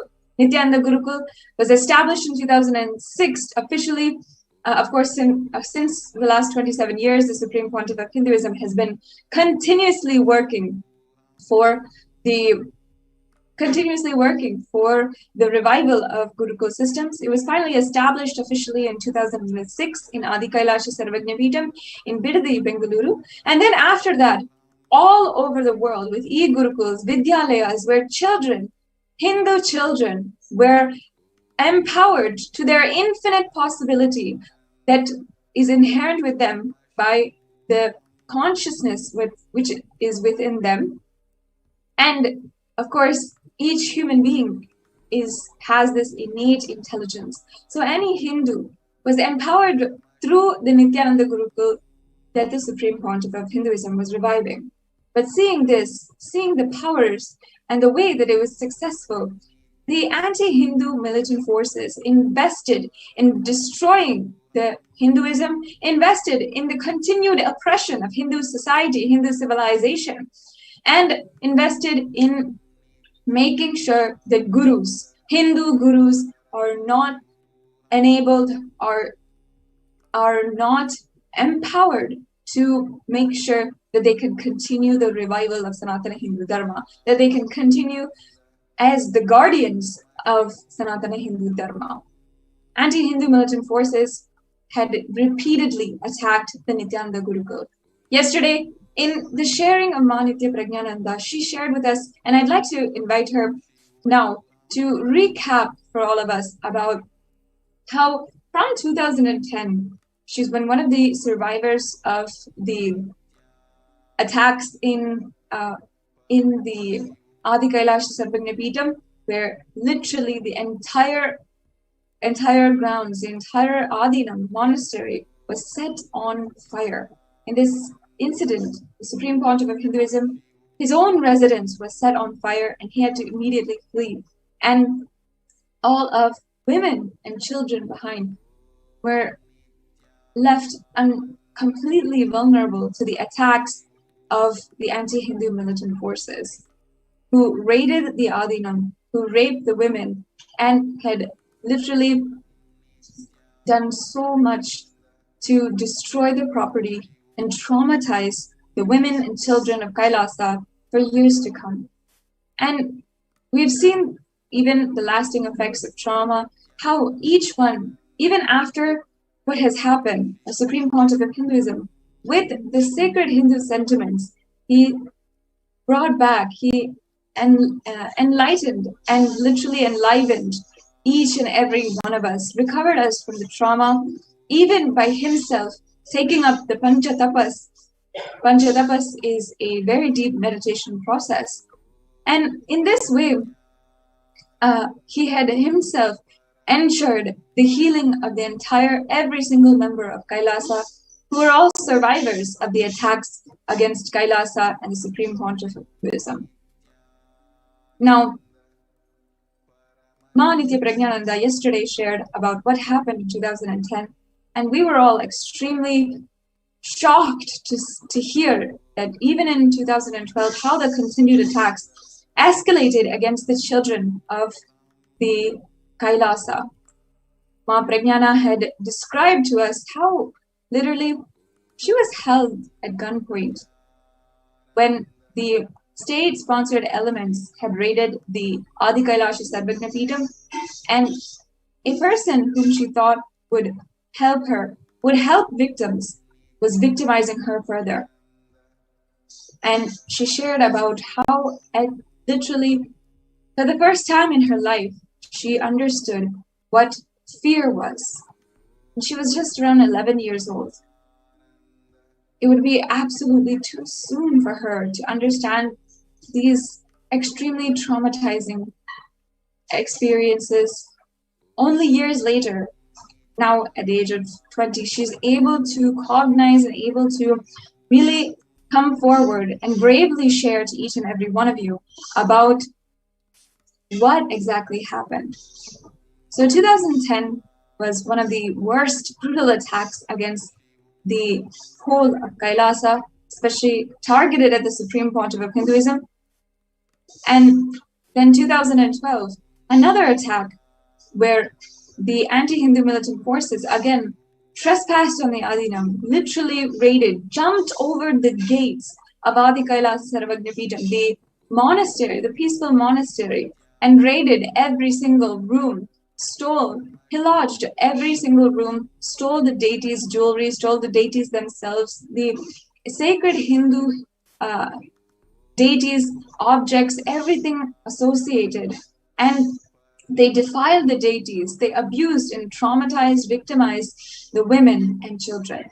In that time, in 2012, the children of Adi Kailash Sarvagna Peetham, who are initiated into as Gurukul Balastans, in order to protect them, they were ensured that all the parents and the Gurukul administration at that time had ensured to protect each and every one of the Gurukul children as high priority, as of course they were children and they were the future of the whole of Kailasa. So the whole admin had actually gone for days without food themselves, trying to feed the children. What happened at that time is in 2012, the CM of Karnataka had ordered a seal of the Adina with no basis, absolutely illegally ordered a seal of a Hindu monastery.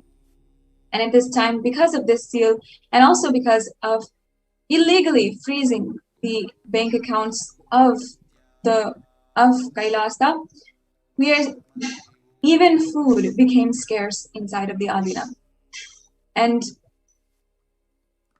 continuously, the children of Kailasa were needing to be protected, of course, but just to get them something to eat, the armed guards who were monitoring the Adinam at that time and ensuring that the seal and the no convening rule was put into place. They had set a rule that not more than 4 people could convene in one place. So that meant that puja could not happen. So this time, even for ringing the bell, even for doing the puja, the very essential part of a Hindu lifestyle, our daily puja, they had literally not been able to do. They should, even if they had to do, even when they did it, we all had done it secretly and ensured we could not ring the bell, we could not make the noise, we could not chant loudly, we could not even do it with our fellow brahmacharis and balasans and adinavasis. It had to be done secretly, because it was not allowed, and the police would not allow. They would literally disperse anyone who was doing puja if they saw. Now, I'd like to ask the viewers, what exactly is the difference between what they did here, what these anti-Hindu militant forces did here, and what they did what the terrorist forces, the Nazi government did in the Jewish Holocaust? Where in that situation also, the prayers of Jewish heritage were absolutely stopped, policed, and they were discriminated, and they could only do their own sacred sentiments. They could only pray, and they could only conduct their own heritage rituals in secret and by themselves in locked corners, in locked rooms, and ensure nobody was seeing, absolutely in secret somewhere where nobody could see them. In the same way, the Hindu heritage and the children and all of the people of Kailasa in the 2012 attacks against Kailasa and the Supreme Pontiff of Hinduism, the entire Kailasa was subject to a absolute denial of basic human rights. Now, in order to explain to us briefly about the further attacks in 2013, Ma Nithyananda is joining us once again.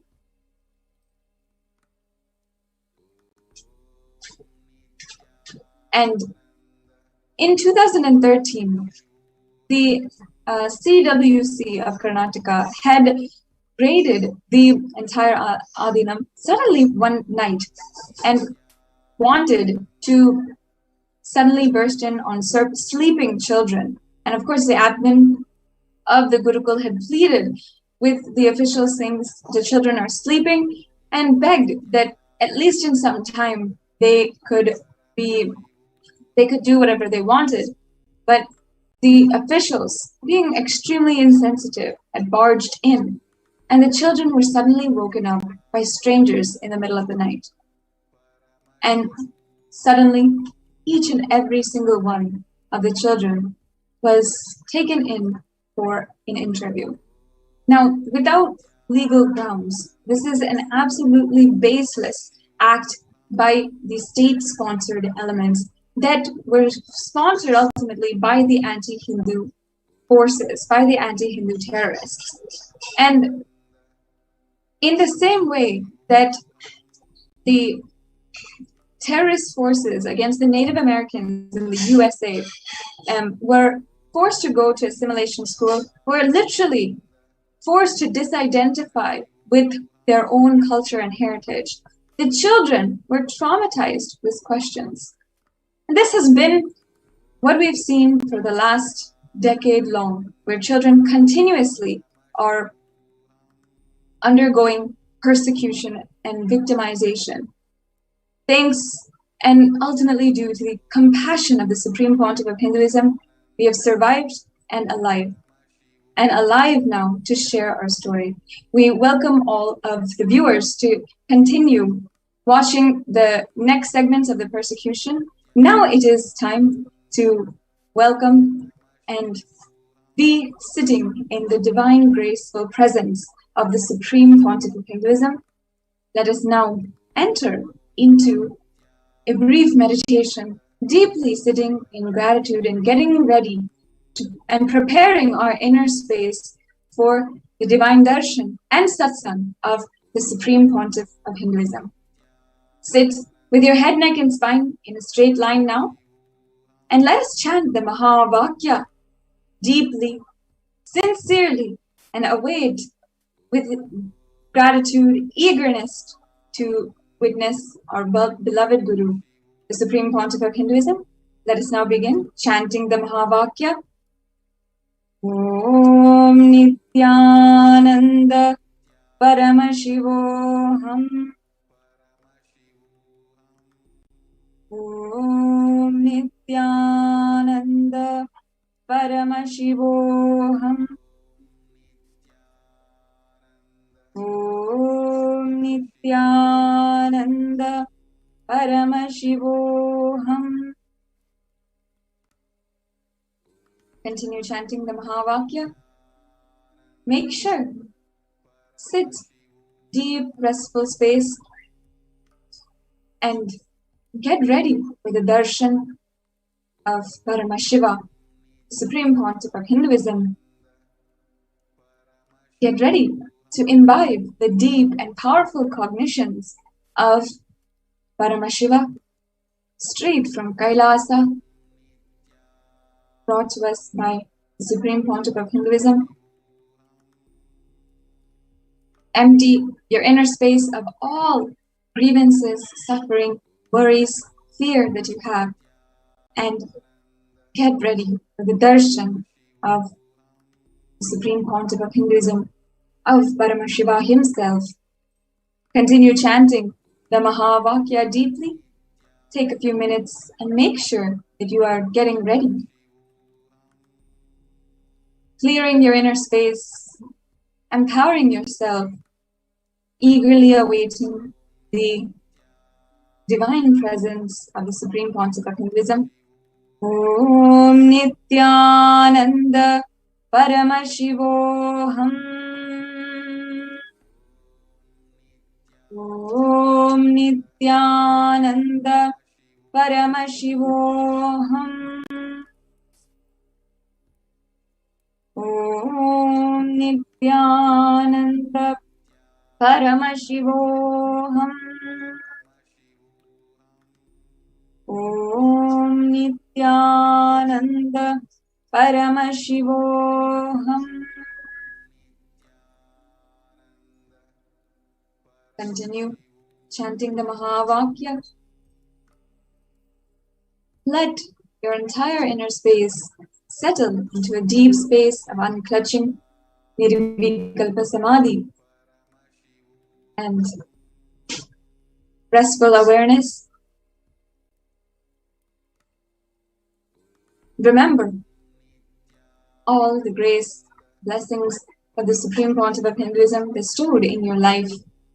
Sit with deep gratitude and let's get ready for the darshan of Paramashiva through the form of the Supreme Pontiff of Hinduism. Continue chanting the Mahavakya. Om Nithyananda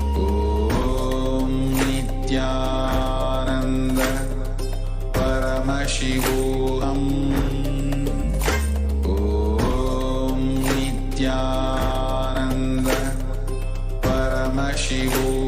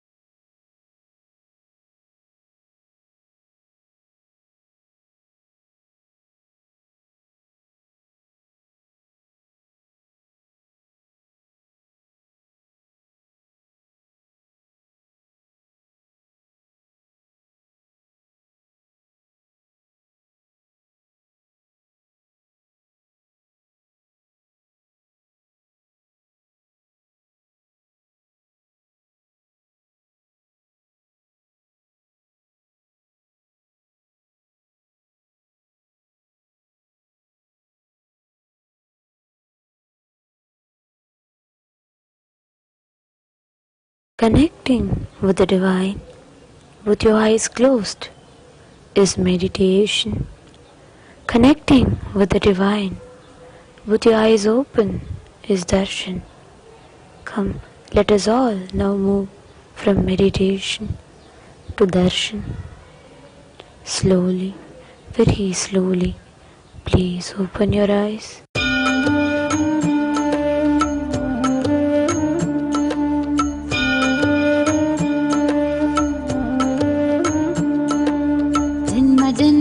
செய்த தவமோ உற்ற நண்பனாய் நித்யானந்தன் வந்து உதித்தான் ஜென்ம ஜென்மமாய் செய்த தவமோ உற்ற நண்பனாய் நித்யானந்தன் வந்து உதித்தான் காக்குமிரையே நட்டின் உருவாய் வந்த களிப்பால் கட்டு கடங்கா மகிழ்வு கொண்டே மலை போல் வரும் துயர் யாவையும் துடிப்போதினில் கொடியாக்கிட புயலாய் வருவான் துணையென வருவான் ஜென்ம ஜென்மமாய் செய்த தவமோ உற்ற நண்பனாய் நித்யானந்தன் வந்து உதித்தான்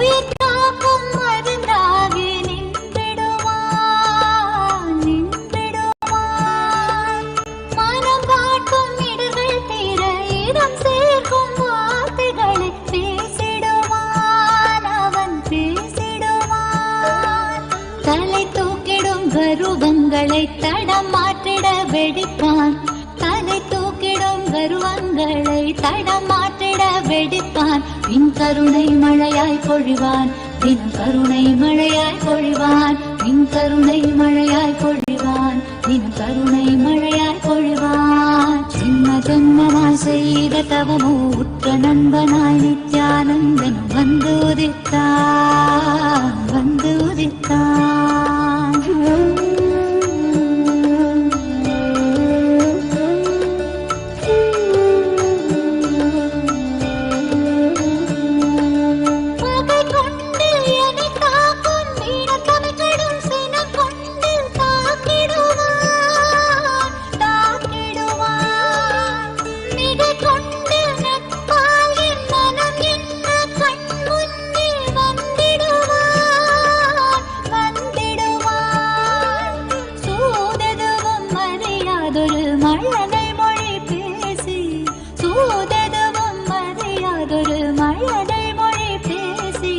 மகிழ்வை தளர்த்திட செய்வான் நித்தின் மகிழ்வை தளர்த்திட செய்வான் இந்த மகிழ்வை தளர்த்திட செய்வான் நித்தின் மகிழ்வை தளர்த்திட செய்வான் ஜென்ம ஜென்மமாய் ஜென்ம ஜென்மமாய் ஜென்ம ஜென்மமாய் ஜென்ம ஜென்மமாய் ஜென்ம ஜென்மமாய் செய்த தவமோ உற்ற நண்பனாய் நித்யானந்தன் வந்து உதித்தான்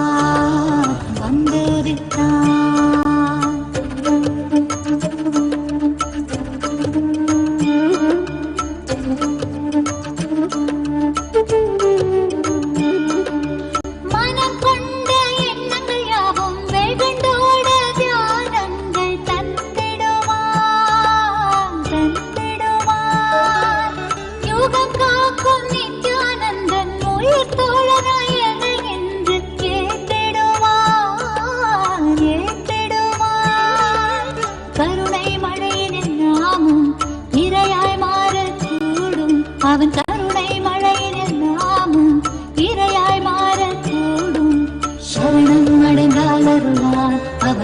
சரணம் அடைந்தால் அருள்வான், சரணம் அடைந்தால் அருள்வான், அவன் சரணம் அடைந்தால் அருள்வான். ஜென்ம ஜென்மமாய் செய்த தவமோ உற்ற நண்பனாய் நித்யானந்தன் வந்து உதித்தான், வந்து உதித்தான். ஜென்ம ஜென்மமாய் செய்த தவமோ உற்ற நண்பனாய் நித்யானந்தன் வந்து உதித்தான், வந்து உதித்தான். காக்கும் இறையே நட்பின் உருவாய் வந்த களிப்பால் கட்டு கடங்கா மகிழ்வு கொண்டேன், மகிழ்வு கொண்டேன். காக்கும் இறையே நட்பின் உருவாய் வந்த களிப்பால் கட்டு கடங்கா மகிழ்வு கொண்டேன், மகிழ்வு கொண்டேன். மலை போல் வரும் துயர் யாவையும் நொடி போதினில் பொடியாக்கிட புயலாய் வருவான், துணையென வருவான். ஜென்ம ஜென்மமாய் செய்த தவமோ உற்ற நண்பனாய் நித்யானந்தன் வந்து உதித்தான், வந்து உதித்தான்.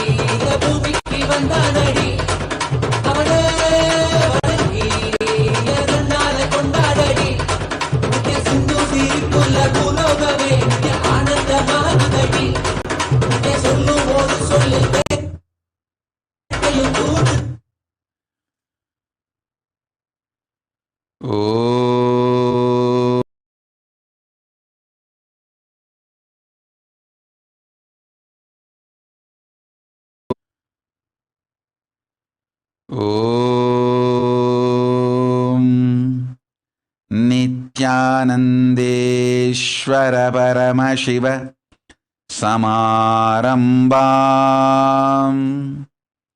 नित्यानन्देश्वरि पराशक्ति मध्यमाम् अस्मदाचार्य पर्यन्ताम् वन्दे गुरुपरम्पराम्.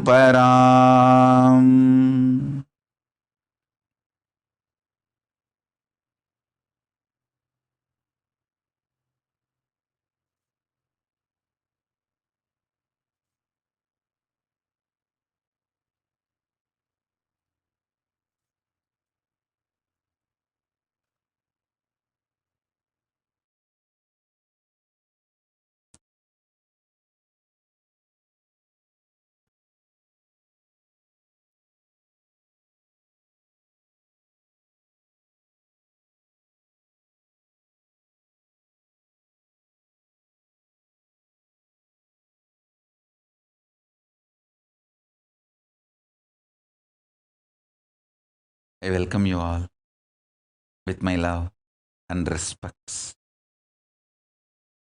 I welcome all the devotees, disciples,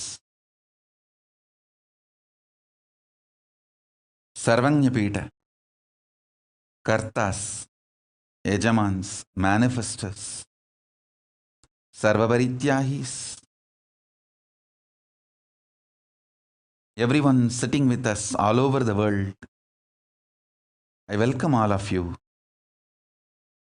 with my love and blessings.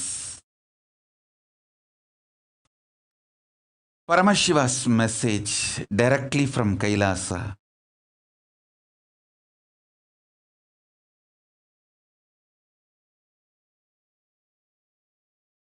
Signs of rejuvenation through collective integrity.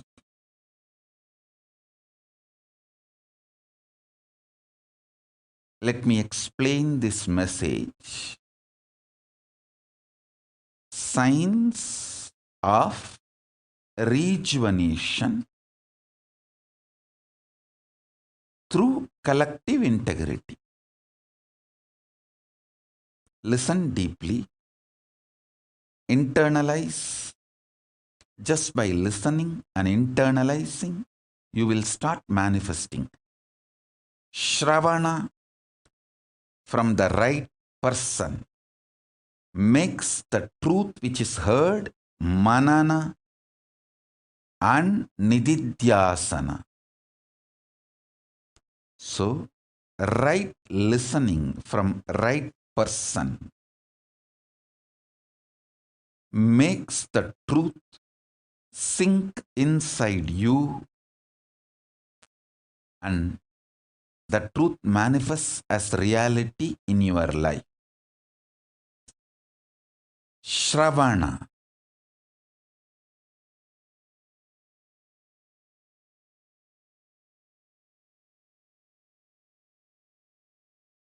Listen.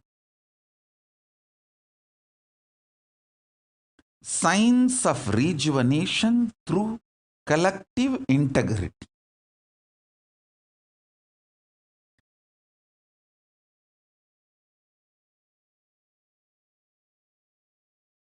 I'm going to share some of the Atma Pramana, my experiences,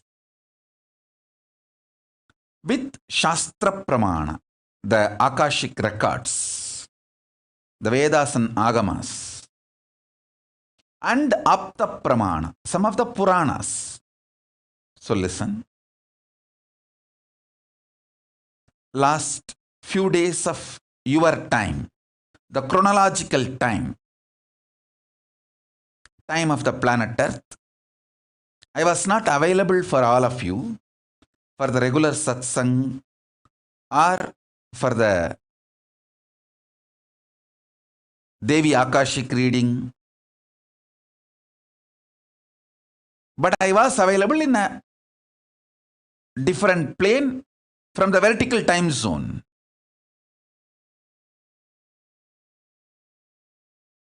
My experiences in that vertical time zone, in Kailasa, in that highest Nirvikalpa Samadhi,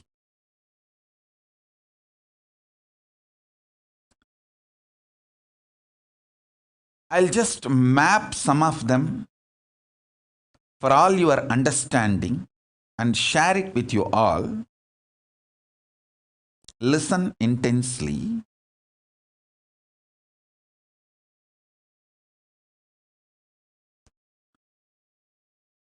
I was seeing clearly the Ahora face of Paramashiva, the rejuvenation face of Paramashiva,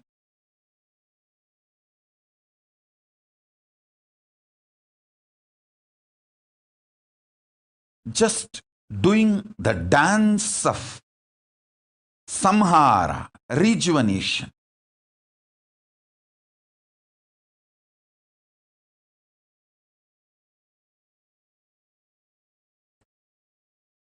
Kalabhairava just swallowing the heads of the Brahma. Listen.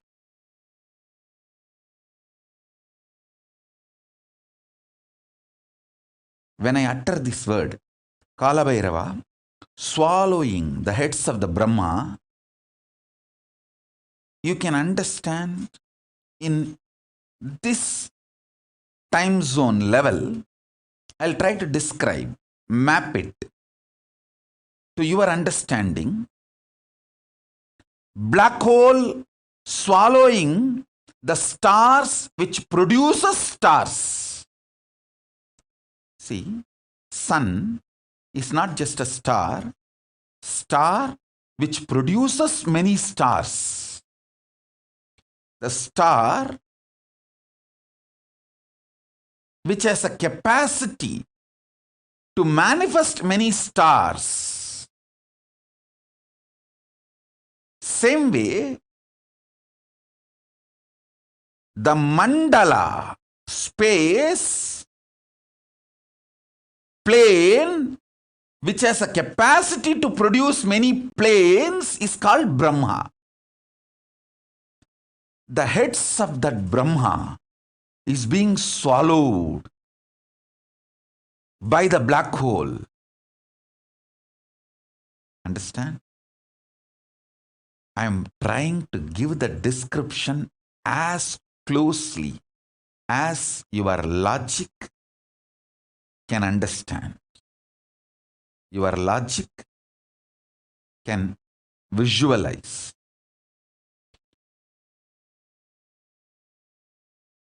I sincerely request all my disciples to listen to this satsang and hear these words. Even hearing this word, if you just meditate, especially when you before going to sleep, before falling asleep. Now, most of you are ready to retire for the day. Listen to this and fall asleep. You can experience this in the cosmos. See, Brahma means space which can produce multiple spaces. Brahma is the energy which can manifest multiple energies. Like a sun is a star which can manifest many stars. Brahma is a zone, space, mandala, which can manifest many mandalas, zones, spaces, stars. That Brahma, his face is being swallowed by Kalabhairava, who manifests from the southern face, the Aghora face of Paramashiva. Meditate on this. Even trying to think, visualize, meditate will bring blessings of Kalabhairava on you. Listen carefully. Whenever a person tries to think of me, automatically in the cosmic oneness space, spiritual oneness space, Dvaita Varjita Advaita space, you start connecting with me. Understand this word, Dvaita Varjita Advaita means even while you are struggling with your duality, you know the Advaita, non-duality, oneness is the truth. You may be struggling for now, but this Dvandva, the struggle with Dvaita is not real. Knowing that is Dvaita Varjita Advaita. So be very clear. The moment you start thinking of me, connecting with me, even if you are struggling in your Dvaita, doubts, self-hatred, self-denial, in your blind spots, in your incompletions, even if you are struggling, beyond your Dvaita Dvandvas, the duals of duality,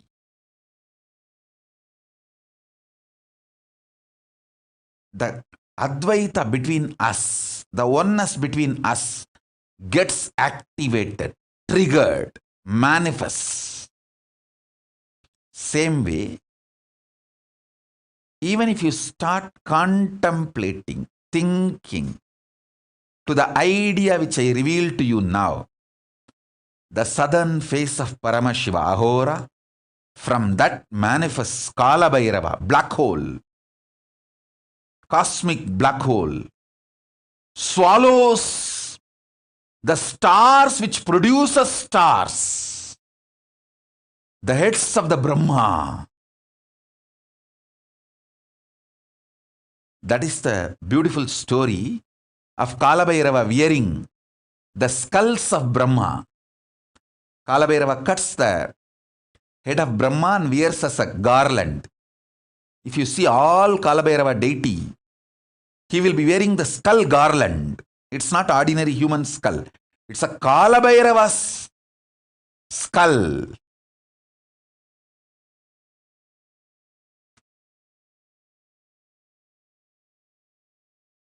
Sorry, Brahma's skulls.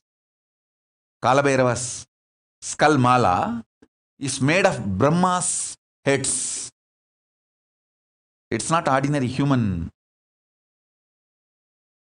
skull mala. He is wearing Brahma Siras, Brahma Siro Maladari.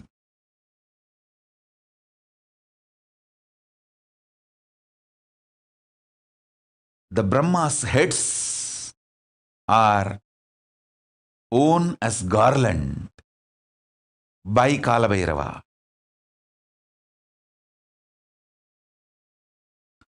Even if you visualize this, your Kundalini will be awakened.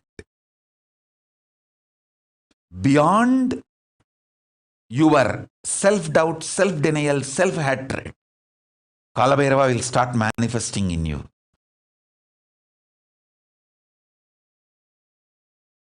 See, many of you connect with my Kala Bhairava manifestation.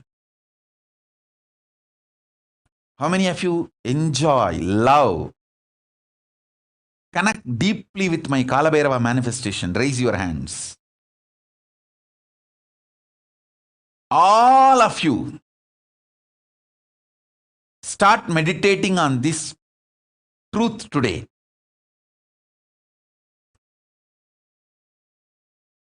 And rest. You will not fall asleep. You will fall in samadhi. I bless you all. Kala Bhairava will really bless you, connect with you, help you all to rejuvenate in this pralaya time, in this pandemic time. So listen, I will repeat.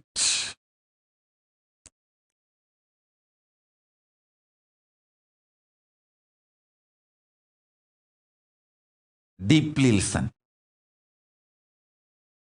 Paramashiva, his 5-phase creation, sustenance, rejuvenation, putting in delusion, liberation. This 5-phase, Srishti, Sthiti, Samhara, Tirobhava, Anugraha. In this 5-phase, the Samhara, rejuvenation phase, from that manifests Kala Bhairava, cosmic black hole that swallows Brahma's heads, Brahma Kapalas. Paramashiva, as Kala Bhairava, wears the garland made of Brahma's skulls. What is the Brahma's skull? Brahma's head? The star which produces stars is Brahma's head. I'll narrate a story. Understand the truth behind the story.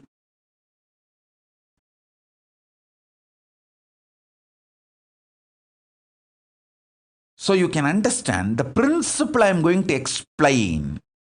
The principle I am going to explain is science of rejuvenation through collective integrity.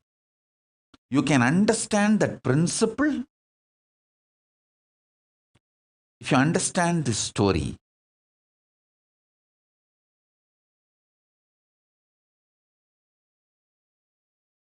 All of us know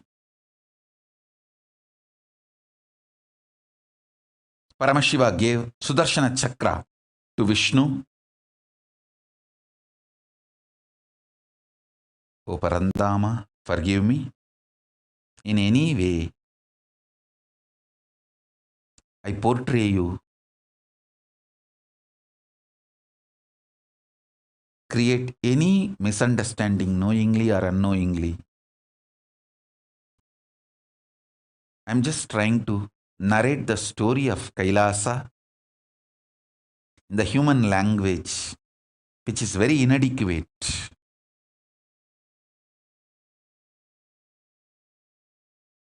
Error is language, not the spirit or intention.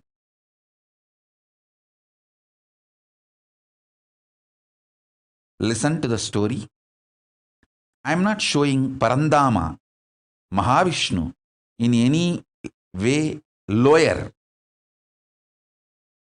But when I am talking in the logic, in the language, which you all understand, it is always the comparison of higher, lower. So when I say Paramashiva gave Sudarshana Chakra to Vishnu, don't think Vishnu is some way lower. He is far more superior than you and me. So be very clear about that. So because of the language I am using, don't think, oh, Vishnu. Oh. I have seen so many Indians strongly think Narada is like a comedian, because all over India, in all language, religious movies, they show Narada as a comedian. Hey, he's a great rishi, guru of Valmiki, who wrote Ramayana. All of you need to know, Valmiki gave the script for Parandama to come and enact as Rama. Don't think Ramayana was written after Rama existed. Valmiki gave the script for Rama to come and enact. That great person, Valmiki. For Valmiki, Narada is Guru.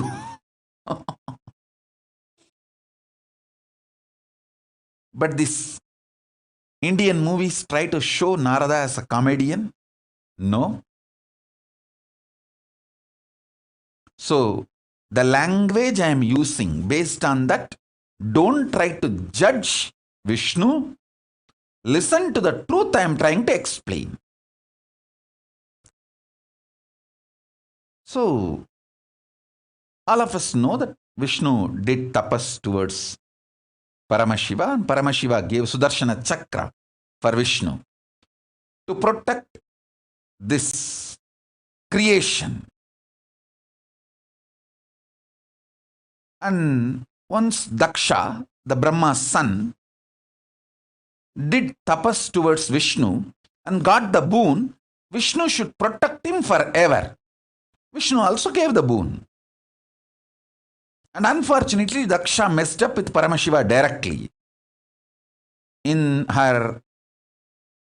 the issue of Sati, means his daughter, Daksha's daughter Sati. She wanted to be with Paramashiva, but Daksha had his own opinions and he is so highly opinionated due to his ego and arrogance, and he tried to fight with Paramashiva, and that stupid things were going on, and in his extreme attachment for his daughter, he started going against Paramashiva, but finally He went against his own daughter. That is the delusion and the blind spots. When you create a delusion and delusion-based anger and violence, it will not be directed only towards your enemy. It will be directed even towards the people whom you love. And finally, it will direct itself towards you, and it's like a suicide. That is why the blind spot centric arrogance, the delusion based arrogance and violence is always not just murderous, it is suicidal. So this guy, Daksha, got into that mess. And again, I wanted to tell you all, based on this story which I am narrating, don't try to underestimate Daksha also. He is surely far higher than you. So these are the stories from the different plane. So remember that and learn only the truth.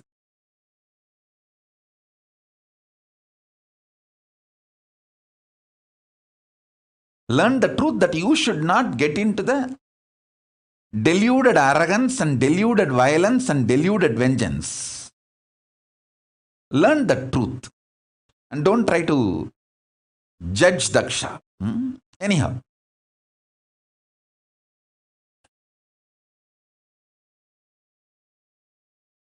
So this Daksha did a yajna, disrespecting Paramashiva without offering the offerings to Paramashiva. Sati came directly, Parashakti came directly to teach lesson to Daksha, but unfortunately Daksha not only did not listen. See, when your deluded arrogance and anger is directed towards Paramashiva, then naturally it destroys you. So this fellow is extreme attachment to his daughter. He developed anger towards Paramashiva. Finally, that same anger, due to his delusion, he directed it towards his own daughter, for whom he developed anger towards Paramashiva. And then finally that anger destroyed him. He directed that same anger on Sati, and Sati just gave the body back, the body given by Daksha. She just threw it back, because Daksha prayed to Devi Parashakti and begged for Parashakti to come down as his daughter. But the fool has forgotten. He brought Parashakti herself as his daughter, and he became deluded. Anyhow, you all know the story that she gave up the body Daksha gave and showed her original form of Dasamahavidya, that she is Parashakti. And then Paramashiva manifested as Veerabhadra to come and teach a lesson to this Daksha's arrogance. Vishnu is caught because he gave a commitment to Daksha. He gave a word to Daksha that he will protect Daksha forever. He has to maintain his integrity. So, when Paramashiva came directly to finish the Daksha Yajna in the form of Veerabhadra, and Daksha to teach lesson to the Daksha and Daksha's, to remove Daksha's arrogance, Vishnu saw what can be done. One side, my integrity, my commitment to my disciples, my devotees, that I have given a word, I will protect him forever. Other side, Paramashiva. What to do? He decided, okay, let me try my best to keep my words. With all Paramashiva gave me. So he took the Sudarshana Chakra and said, Paramashiva, this is the greatest weapon you gave me to protect this creation. And I have given a word to this fellow, Daksha, that I have to protect him. Because I gave a word, I will protect him forever. My maximum capacity to protect is Sudarshana Chakra. Now I am sending this towards you to protect my integrity, to keep my integrity. So he sends the chakra towards Paramashiva. Simply one of that Brahma Kapala, which Paramashiva was wearing, that Kapala just swallowed that Sudarshana Chakra. Like a murku. And if you know the Indian snack murku, how you grab the murku and smash in your mouth. Same way, one of the Brahma Kapala Paramashiva was wearing, it just grabbed that Sudarshana Chakra and bag over and kept it under his teeth. And then Vishnu looked at Daksha and said, see, my maximum capacity is my Sudarshana Chakra. I have sent that. So I have tried everything possible by me to keep my words, to protect you. Now, nothing more can be done. And he returned to Vaikuntha. He went back to Vaikuntha. And of course, you all know the story that Veerabhadra came and cut the head of Daksha to teach lesson and remove his arrogance. Then Daksha's wife comes and cries to Mahadeva and prays to Mahadeva. And Mahadeva says, I am not against him.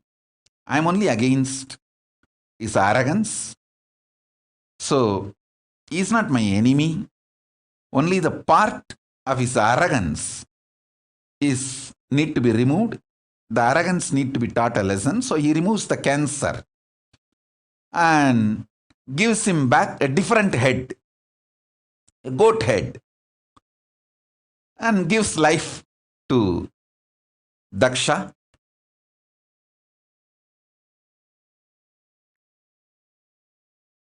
This story has a very deep significance.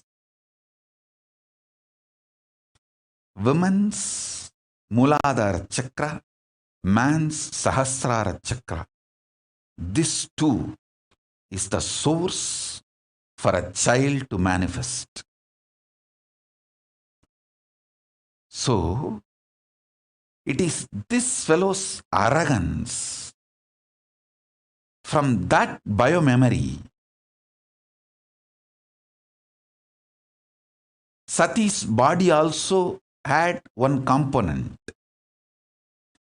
That is the reason Sati gave up that very body. So naturally, if his head is punished, that is enough.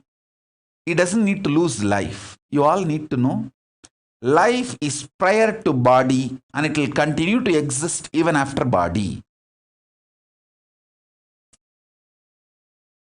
The beauty of studying Hindu Puranas, it is not just history, it is principled, philosophically defined, real history. All of you need to know. That is why only if you understand the philosophy, you will understand Hindu histories are far more true, factual, real, right than the so-called modern human histories.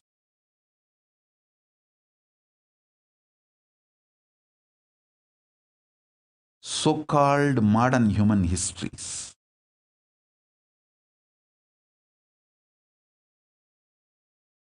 So if you study even one Purana, you will understand all the major cosmic principles and truths completely.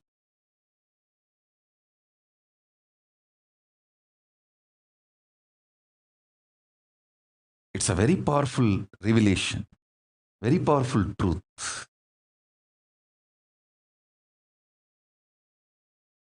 So Paramashiva just removes only the tumor, gives life back to him with a goat head, and the story goes. All this is okay. But in this whole drama, Vishnu lost chakra. His Sudarshana chakra. Now, how he will protect the world? He has to protect the world, his devotees. There are so many things need to be done, which is dependent on his Sudarshana chakra. Then he prays to Paramashiva, starts meditating again, doing tapas. Mahadeva, please give that Sudarshana chakra back. I have to maintain this universe. I have to protect this universe as per your order. Because you ordained me to protect this universe. In this, I got into the mess by giving a commitment to Daksha. I never imagined this fool will go against you and create a mess for me also. It is extremely stupid. So Kalabhairava appears and asks Vishnu, come on, tell me, what do you want? Vishnu says, give me that Sudarshana chakra back.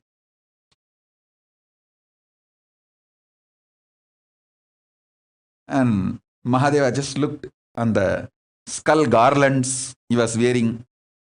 Hey, where is that Sudarshana chakra? Who is having? One skull said, I'm only having it, it's in my teeth. I just grabbed it because I was the nearest one. When the chakra was coming, I just grabbed it and it's in my teeth.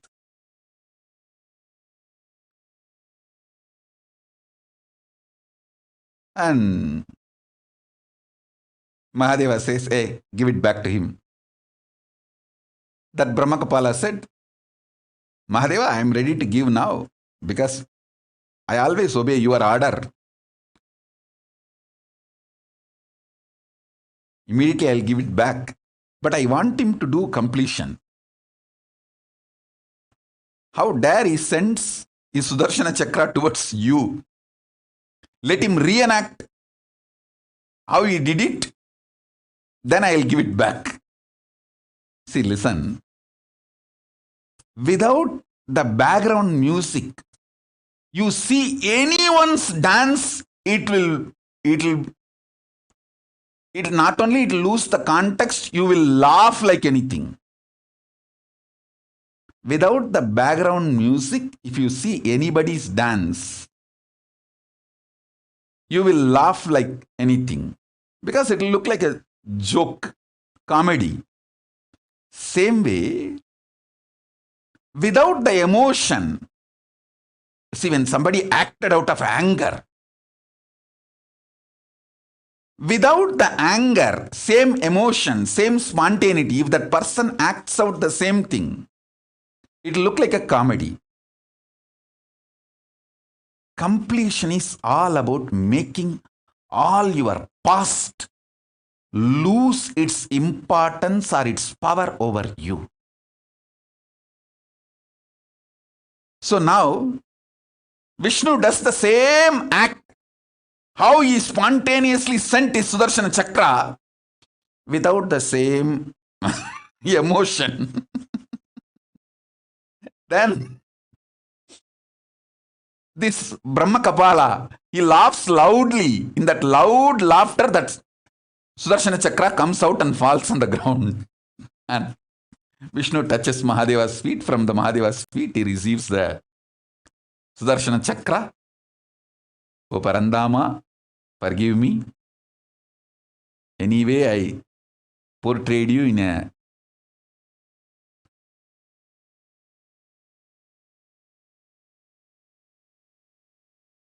dim light,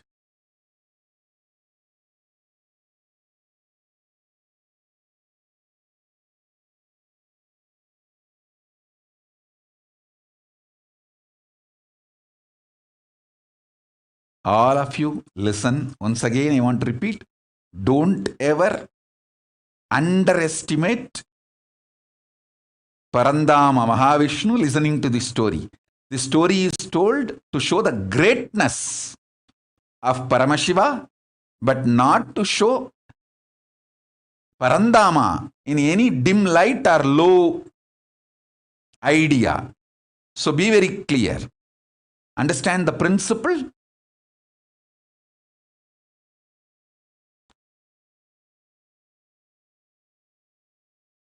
Don't try to have low idea even about Daksha. So these cosmic stories, just understand the principle I am trying to convey. Don't try to do your own gadbad, your own judging and creating mess.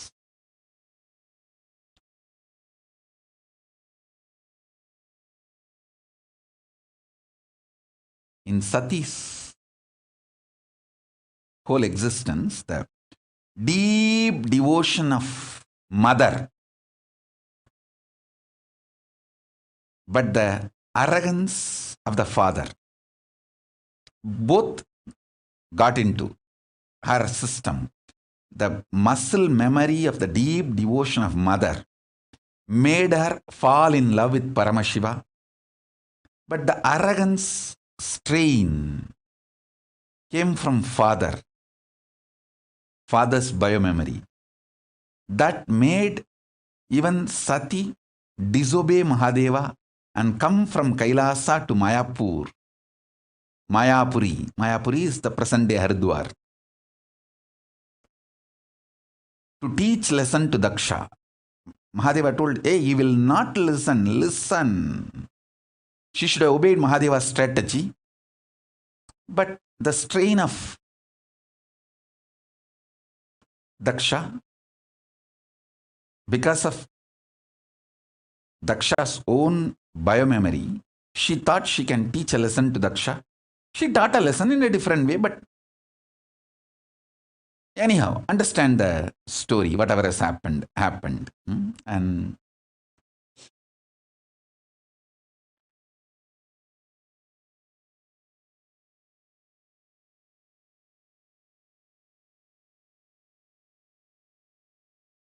the multiple important truths you need to understand.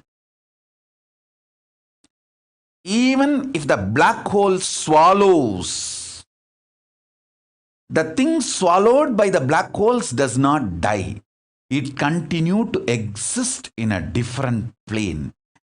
For example, if the Brahma's head is cut off, it is supposed to be dead. That's why the world calls it as a skull. But that skull is not dead. It is so powerful even to swallow the Vishnu chakra. Sudarshana chakra like a murk snack. So listen carefully.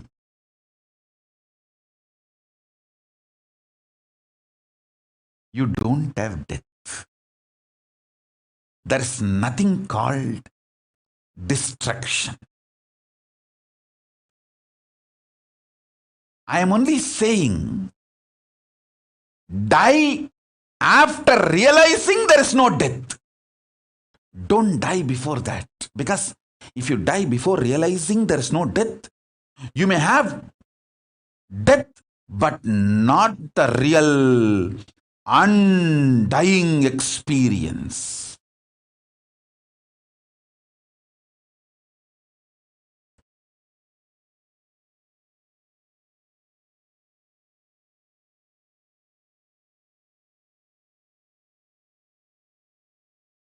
Listen carefully. Even if you die by being with Guru, he will show you the undying component of you when your body stops functioning. Even your death will be liberation.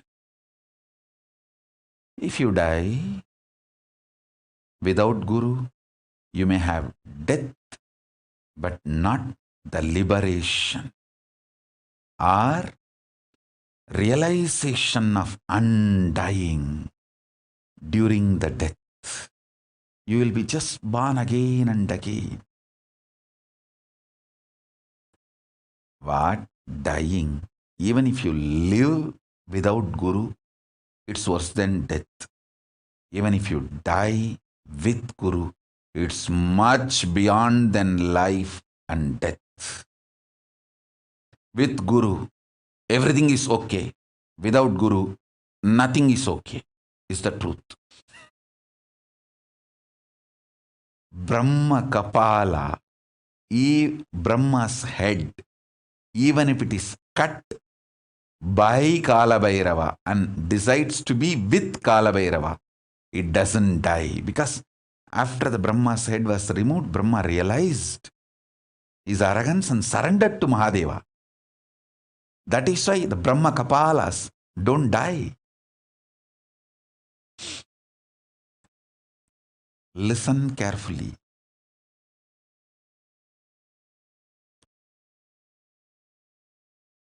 With Guru, life, death, everything is great. Without Guru, life, death, nothing is right. Whoever decides life or death, it is only with Guru, lives enlightened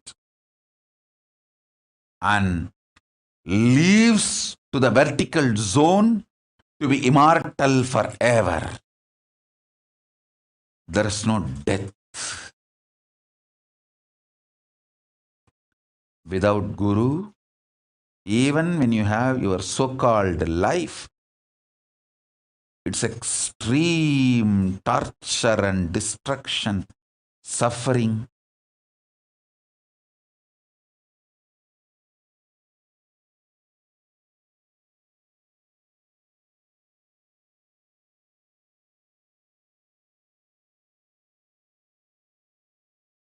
Neither life nor death is worth going through without Guru. With Guru, both are worth going through.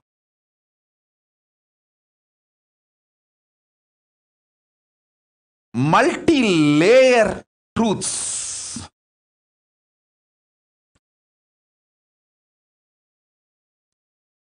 From this story, listen. I'll reveal multi-layer truths from this story for you to understand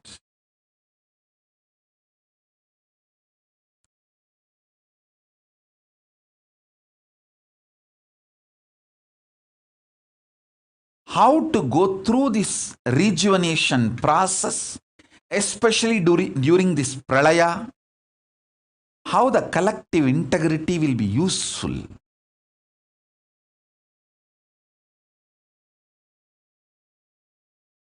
See, there is so many truths from various planes need to be told, and finally the whole thing need to be seen in a very organized way. So this whole satsang, I'm going to reveal the truths from various planes and then clearly organize it and present it. So watch this satsang 2-3 times, because it is related to cosmic existence and your existence. I'll tell you the importance about collective integrity. See, individual integrity is like your heart clicking with the truth integrity. Hey, yes, this integrity is the greatest principle of life. Your heart clicking with the truth is individual integrity. Collective integrity means your heart convincing various parts of your body, your life, about this great principle, integrity. Please understand.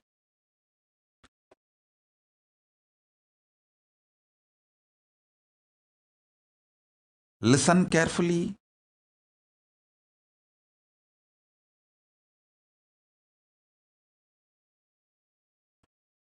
You convincing your husband about the need for collective integrity is your heart convincing your brain about the integrity. Listen.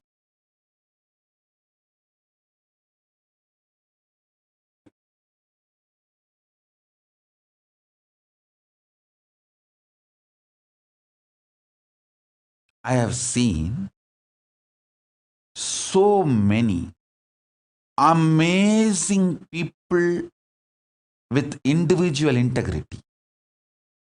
Not just millions of you who are still with me, connected to me, growing with me, who are together with me in this Kailasa. Even some dropouts, people who are not associated with me anymore. Even from that old X groups, I have seen many people very highly integrated individually. But unfortunately, they do not understand the individual integrity alone is not enough to manifest Paramashivatva. The individual integrity has to manifest as collective integrity. Only then the Paramashivatva manifests. Many times people think individual integrity is enough, should be enough. See, I am integrated. What more I can do? No, that is not true. When you are integrated, you inspire everyone around you to be integrated. Please understand.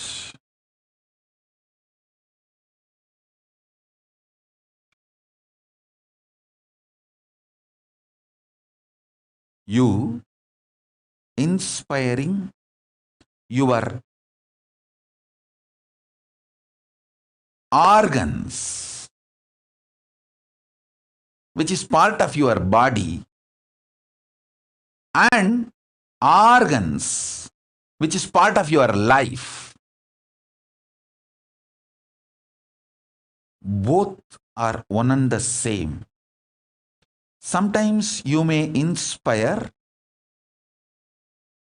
you may be even integrated to your Nirahara Samyama in your heart. Your heart may be integrated to your Nirahara Samyama, but your stomach may not be convinced about the Nirahara Samyama.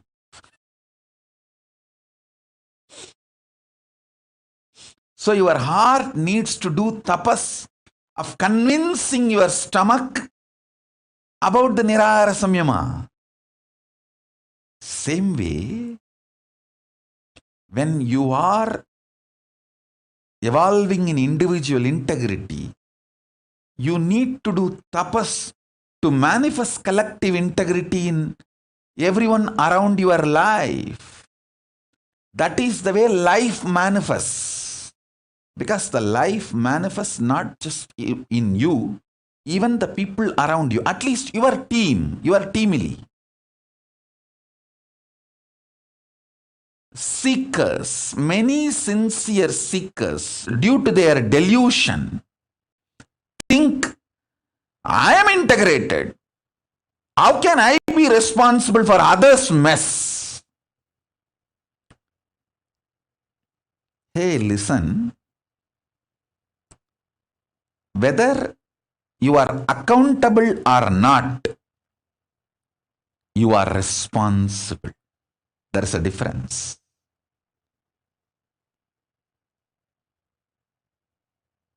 if your neighbor robs, steals, is a thief, robber, you may not be accountable for his crimes, but you are responsible to make him realize his mistake. Otherwise, he is going to rob your house tomorrow. If he has robbed everywhere and he doesn't have any house to go, he is going to look into your house. So be very clear. I have seen many sincere integrated seekers does not have this understanding or does not want to do any tapas for collective integrity. They think just individual integrity can liberate them and enlighten them, manifest them what they want, and they will be able to manifest Paramashivatva. No, whether you are with me or you are on your own, be very clear. This is the principle of the cosmos. Till you manifest collective integrity, you will not manifest Paramashivatva fully. The state, space, powers, being, and Kailasa of Paramashiva, all this manifests only when you manifest collective integrity. The tapas required for collective integrity is mandatory for enlightenment.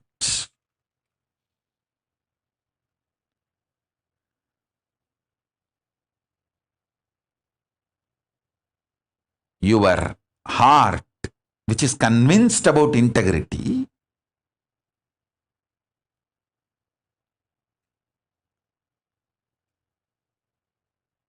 need to convince all the organs of your body and organs of your life.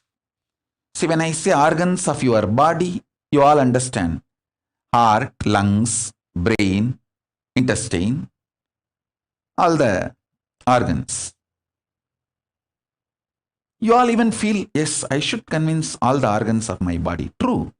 But why should I convince the organs of my life? They should convince themselves.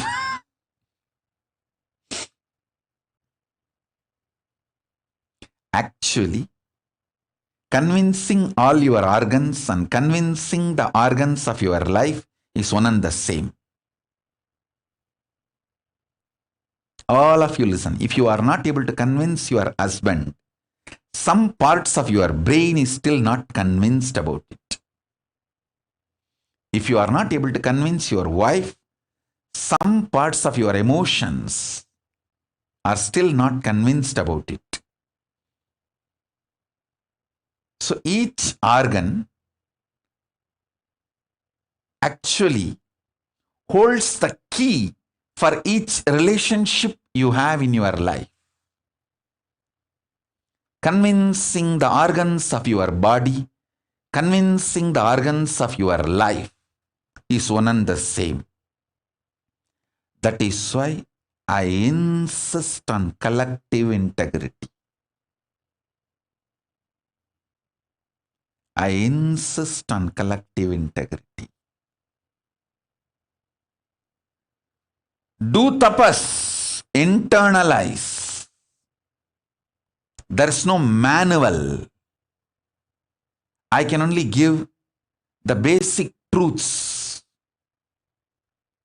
If you want manual, exactly what to do, ask Devi.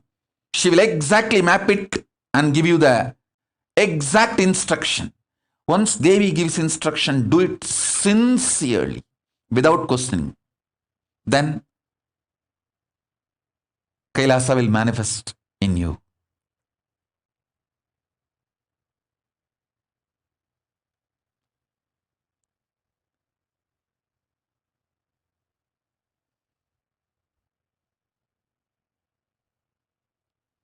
I have always seen people who don't want to work for collective integrity lose even their own individual integrity in course of time. In course of time, even to keep their individual integrity, they lose intention, energy, inspiration, and collapse.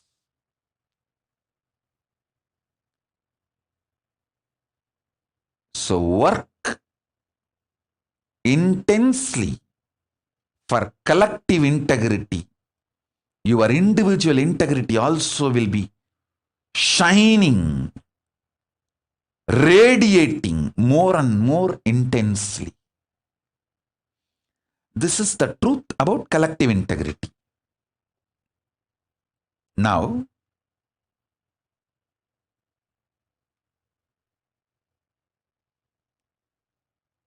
let me tell you the truths from the story which I was describing, how the Vishnu got the chakra and lost it and how he got it back.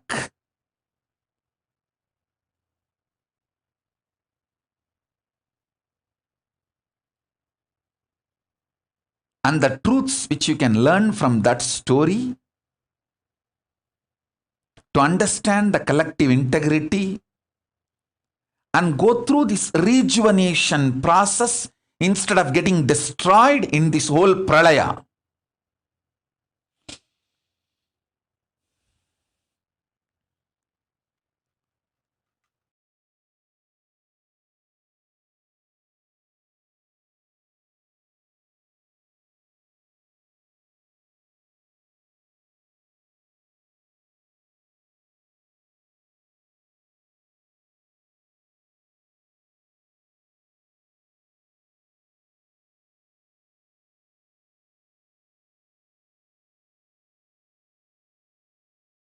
This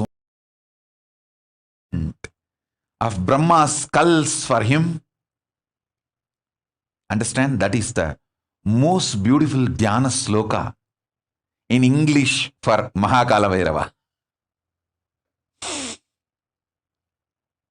If you have some photos released by NASA, how the black holes swallow the big bangs, just see exactly that indescribable way Mahakala Bhairava with the Brahma Kapala Malas, the skull garland of Brahma Kapalas, the multiple big bangs swallowed by the large black hole. But the big bangs are not dead. They are all there as garland, alive and more powerful, even to swallow Vishnu's chakra, Sudarshana chakra. See, Brahma is son of Vishnu.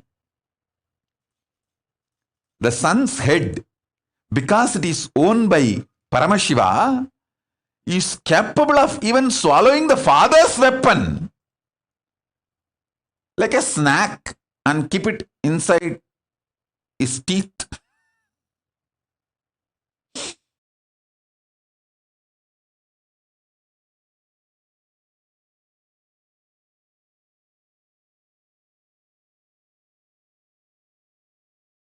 So understand this whole.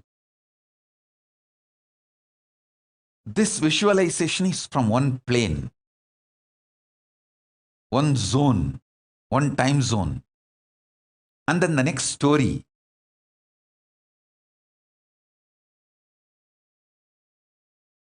Brahma Kapala eating the Vishnu Sudarshana.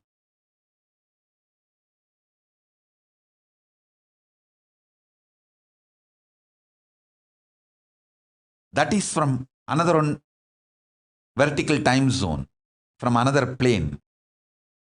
And my definition about the collective integrity, this is from another plane.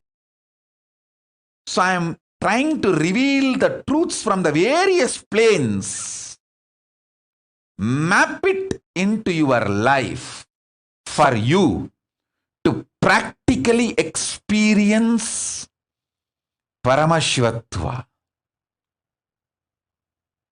How? No destruction touches you. only rejuvenation happens to you. Listen. Next, one story from my own experience, my own life. When multi-layered attacks from multiple gangs done on me, all I know is I am Paramashiva, I cannot be destroyed. All these attacks which comes like a destruction, I know how to just change them and be in the space of rejuvenation.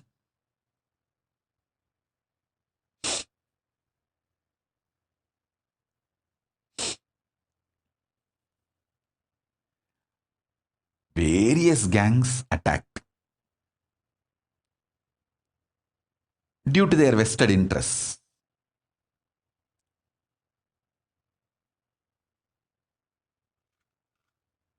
There are some people who waged the war. There are some people who tried to war beneficiary. They did not wage the war. It's like a jackal, culinary, never attacks an elephant. But when there was a fight between the lion and elephant, if the elephant is not able to walk and collapses, this jackal goes and, this culinary goes and tries to eat the flesh of the elephant. That is called war beneficiating.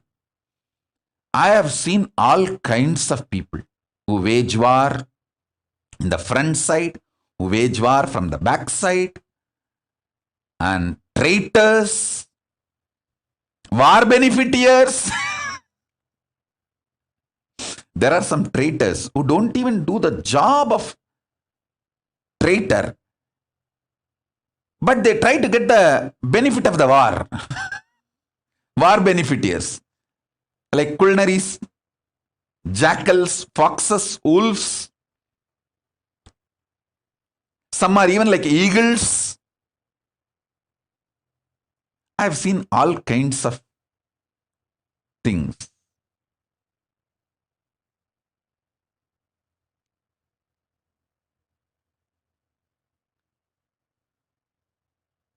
I don't even want to name those gangs, groups which attacked, because, listen carefully, this is one of the most beautiful strategy of Krishna. He doesn't name his enemies. Why you know? He says, hey, because many times who try to attack you, they think you are weak, so they attack you. But when you prove you are strong and successful, they change their strategy and they decide not to be your enemy anymore. But if you name them as enemies, because they have to defend themselves, protect themselves, they continue to be in the space of enemy. And they decide not to be your enemy anymore. But if you name them as enemies, because they have to defend themselves, protect themselves, they continue to be in the space of enmity. If you don't name the enemies, many people lose their enmity and carry on with their life, and they are no more in your enemy list. Listen, this is a different plane. Revelation. So a king, a leader should never name enemies. He should only handle the attacks which comes in front of him.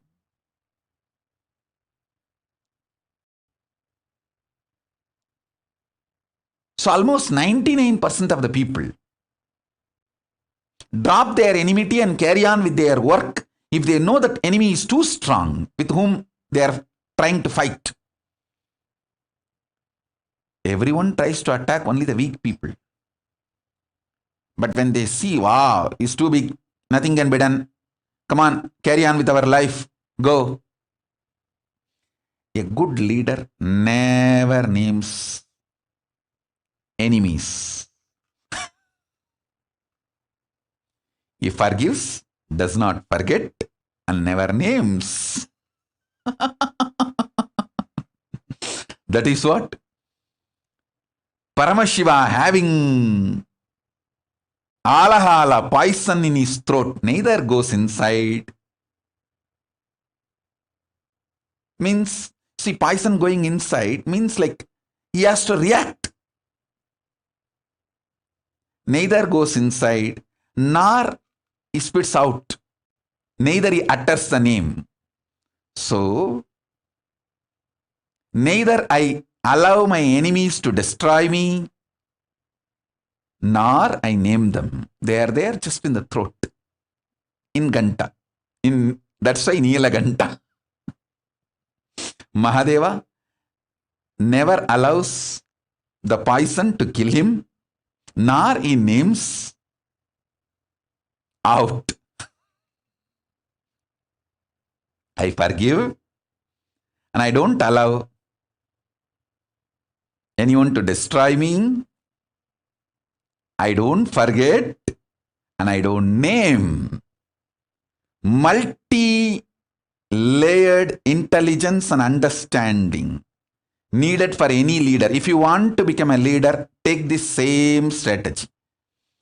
Do not allow your enemies to destroy you. Forgive them, because if you don't carry the anger, vengeance, you will live your life. You will not be living the life fighting with them or the way they want you to live. Listen, engaging in a war means you are living the life they want you to live. So they become the master of your life. Don't allow. Not responding to the duels of Dvandva is the strategy for success. Whenever your mind tries to internally fight with you, with your self-doubt, self-hatred, self-denial, even inside you, use the same strategy. Understand? The enemy who is attacking you from outside and the enemy who is sitting inside you and attacking you, your self-doubt, self-hatred, self-denial, both are one and the same. Don't try to respond to them. If you start conversation with your SDHD, self-doubt, self-hatred, self-denial, you have started losing argument. You have started losing war.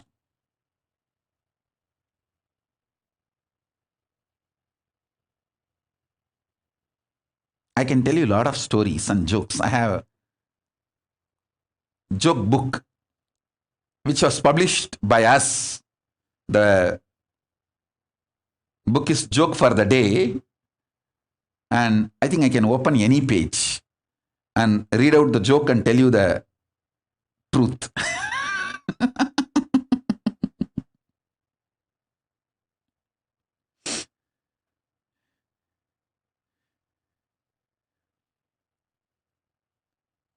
Sikar Sharif was with his two friends at a party.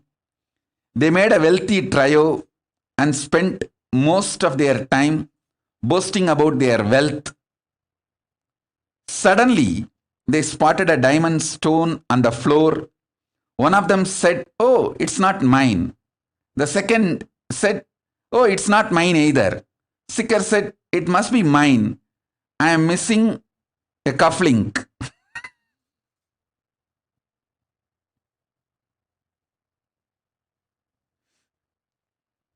It is good fun to be able to flaunt professionally, but only when it is done like a lotus in a pond, untouched by the waters, although neck deep in it. That's a truth you need to realize. I just opened one page and read out the joke. Now I can connect this joke also to what I was trying to convey. ability to convince his friends comes by the spontaneity and ability to convince himself. If you are convinced about you, spontaneously you will be able to convince everyone around you. This is the foundation you need for collective integrity. Foundation you need for a collective integrity is you being convinced about your existence. So, during every situation, you can convince anyone around you, inspire anyone around you, manifest anything you want around you.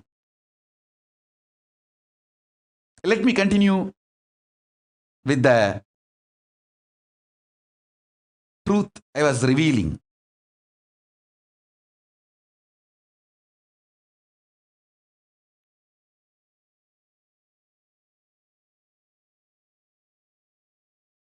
Getting into argument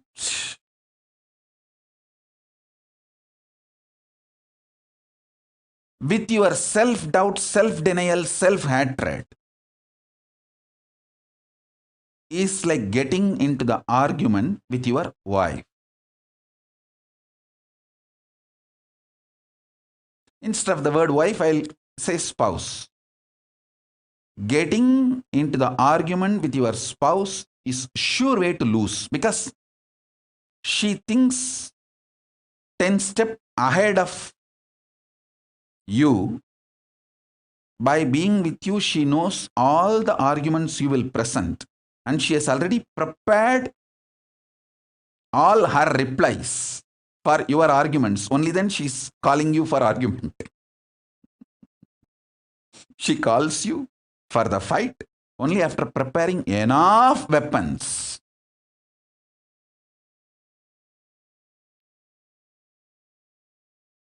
So anyway,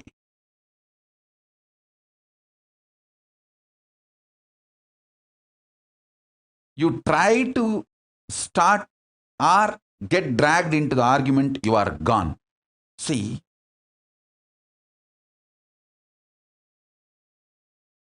I'll define what is called devil's temptation. It is not some pleasure like Devakanyas, the angels, Rudrakanyas will come to tempt you with some drug or dance, all those pleasure items. The worst devil's temptation you will face in your life is you thinking, she's calling me for fight. This one argument which she's presenting is very weak argument. I have answer for this. Let me beat her down using this one argument. I'll finish her off today in this argument and fight because I have a very clear answer for this argument. Let me start. If you get in, over. Never ever get tempted by the weak argument your spouse starts with you. That is the worst devil's temptation. If you answer for that argument, over. Because that's a trap. Because it looks very weak argument. Sometimes it will be absolutely lie. You would have gone to her sister's marriage and given her best gifts. She will straight Lie, you did not even come to my sister's marriage. You did not even care about my family. If you think, it's wrong, she's lying, this argument will not stand. Let me remind her. Let me give the facts and figures, throw it in front of her and win over this argument. If you start over, understand? The worst devil's temptation in your life, don't think will be some Ramba, Menaga, Urvasi, how they were sent to disturb the tapas of Vishwamitra. No, don't expect any of that. It is just your spouse giving weak argument or wrong information which is not factual and really tempting you when she presents 10 reasons for today's fight and invites you for the fight, and you try to keep quiet and behave like you don't hear anything and you are still busy with your laptop, and you even sometimes tell, see, Swamiji's satsang is going on, let's watch this, after that we will talk. But she continues to throw points, and suddenly you get tempted. Oh God, this argument which she is presenting is absolute lie. Factually, it is wrong. It's neither in the spirit, nor in the words, nor in the fact, nor in any level.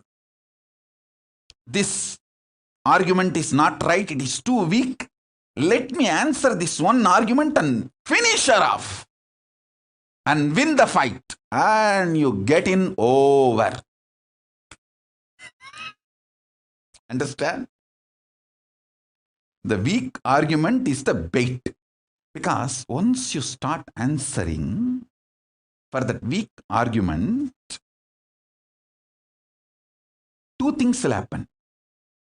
She knows how to lead you from that weak argument to the next level, and you stupidly lose your calm, cool, collective, composed state, and you are now in the trap of obsessive, compulsive, reactionary pattern. So everything is now triggered from your Swadhisthana chakra. Listen. Never respond to your self-doubt, self-hatred, self-denial in a good or bad way and to your spouse. Neglect.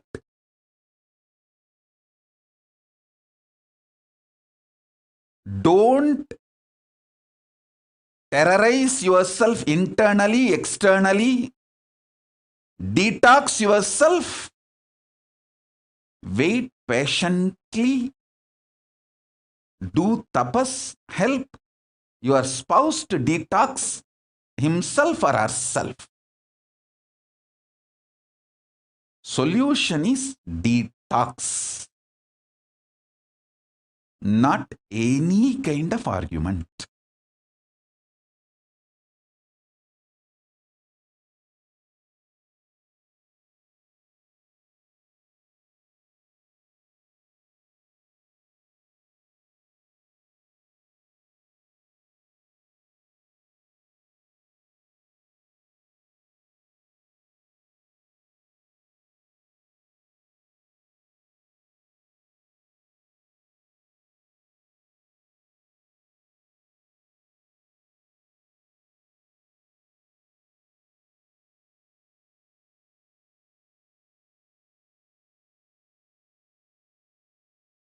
Listen.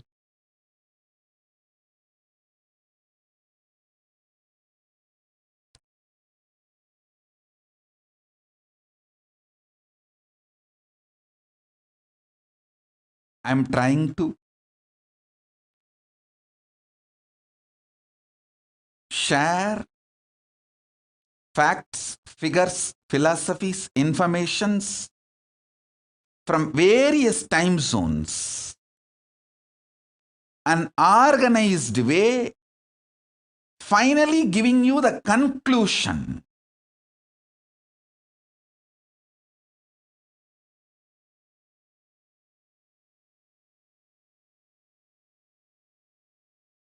See, you need to understand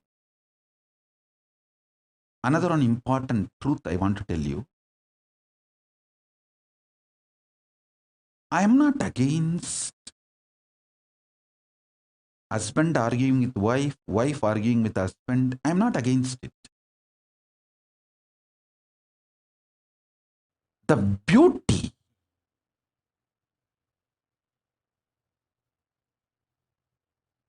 of the arguments is lost when you try to break the whole relationship. That is where the whole mess is. I tell you, I have seen Indian couples. In India, majority of the couples live whole life with one spouse. I should say more, it's a Hindu quality. I don't want to say it is a quality of Indian, because many people who lost their Hindu-ness no more understand the value of relationship. And see, I have seen Hindu couples who lived together 50 years, 70 years. In their old age, it's not that they never had arguments or fights, but even that arguments and fights, they enjoy those memories in their old age and feel proud about it. With all of that, we stayed together. It was such enriching experience. I tell you, if the foundation cannot be broken, all ups and downs become salt, sugar, juice, the navarasa of life. Arusuvayum navarasamum. See, the ups and downs of the life is the navarasa and arusuvai. If the foundation cannot be broken,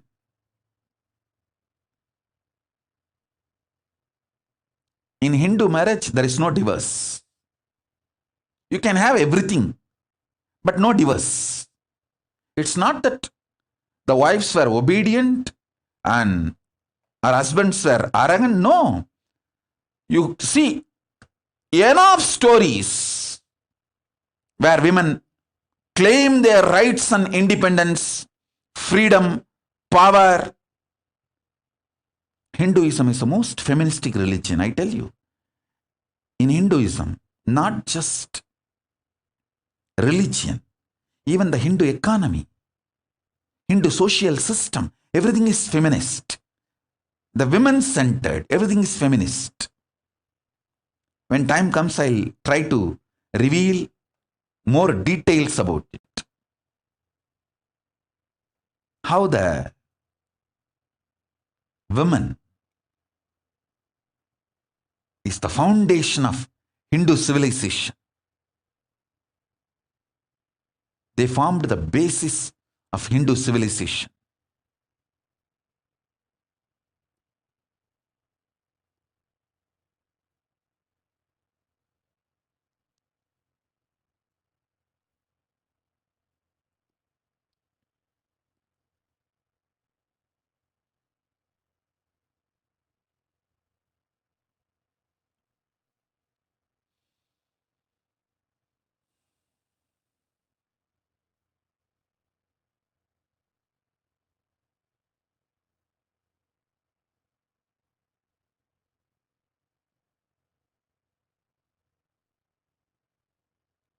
Someone asked Ramakrishna, when he was in deathbed. Literally, everyone knows that he is going to leave the body soon. I should not use the word deathbed for the great incarnations like him. They never die, but the time to leave their body. Everyone knows that he is going to leave the body. Close, sincere devotees of him, they come and ask him, Bhagavan, how can you leave the body so soon? Still, you have not trained enough people to continue your mission. Only few boys are trained and they are too young. He smiles and says, one woman is enough to carry my mission. She is already trained. Sharada Devi. She is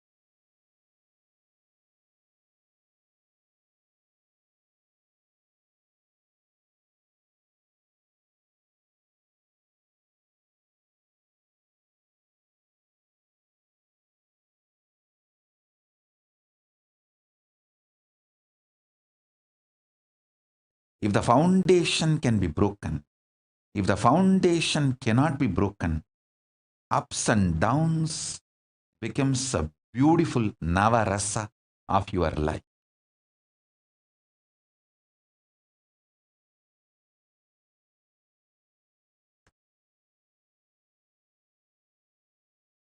If you are able to see me, hear me, please wave your hands.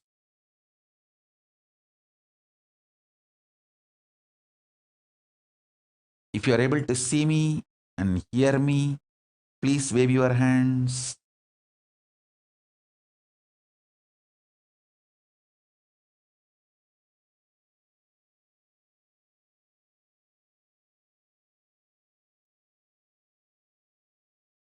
If you are able to see me and hear me, please, yes, great. Yes. Understand?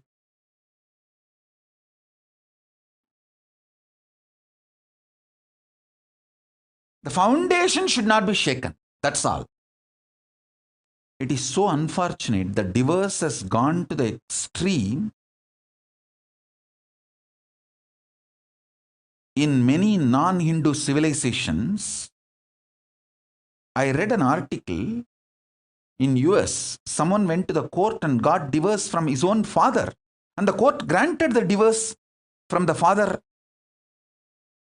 relationship. Father-son or father-daughter relationship, whatever. The divorce is being taken to the next level, extremes. I tell you,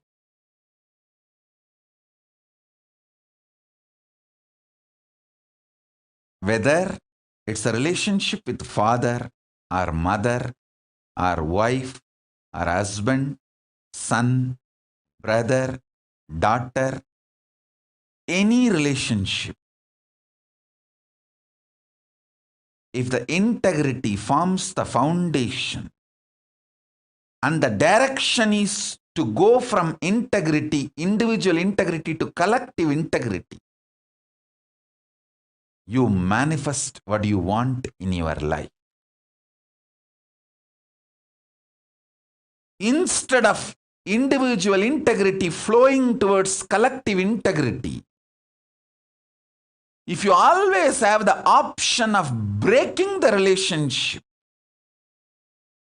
I tell you, that's a stupid, most stupid way to exist. Options are not freedom. Choices are not freedom. Flowering your peak possibility is freedom. Manifesting your highest existence is freedom.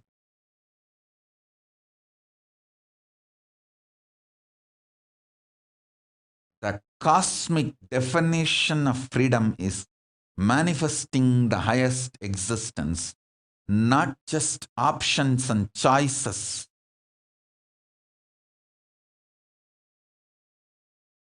Then you even have an option to pick up a knife and stab anyone in front of you and stab yourself. Is that a freedom? No. No.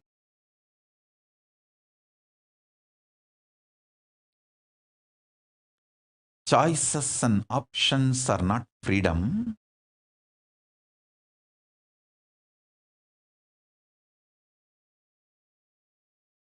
Manifesting your highest possibility is the freedom. Kailasa is the ecosystem I am manifesting. Where in this ecosystem,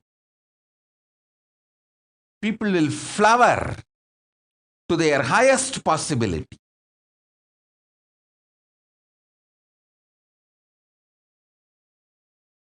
When people are feeling bored, couples are feeling bored, tired, that middle age boredom and tiredness hits them, they should be given the science of Tantra. They should try to find oneness, not just body alone, through the mind, the common goals, common emotions, commonly what they enjoy, art, science, different fields.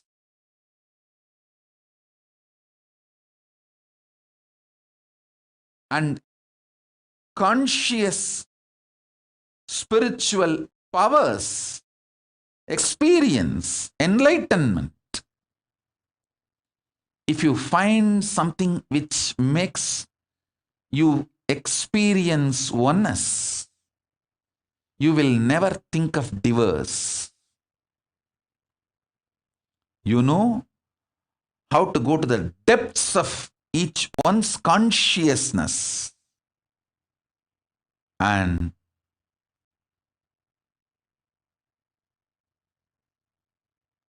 manifest oneness. You will not feel tired or bored with the other person. You know there's so much to explore. So much of possibility is there. This is the science of Tantra.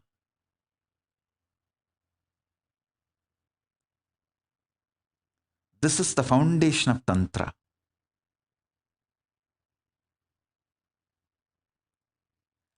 Kailasa is all about ecosystem which makes you manifest this great cosmic sciences, possibilities, powers. Whatever I am talking, making it all this as a reality.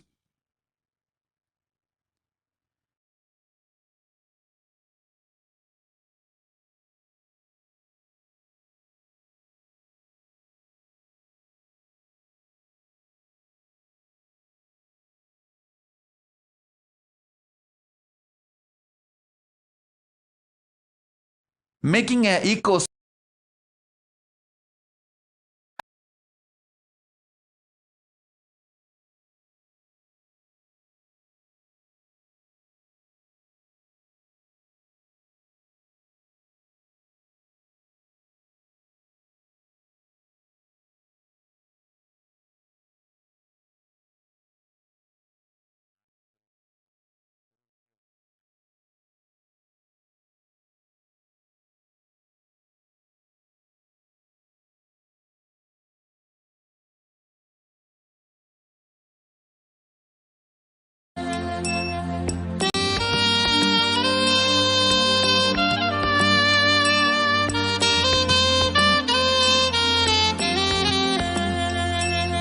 Nithyananda, Nithyananda.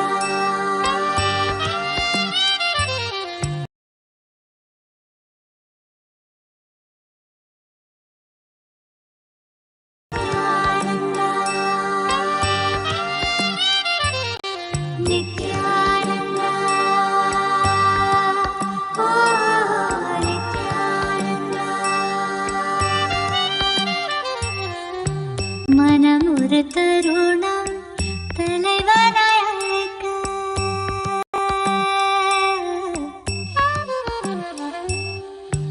மனமுறு தருணம் தலைவனாய் அழைக்க கருணையில் நித்யன் கருணையில் இறங்கினான் மனமுறு தருணம் தலைவனாய் அழைக்க கருணையில் நித்யன் கருணையில் இறங்கினான் அகமத நீருளை க்ஷணமது கலந்து மகதிட தியானமதை நித்யன் வழங்கினான் அகமத நீருளை க்ஷணமது கலந்து மகதிட தியானமதை நித்யன் வழங்கினான் பணிவோடு கனிவாய் அன்புடன் வணங்க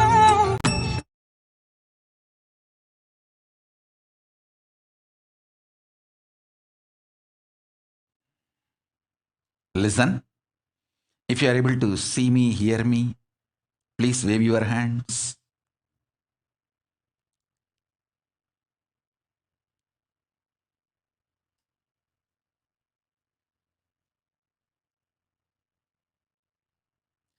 If you are able to see me, hear me, please wave your hands so that I can.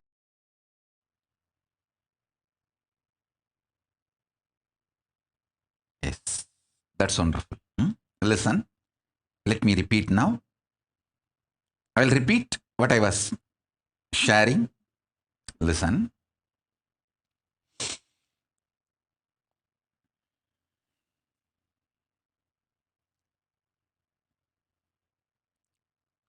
The cosmic law for an individual being is let you be always focused, making your individual integrity to collective integrity. If you are always in the mood of breaking the collective integrity, you will lose even individual integrity. You should always be in the mood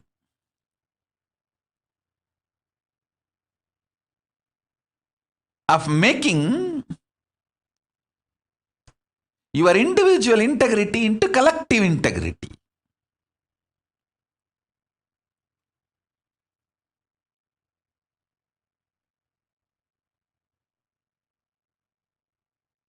Understand?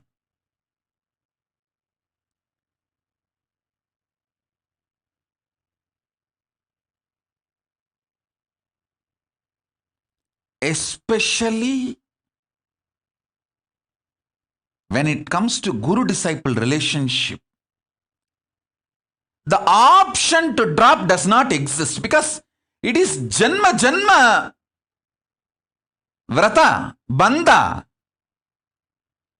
It's a relationship of janmas and janmas, births after births. Only due to the tapas of so many births, you even feel connected. And after getting connected, you only have to grow more and more in collective integrity. I realized one thing.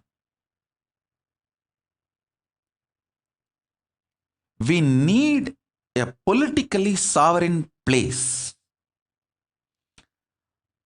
for making this great cosmic law of life, the collective integrity, to make as law of our existence.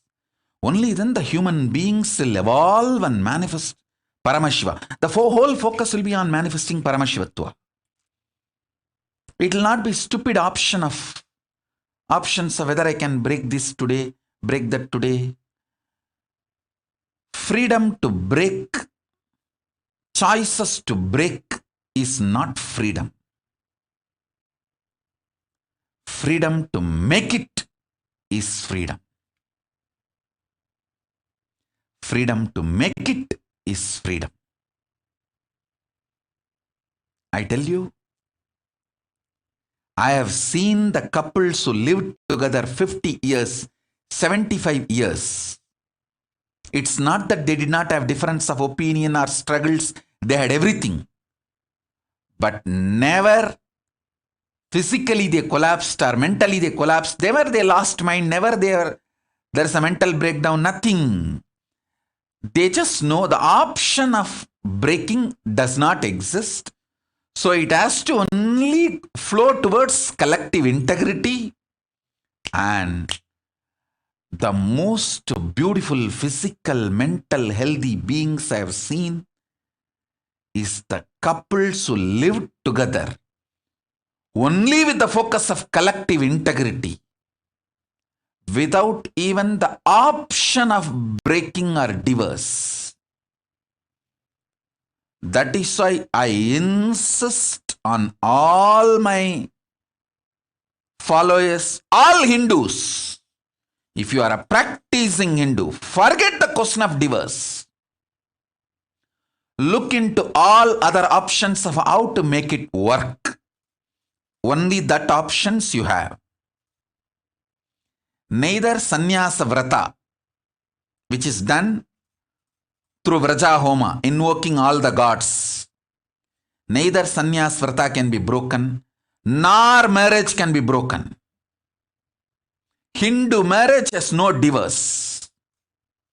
And I know I am talking not just to common mass individuals.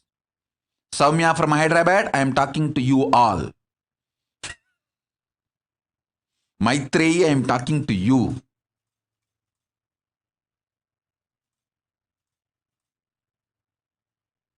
I am talking to each one of you. So many names I don't want to take here in public.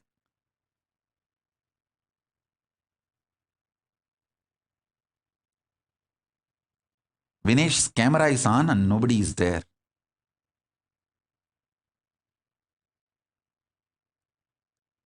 I'm talking to every one of you.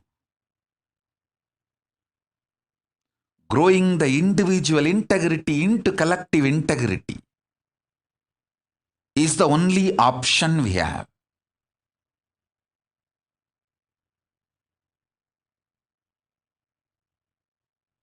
That is life.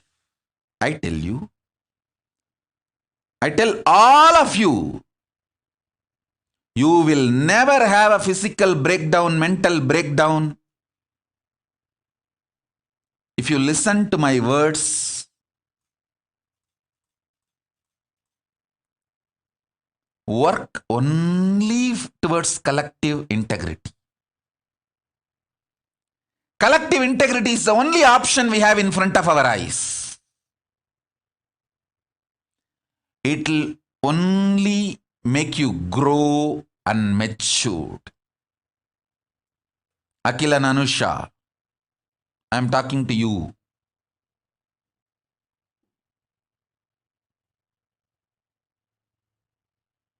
I am talking to each one of you.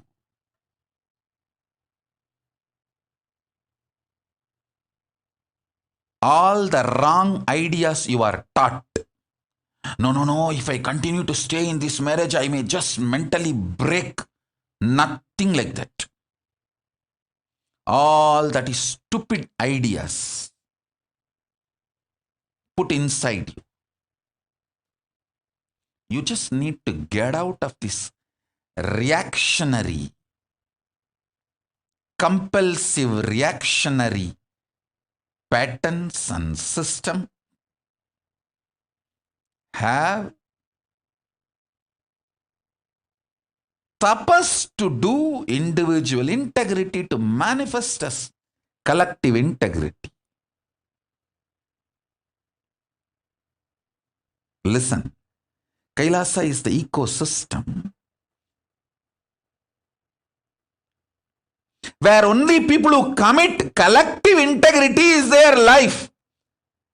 It is not only spiritual understanding, even law. Only that kind of people are going to be in Kailasa. So, this kind of people create the right ecosystem where the real life positivity manifests. Whole life is focused on collective integrity.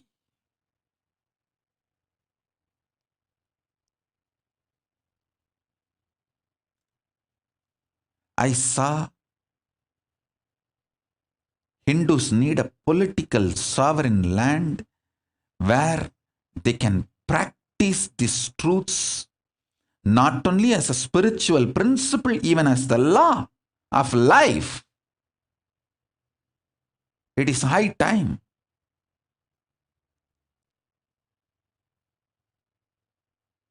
That's why Paramashiva manifested Kailasa. He himself manifested Kailasa.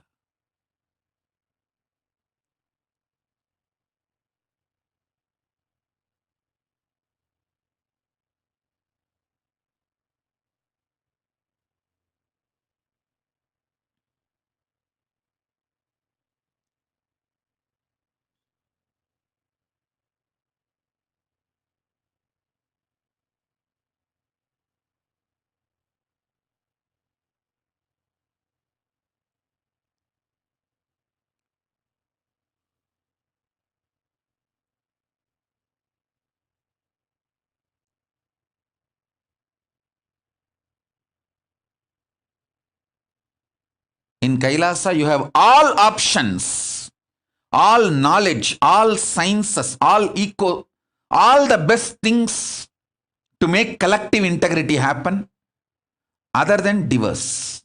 You can't break. Other than that, you will get everything best. You will have the knowledge of Tantra. You will have all the other alternative arrangements to make things work, evolve, manifest the individual integrity into collective integrity,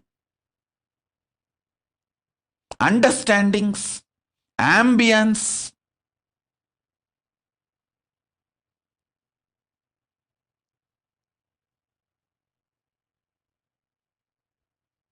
support,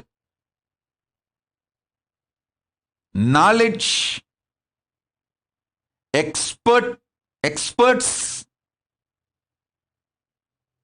giving counseling, guidance.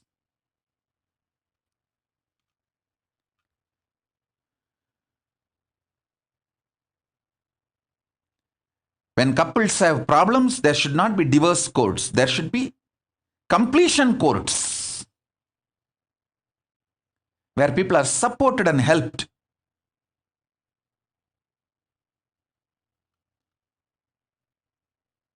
This will be the law of life in Kailasa. Working from individual integrity to collective integrity is Kailasa.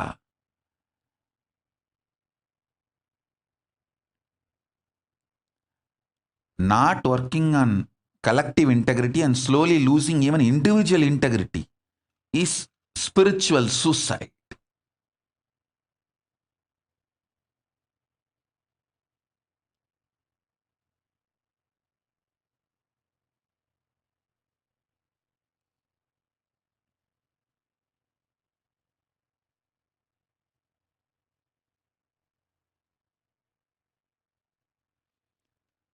So I have presented so many truths. Listen to this satsang. In the next satsang, I wanted to present few more facts and then organize the whole thing and present how the collective integrity helps you not to get destroyed, but to get rejuvenated during this pralaya, during this pandemic, in every level. In your business, in your health, in your mental wealth. Mental health, I'm using two words, mental health and mental wealth. Mental health is being happy. Mental wealth is ability to be creative.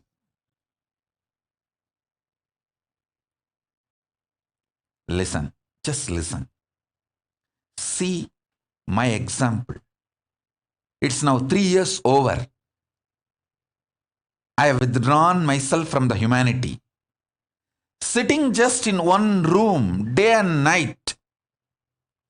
Now pandemic and this lockdown has taught you all how difficult to sit in one place. How your body and mind is melting down and collapsing. Of course, not for my disciples. My disciples know the science. I am telling ordinary people. For ordinary people, how difficult it is to sit in one place. Last 3 years, I am just sitting in one room, literally. Only the 2-digit number of people I have seen in last 3 years.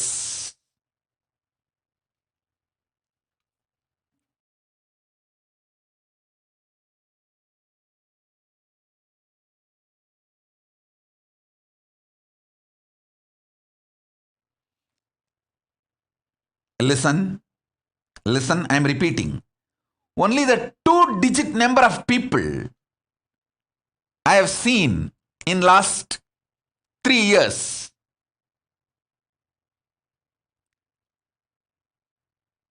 Per day, I see only 1-digit number of people who give me little juice which I am drinking.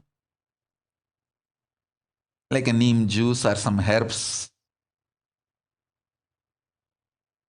I dropped this habit of regular eating or regular sleeping. Both doesn't exist for me.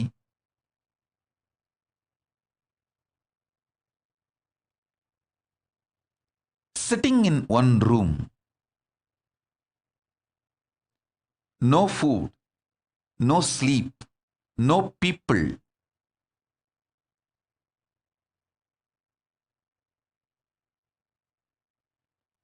My body has not melted down, means collapsed. My body has not collapsed. It has only become healthy.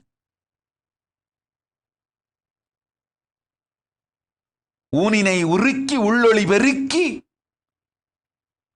My whole system has become so healthy, alive. 100 times healthier than earlier it was. Of course, even the question of mental collapse does not exist. Not only neither my mind collapsed, it is so alive, active, creative, manifesting all the great gifts of Kailasa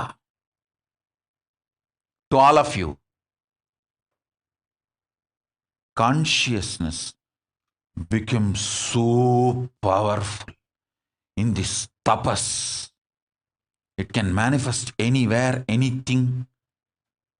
for anyone, wherever you are.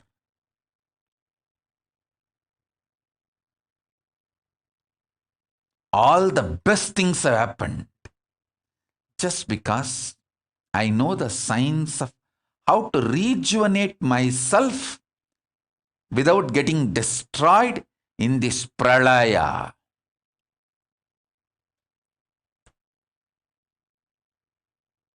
In this pralaya, great deluge, if you get destroyed, you are fool, stupid. Your ideas about yourself and life, everything is wrong.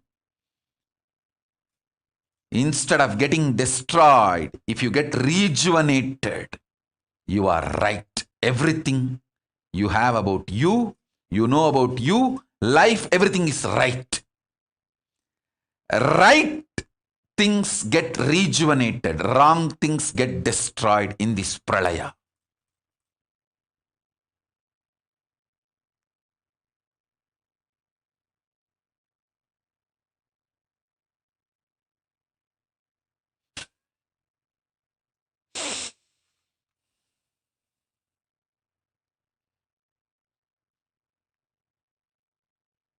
I tell you,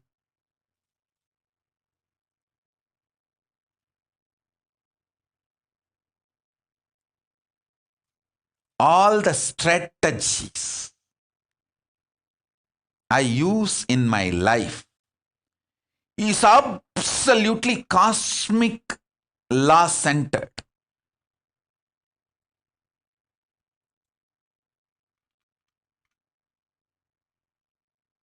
Paramashivagama, Paramashivajnana is my dharma.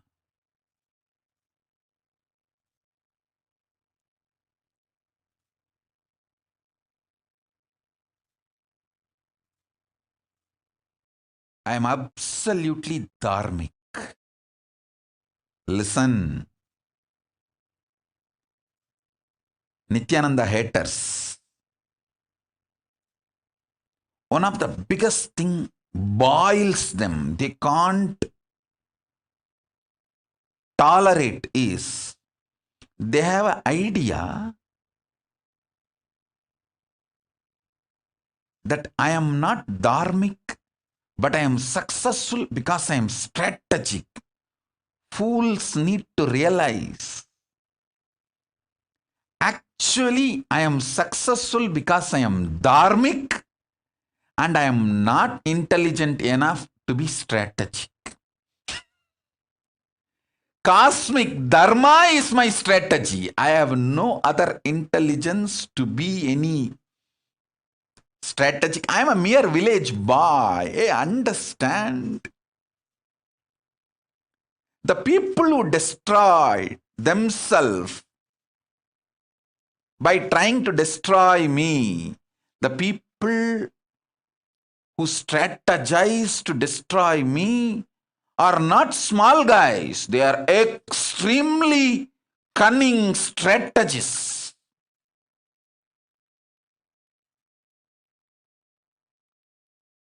Extremely cunning strategists.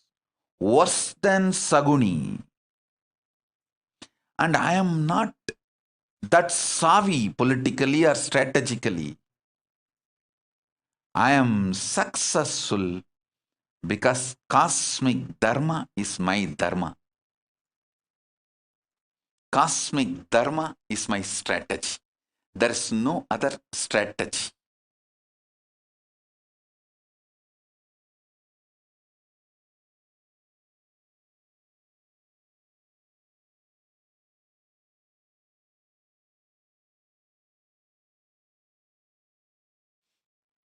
Listen.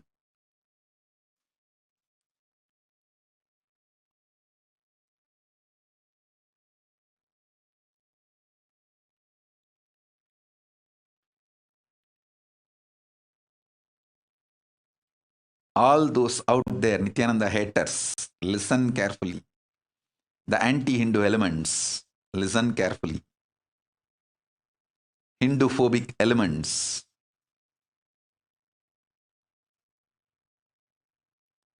missionary militants and militant missionaries, listen carefully.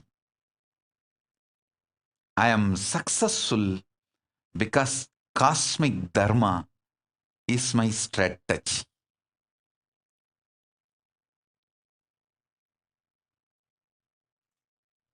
Not because of any strategies as you all think, as those Nithyananda had us think. I am not trained in any strategy or expert or experienced in any strategy. I am a mere village boy, not even a graduate, just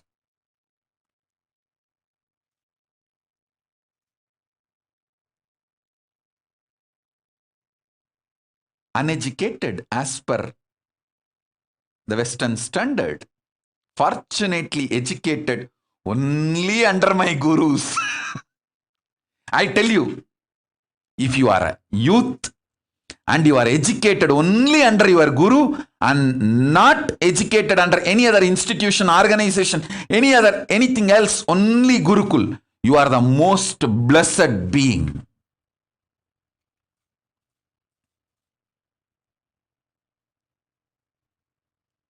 If you are a Gurukul kid and you are part of my Kailasa, celebrate your existence. Celebrate your existence. Soon world will realize you guys are the best beings because cosmic dharma will be your strategy.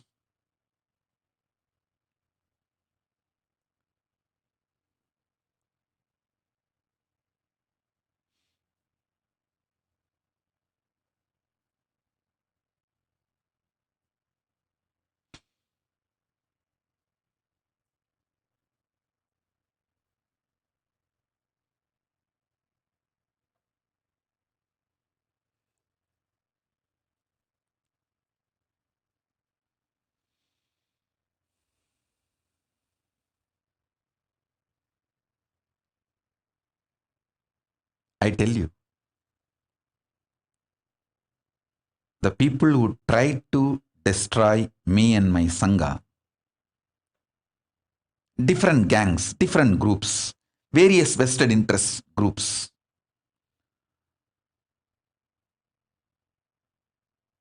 some of them are international strategists.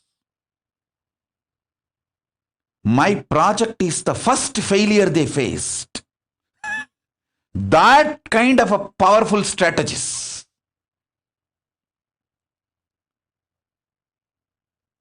Whether in the media level or political level or strategy to coordinate all this. In multiple levels, these multiple gangs, mafias, terrorist gang, which tried to eliminate me and my mission, they are international strategists, very powerful people. As I said, their first failure is the war they waged against me. This is the first war they failed. That kind of a strategist. How I won against all of them? Because it's a simple truth. Paramashiva is with me. I am with Paramashiva. I just do what my gurus taught me and what my gurus are guiding me. My gurus continue to give me the cosmic dharma as my strategy, and they are continuing to guide me and manifest through me. That's all. Too simple. I was educated in Gurukul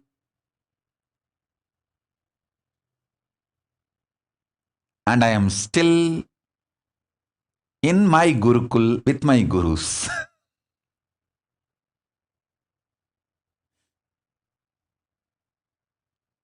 I am extremely devoted to my gurus and I feel proud about it.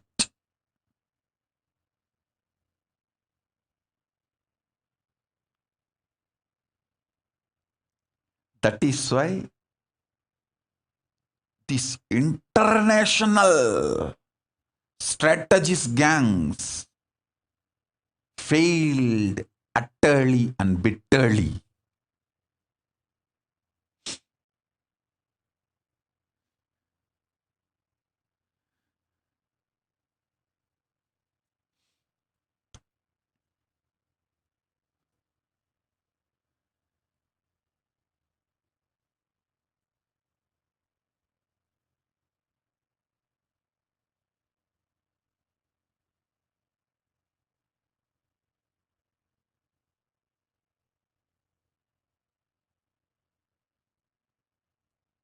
Everything my Gurukul taught me is treading and retreading.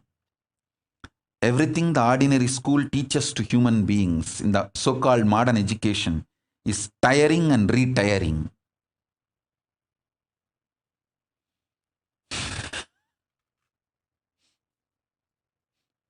Tiring and retiring is the so-called anti-Hindu education, and treading, retreading is Hindu education. My gurus have taught me the science of treading on the path, and if my tires are worn out, they taught me how to retread and continue my journey.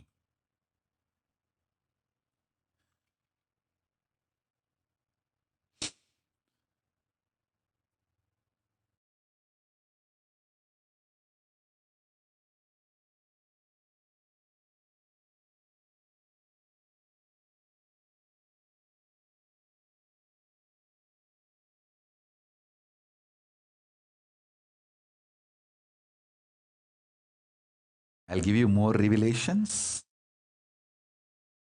more truths, more understandings from various angles of Shastra Pramana, Apta Pramana, Atma Pramana, Pratyaksha Pramana, in multi-level, and Sakshi Pramanas in multi-level, to help you all to understand how the collective integrity, when you work towards collective integrity, you get rejuvenated, not get destroyed in this whole pralaya, and you become life positive intensely.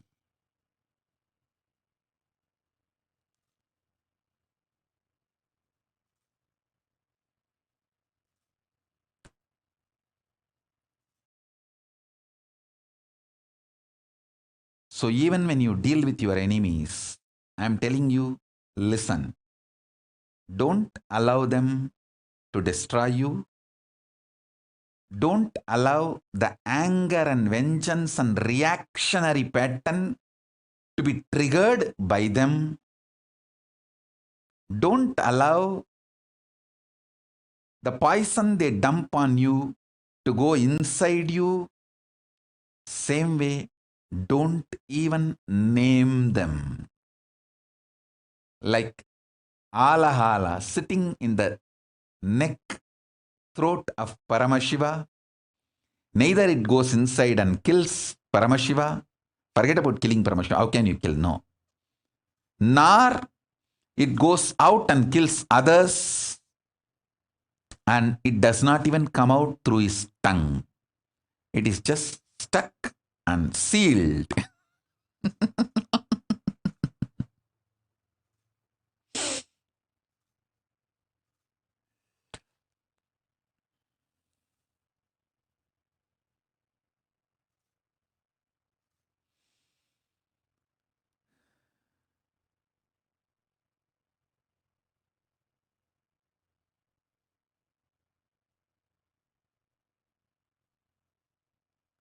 So do Vakyartha Sadas on collective integrity. All my Sangha, the Kailasa, all over the world, listen.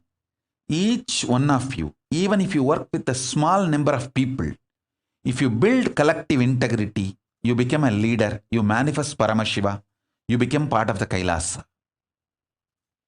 Not just individual integrity, it is all about collective integrity.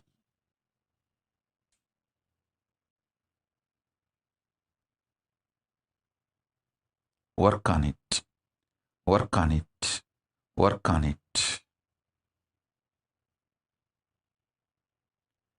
First, make people understand collective integrity should be law of life. So whoever commits for that, take them as part of your team and then help guide work. See, people who don't even want to commit for this collective integrity, you can't do anything with them. Let them have their team then. You form your team with people who accept collective integrity as the common goal and who are ready to work for it, struggle for it, manifest it. Good or bad, ups or downs, we will all stay together and make collective integrity happen. Only people who commit for that form a teamily with them. This becomes your family and team, both teamily, and start manifesting collective integrity. You will be successful in individual level and team level and cosmic level, Kailasa level itself.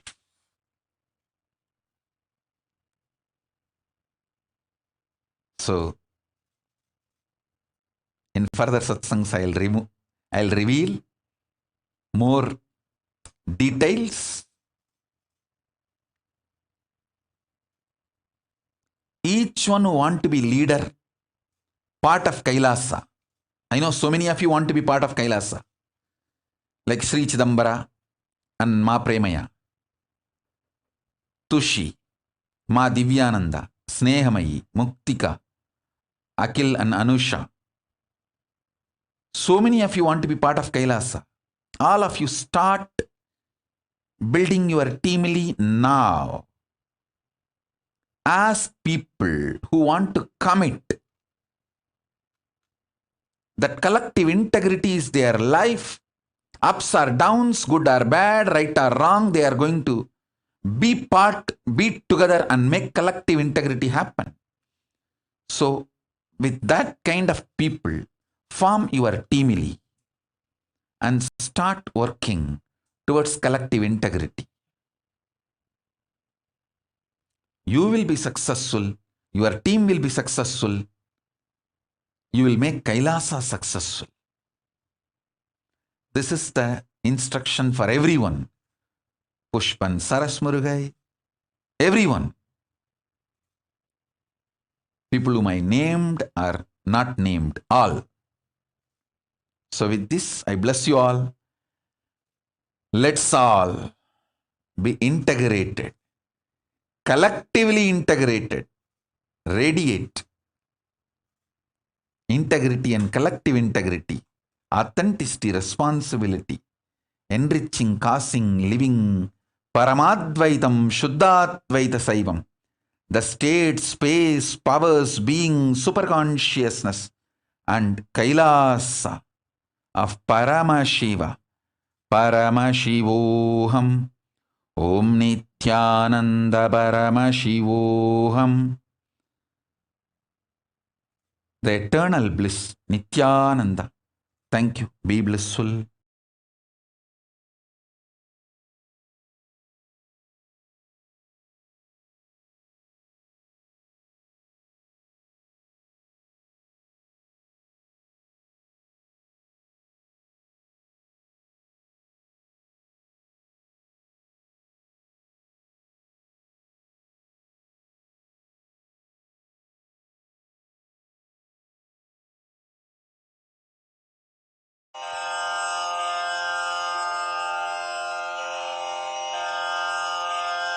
श्रीकैलासोन्नतद्वादशान्तश्यामलापीठारूढ श्रीमीनाक्षि सुन्दरेश्वरा भिन्नस्वरूप परशिवपुत्र रत्न कुमार गुरुमण्यतुल्यावतार श्रीपार्वती स्तन्यपानलब्ध दिव्यज्ञान विश्रुत सकल निगमागमसारभूत द्राविड वेद प्रवक्त्रे श्रीमत्परमशिव करुणा समधिगत मुक्तामय चतुरश्रयान गीयमान छत्र चामर श्रीचिह्न काहलादि समस्त बिरदावल्यलङ्कृत ज्ञान विज्ञान चक्रवर्ती सर्वजन संघ सद्यो निर्वाण दीक्षा व्ययापवर्गवर्ष विश्राण जीमूत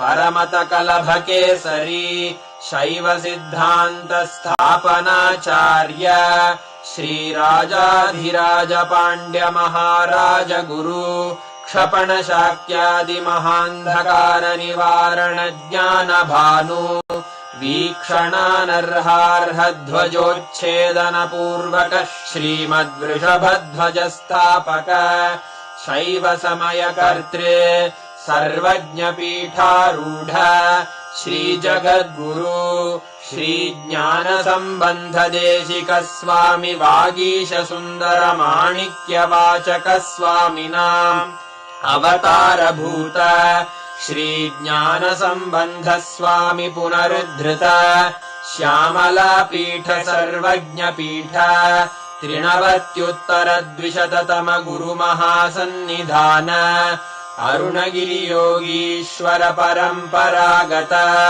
अरुणाचल सर्वज्ञ पीठ गुरु महासन्निधान कैलास परंपरागत कांची कैलास सर्वज्ञ पीठ त्रयस्त्रिंशदुत्तर द्विशततम गुरु महासन्निधान नित्योत्सव नित्य मंगल नित्य कल्याण नित्य रजित कैलास परंपरागत आदि कैलास नित्यानंद पीठ महासंस्थान महासिंहासन पीठ कर्तः साक्षात् श्री परमशिव समुद्भूत कैलास परंपरागत वैवस्वत मनु इक्ष्वाकु हरिश्चंद्र भगीरथ श्रीरामचंद्र शूरसेन इत्यादि अनवच्छिन्न सार्वभौम चक्रवर्ति परंपरागत चतुष्षष्टि योगिनी मंडित चतुष्षष्टि संप्रदाय प्रवर्तक मनुधर्म शासन सूर्यवंश प्राप्त सर्वज्ञ पीठ सुरांगी साम्राज्य मूर्धाभिषिक्त चूडामणे साक्षात् श्री परमशिव समुद्भूत कपिल महागुरु पुनरुद्धृत महानिर्वाणि पीठ अष्टोत्तर सहस्र श्री महामंडलेश्वर साक्षात् श्री परमशिव सिंहासनाभिषिक्त समस्त गणनायक श्री महागणपति समारंभ अनवच्छिन्न पीठाधीश्वर गुरु परंपरा प्राप्त अटल पीठ अष्टोत्तर सहस्र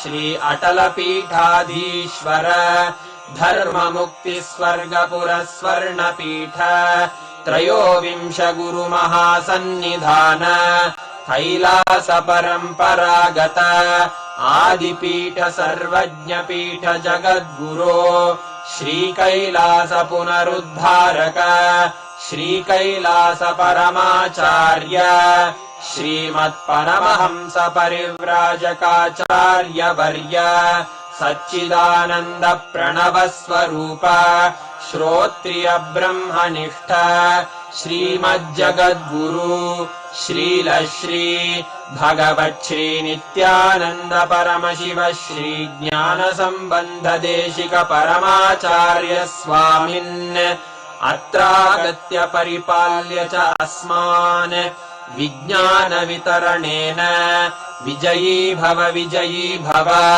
जय जय श्री भगवत् श्री नित्यानंद परमशिव श्री ज्ञान संबंध देशिक परमाचार्य